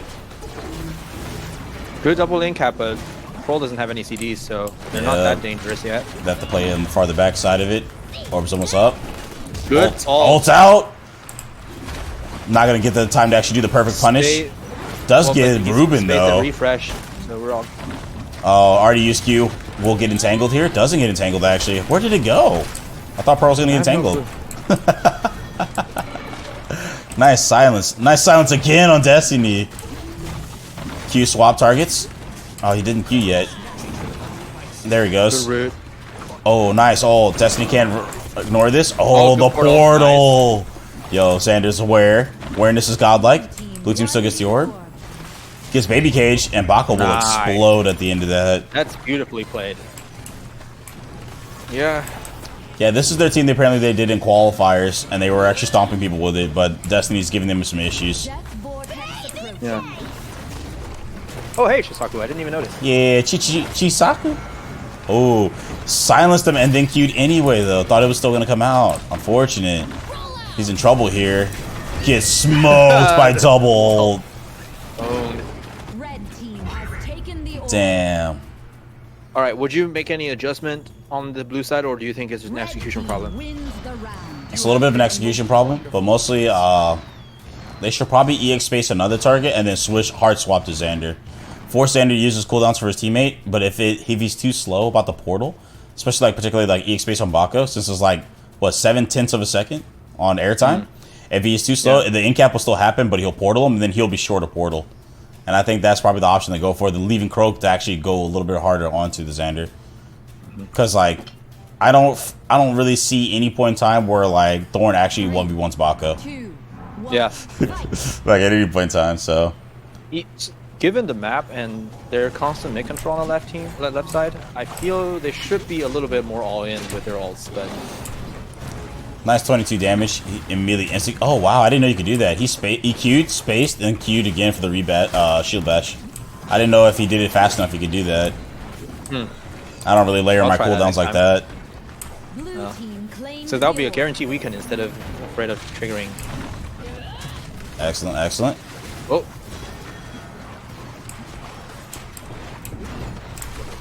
Oh, hitting the clone instead for the fully charged Warlord's axe, or the Zax Blood Axe. 4 ults again. Yeah, I think it can be done in a vacuum. They need to calm that a little bit better. Yeah, I agree. Red So Oh. actually, claims the orb. I'm seeing a little bit of the space right, double space right value on Destiny because she constantly had to space into the bubbles. Oh, yeah. So actually, probably not the worst. Smart. Oh, Bako shouldn't have queued there. Rude. Yeah, he was in a little bit of trouble, but he didn't take a lot of damage. This is a He has free ult. bravery, so it mitigated damage. Oh, couldn't get the M1. It was on the other side of it. But Destiny might still be dangerous here. Yeah, Destiny's taking a lot of Yeah, damage, though. M1. Hits the counter. Yeah. Shield bashes the clone. So he says, screw that clone. That's alright. I'm okay with that, too. Oh, Ruben. Wow. Oh, the clutch deal. Okay, nice. That R was, like, so in advance. EXE. Bako. No. He should have pushed the orb out of there. Shield bumped it. Or even regularly if he wanted to save his meter. Nice in cap. Bako Good short of prisoner. meter. Ooh, getting stunned out of the baby cage. You know, and one thing I do notice, Berserker just opts to actually just take the stun and get out of the baby cage than take any damage. I think that's crazy. I would actually just stay in the baby cage and try to mitigate damage, because if you stand in front of the Megasphere, since Igor's actually been shooting it past you, you can stand in front of where the projectile's gonna go. Oh, huge ult! She's gonna die? But he's standing outside. Oh my god, yeah, there it Counter. is! That's so rough. Oh my Yeah, god. shouldn't have countered. Huge, big impact. That's like if that counter was hit on purpose, that's some 40 chess play, man. Probably. I mean, oh, EXE finally seeing it. Knocking him out, pushing him out of the zone. A little bit sumo. 4-4. Round 9, baby! Alright, that was hype. That was hype. Blue team wins the round. Yeah, that that counter trigger was so. That would have been a round changer, I feel. So, Prairie Bead, I don't secretly want them to win. I don't like Destiny, so I kind of want Berserker's team to win. But, Prairie Bead, I also agree. Neurotoxin helps your team, but only for 1.5 seconds. Think about it. And a little more than that. That's how much time you have to actually make use of the 20% damage reduction. I don't think it's value. I think you get more out of the hamstring bars, huh? Good. Chisaku, this is gonna be my last round, so if you wanna, I have to do some housework. But if you wanna join cast, Yeah, his W key's broken. It's been broken for a long time. That's why he doesn't play Battlerite right now. He's not one of those uwu people. Actually, he kind of is one of those uwu people. But he at least would spell it right if he was doing it. Destiny under a lot of pressure right now, actually. Yeah, Chisaku, you're welcome to hop in, bro. Come on to the casting couch, dude. Red team claimed the orb. Not what you think I meant it. oh, Nice little pressure coming out. Catalyst there. Destiny taking a lot of the brunt of the Good damage from save, Red Team good so save. far, so they're definitely putting a lot of focus on their own cooldowns. I think Bako's going to do a space, regular. Yep, regular space. Red team won the So he's going to try to start building for meter. I think that's the logic he's going for. Destiny, ooh, he shield bashed away from the space. If the space was normal, he would have actually waited out the duration. Big brain. Spacing just in The time. corner ult, but Destiny is away. Yeah, damage It's was not too super far. reduced. Good ult to get out. Bako using his Q mobile defense to get out of there. Oh, yeah, smart. He blocked it. blue team won the orb. Bako securing the orb. Has a great orb secure for his team. Croak taking some huge damage and getting silenced for 1.5 seconds because he hit buttons at the max charge. He's taking a lot of damage from Arcane Catalyst. He needs Croak to pay is attention to this, yeah. Dangerous right now. Yeah, he should have paid more attention to the Arcane Catalyst. I think it's ult time. What? Go for the Thorn. Bako might die here. Bako has no skill, but ult's back in. Great reaction on the R. Oh my god, that's a kill! Might die Tex first, goes. but it's still open. It's still trade. Oh, opting to dash into Potential baby here. cage. Gets out of there, though. Does Croak get around the corner? He does survive. Oh, Amazing. Oh, random Q from Igor. I wasn't expecting that. Oh, EXE? Yes! Oh, no. Jams it into the wall! Interrupts it! Let's go! TTT takes that round. Blue team claimed the Actually orb. interrupted. So smart. Let's go. Yep. All right. You know what the good news is? We're gonna see these two teams play again against each other right now Ooh. because they still have lives. Ended. So yeah. My nipples. We're gonna- There. Sorry, that was a hot game. That was a hot game. That was a hot game. So yeah, we're gonna see their adjustment. Was there any check on the bounty just now? They actually won there? with Pearl, weren't they? Yeah. Oh, pro reveal. Yeah, pro reveal. Pearl reveal. Oh, we'll see. What did the Pearl win? Oh, bad luck. Sorry.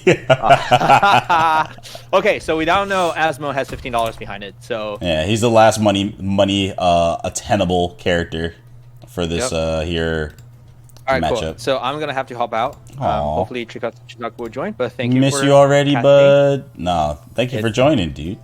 Yeah, these are fun. All right, I'll see you in a bit. Auf Wiedersehen. So it's just me here for now. Why Esmo Mako? You want that money, dude?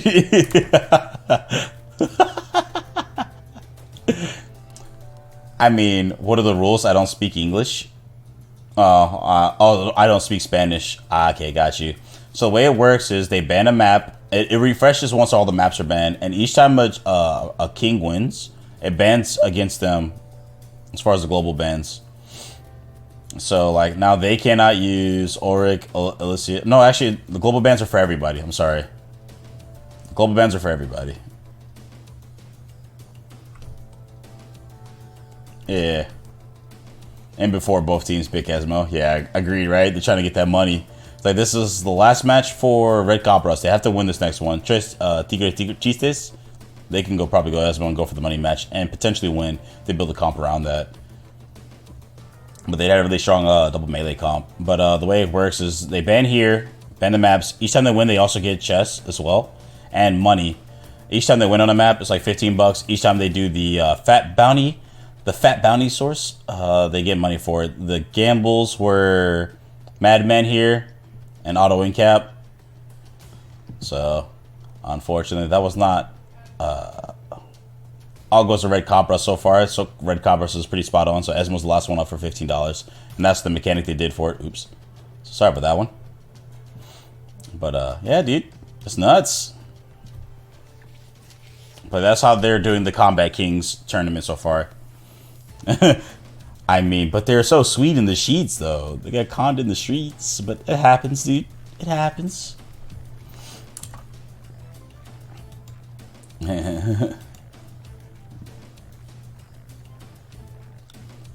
Yes, they can ban a champ outside of the actual champ and pick select. So in addition to these bans here, they can't play this since they're the ones been winning. So they ban out really strong comps or ban out really target picks. Also, thank you for the follow, Tatiki. I didn't know you didn't follow, bro. Dang. All right, so the perma-ban now is Croak. And Croak against Tres Tigres Tristes. Oh my god, hard. Anyway, they banned against that. Like just slobbering all over my fucking self, just like saying it. Tres Tigres Tristes. Nah, that's cool. You don't have to, bro. I don't want anyone to feel like you're under any form of obligation to do anything for me, okay? Because then I feel like I owe you something. And the last thing, actually, the first thing I want to do is actually go on a drinking party with all of you guys. But that's a different story. Side note. I think it'd be cool to actually party with all the Battlerite players, fucking insanos. But anyway. So yeah, now the bans work against the team that's winning. So now Trustees against you guys cannot play Lucy, Freya, Blossom, and Croak. And then Rick Gabros cannot play Ulrich, Elsa, Shinrao, and Rukon for the remainder of the tourney. So that's the mechanic they did. So they didn't want to see the same Elsa Blossom insert melee or Elsa Blossom Shifu. Whatever would have you, sir. So that is what is going on here. So that is the next. That was what they decided to come up with, and it's pretty neat. I kind of enjoy it because we saw Rukon play, we saw this Croak Bako play. Like, it's insane. I like it, but you know, we were talking about it and going through it. A lot of people are like, okay, why would you ban out a champion when it forces you to learn how to counter pick that champion? Like if you pick a comp that actually destroys that champ, then they'll stop playing that champ. But that takes time and a lot of other matches. But people went back and forth about it. But I kind of like the idea of this. So, but yeah, they did get a lot of weird bans as well. I mean, it feels bad, dude. True story. No, Red Cabros actually got $30 out of it. No, Trusty, you're right. Trusty continues. Red Cabros got $30 so far. But I mean, they now know what the last one is. To be fair, they know. So, the jank happens, dude. Jank happens. I'm not sure this is working. Copy link. So, we're good. We're good so far. We're good? We're good. Alright, cool. Alright, so first bands going out already. Freya on the side of Tristis, and Red Capras for the Jade. They don't want to deal with Jade for the side of, I think Igor is the range main on their side. I'm actually just now seeing some of these players play, so forgive me if I don't know them. Igor is the range player on their side, and the Freya will be Fuzarker. Fuzarker is the melee that I've seen play predominantly on their side. So, interesting so far. Interesting so far. So this will probably see a lot more targeted bans come here, the first and second bans. And then if they start to establish a comp they may have worked on or scrimmed against, then they will know, and they'll do that. Which I think is weird, because like the same people you scrim against, the same people you play in tourney. So like they have an idea of what you've been working on or trying to plan and plot out. I was like, dude, that's kind of, it's kind of neat, but kind of sus at the same time, bro. Like, how you gonna work on a strategy against the same people you're gonna fight in tourney? But I guess this is the only people you could practice at a high level, because you're not guaranteeing you're gonna get the same quality of experience and training. You get the idea.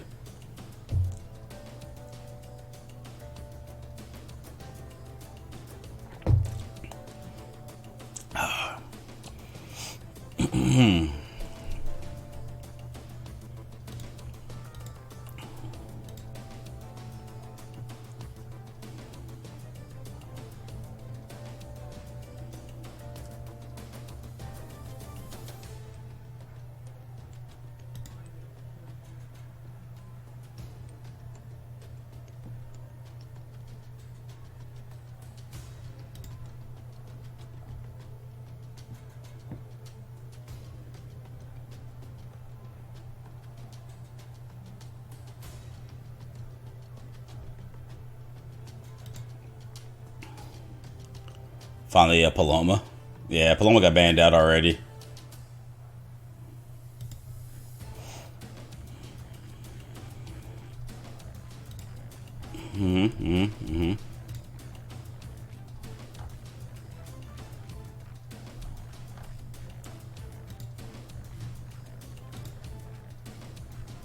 It's actually really good to see Paloma actually now. Jumong again for Igor. So Thorn for Ruben. His Thorn performance has been actually pretty exemplary so far. So that's actually pretty good. Liking it, loving it, enjoying it.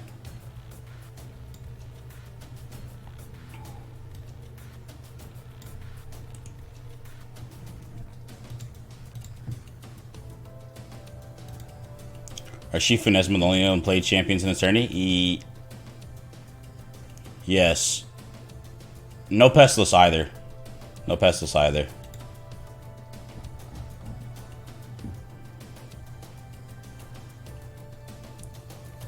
So that's also a champion that has not been played any of the matches.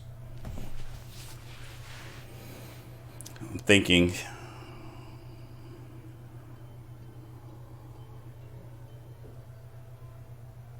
Yeah, Ulrich hasn't been played either. Ulrich, Pestilus, Esma. I think all the melees got played at least once. Rook got played actually once. So.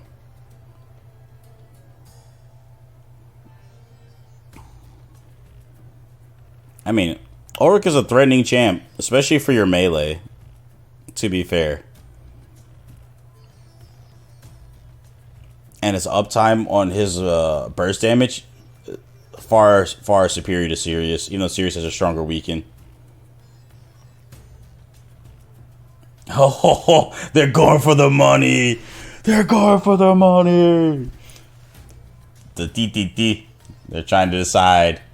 I want that guapo. I'm trying to get some empanadas tomorrow. Yeah, the guy who does it best got instantly banned. I mean, it was smart, because even if you don't ban someone's like actual main pick, that character performs really well. If you have someone that can play it at least like I'd say what, mid to like high champ level, bruh, that character just, he runs. Like, you got two really strong players and he's just kind of okay, as long as he knows where to space and when to space, and you can just easily calm that. You easily have another pocket burst of like 20 to 25 damage depending on his rights on M1s. Let alone his healing, as well as the increase on healing. So long as he keeps track of the 5.5 second timer for favor, it's nuts, dude. Nuts. Just to be fair, the character is insane. Like, Oregon, I could say any champion and great teams is really good, but you know what I mean. Like, they're insane, dude. They're insane.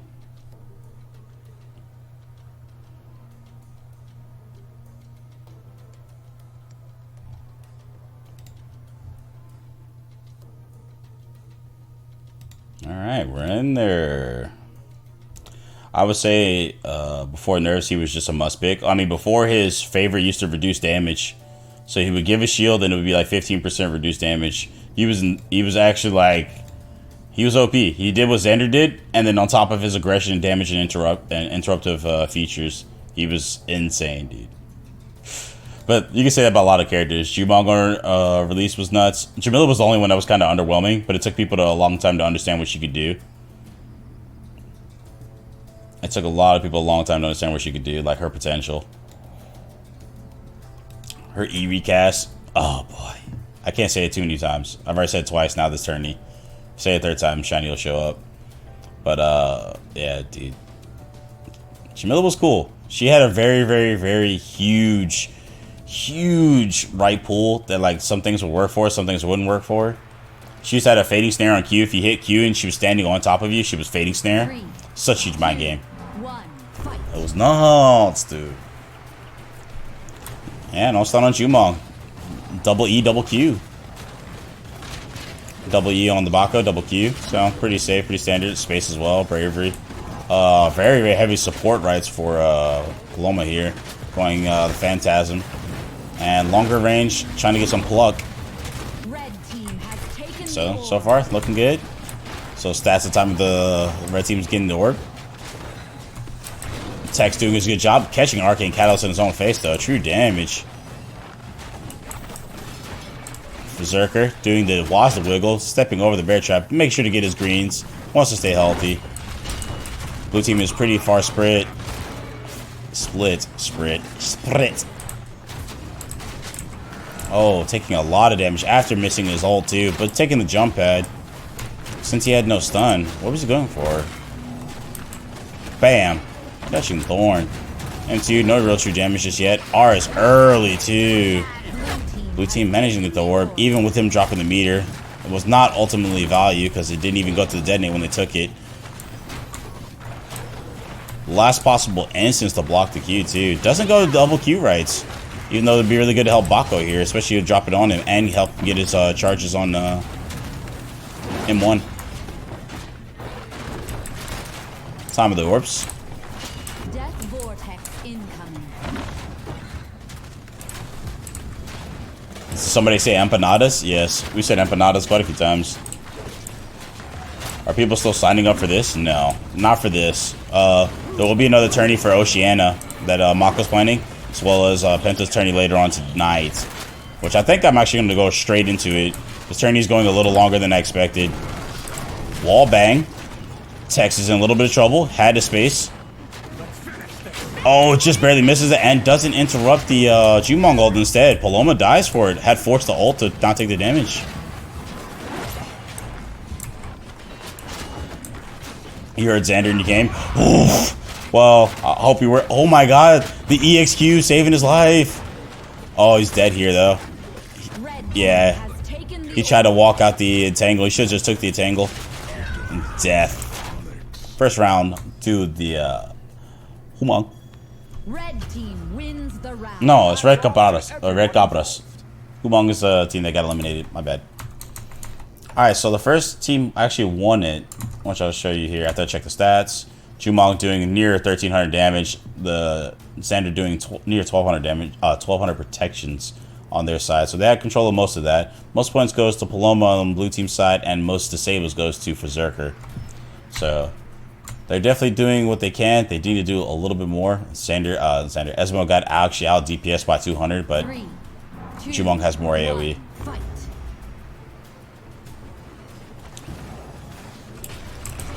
What the max range early game pluck. Clipping him off his mount, also snaring him. Ruben taking a little bit of true damage, but not much.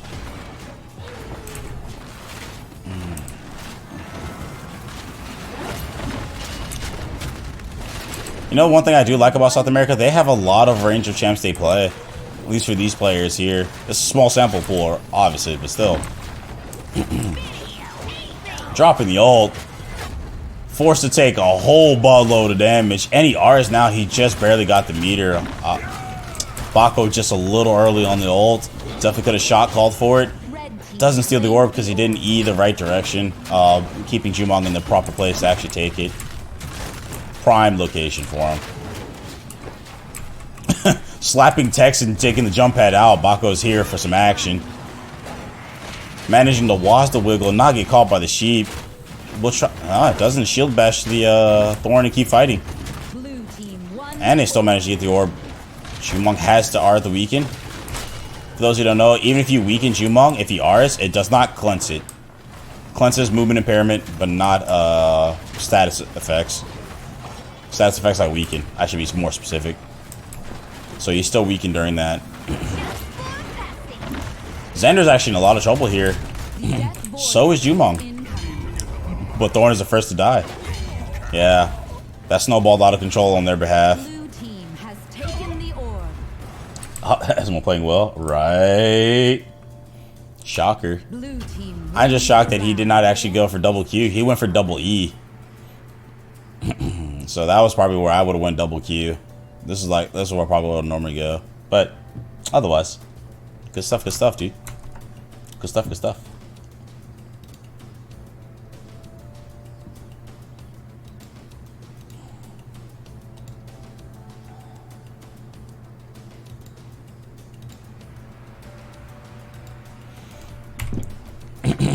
Yeah, Thorn doesn't really force him to Q that often. 2. And all I used to do is reaction to the E. I don't remember the actual base cooldown of Esmo's Q is, though.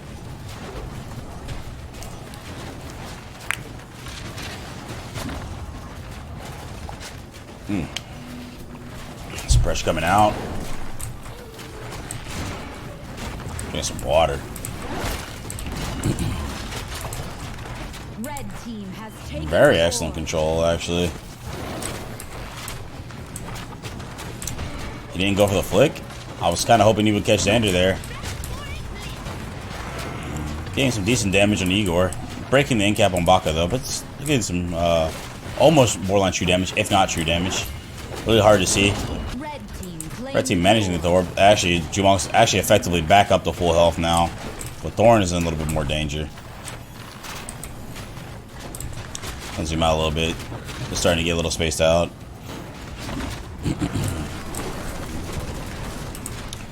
Nice clip. He tries to R portal for him, so Xander has no portal. They didn't call it out. And Jumong no R. Thorn forced to drop his R and then portal. No Xander portal again. That's with no space as well. Jamming poor Thorn into the wall and hitting the E onto it, catching with 50 damage. Very great wombo combo over the wall at that too. Xander's playing very, very insane. Catching another ult, hitting Igor as well. Ruben taking a lot of damage. Full 6 charges, 48 damage. 8 damage a shot for Esmo. Going to try and pull the orb. Blue team doesn't get the orb. It's going to space out here. Oh, breaking the end cap instantly on Ruben, but they're trying to focus on Tex. Definitely a little bit of a comm issue here. Uh-oh. Bako's going to try and go for it. Catching Thorn, but he's going to get hit here. Actually, he doesn't. No, he does. There's no stun on him, too, for the third hit. He did take his 36 damage. Oh my. Just barely getting enough time to get out of there, but doesn't give him that much breathing room. Make sure to play Sumo, Mako, ever the lovely player. Hit the EXE as he's the edge of the zone. Amazing. Blue team wins the round.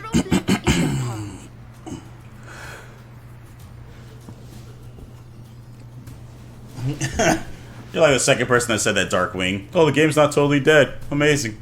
Yeah, man. We're doing turnies, but I'm gonna put it just about here. I'm gonna go pee. I'll be right back.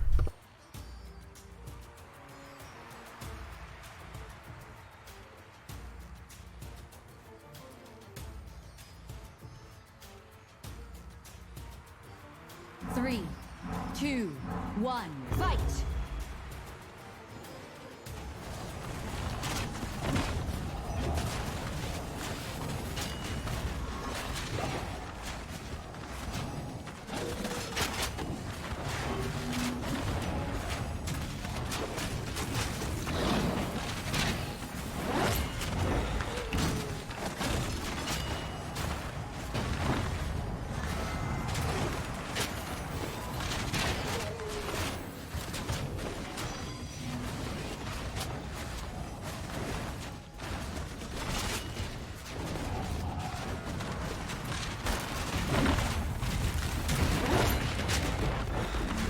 Blue team won the orb.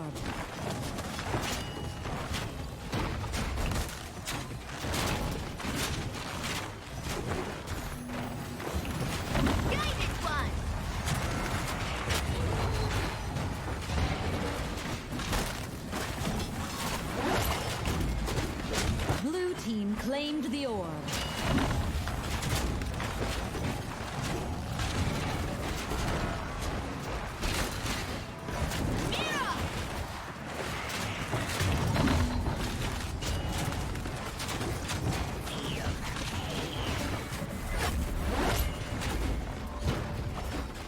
Red team claimed the orb. Damn. Mako. What did I miss? Thorn's about to die. A little bit of pressure, a little bit of damage coming out. Arcane Catalyst. Pulling the Xander in, forcing the space. Retreating behind the Jumon. Jumon forced to actually use Zar. The layers have been peeled. Red team is actually a little bit vulnerable, but they still steal the orb here. Ooh. And actually whittling down the husk instead of bursting it down, taking a lot of more damage from Mako in the meanwhile. If you're going to hit the husk, hit it with big damage.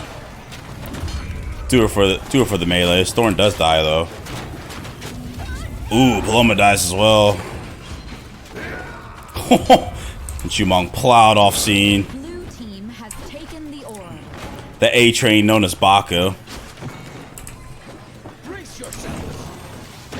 Ooh, decent Q, getting the Arcane Catalyst onto the Xander, taking it up 3-1.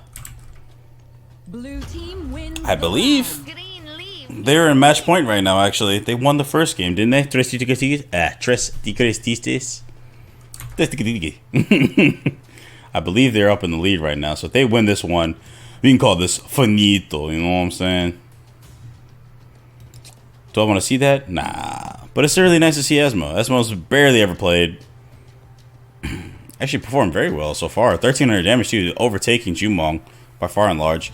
Sanders still playing out of his mind. Farther and heals 400 over the Paloma. And Paloma heals everybody that is attached to her soul resonance.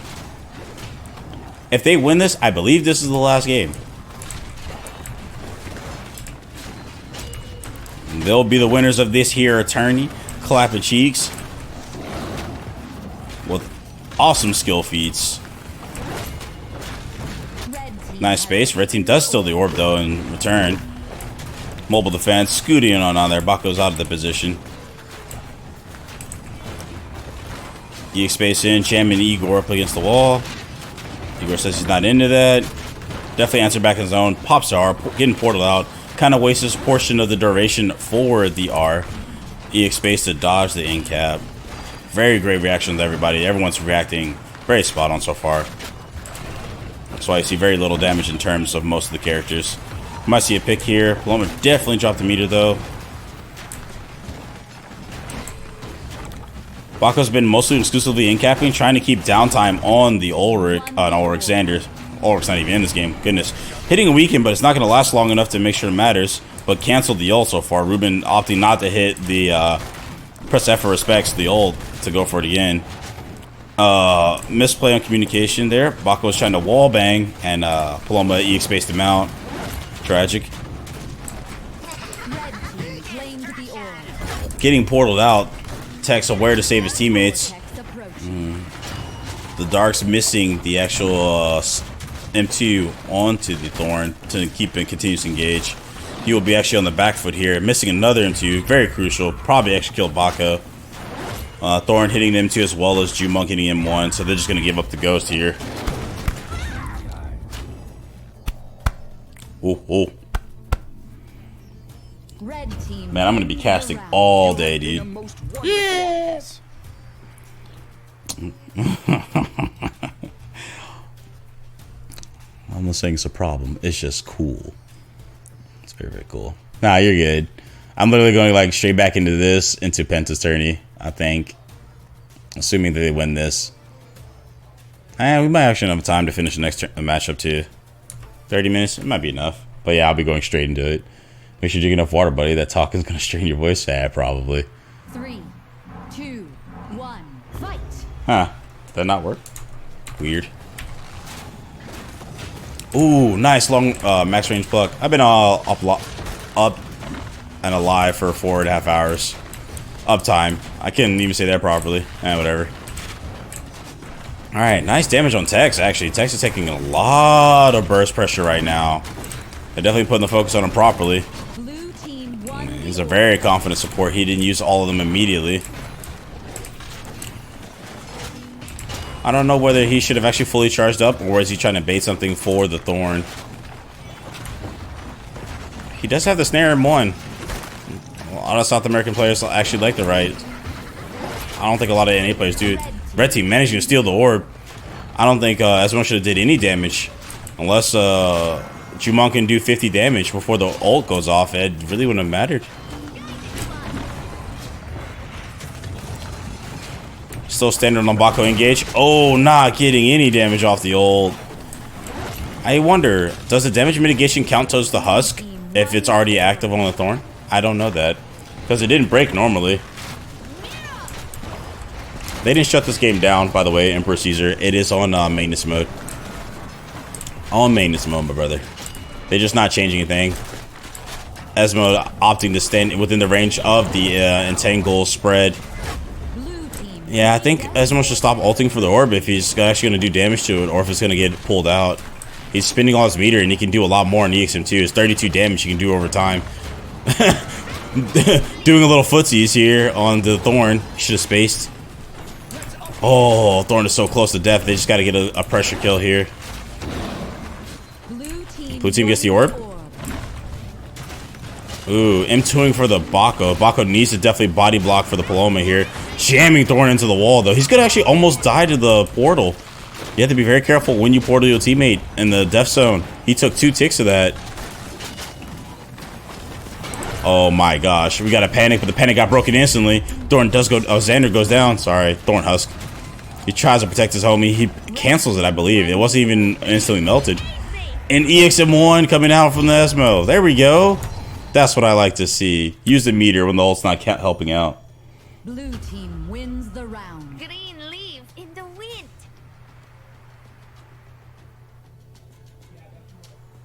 Oh, yeah. I think it was... Actually, I think Esmo's actually even decent into traditional melees. You just can't, like, start using your cooldowns first. But truthfully, if you're ranged, you should not be using your big cooldowns first at all. But that's just me. So, don't you mind me. 3. Like Bluey. I think Bluey's pretty cool. The extension of range is like his biggest weakness is his range. But I think you can mitigate that with good positioning. But it is like plus like 10 damage per shot.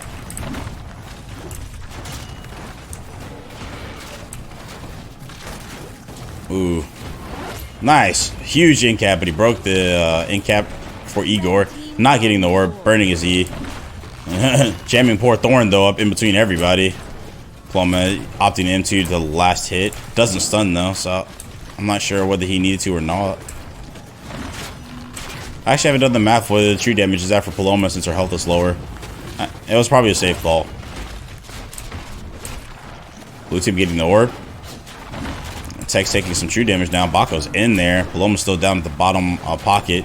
Getting zoned out. Igor's actually just like hounding it. That's why I opted not to care for his loving mercy pocket heal. It's alright.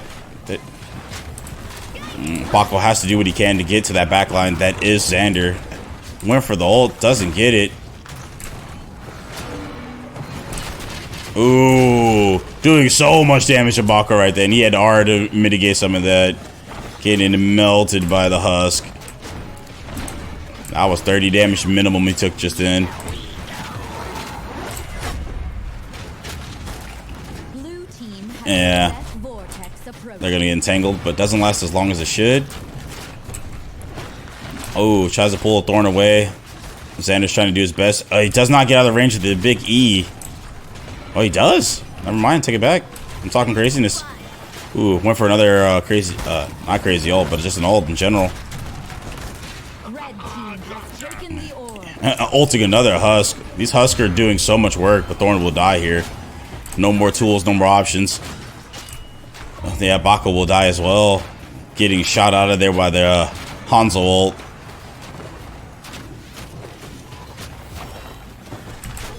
Oh, huge. Great Wolf. With the E-Roo still there. Blue team claimed the orb. Yeah, there we go. Some EXM1. And they win this round. I think this is the end of the tourney. Were you not entertained? No, I'm kidding. It was really enjoyable, dude. Attack ended. That's insane.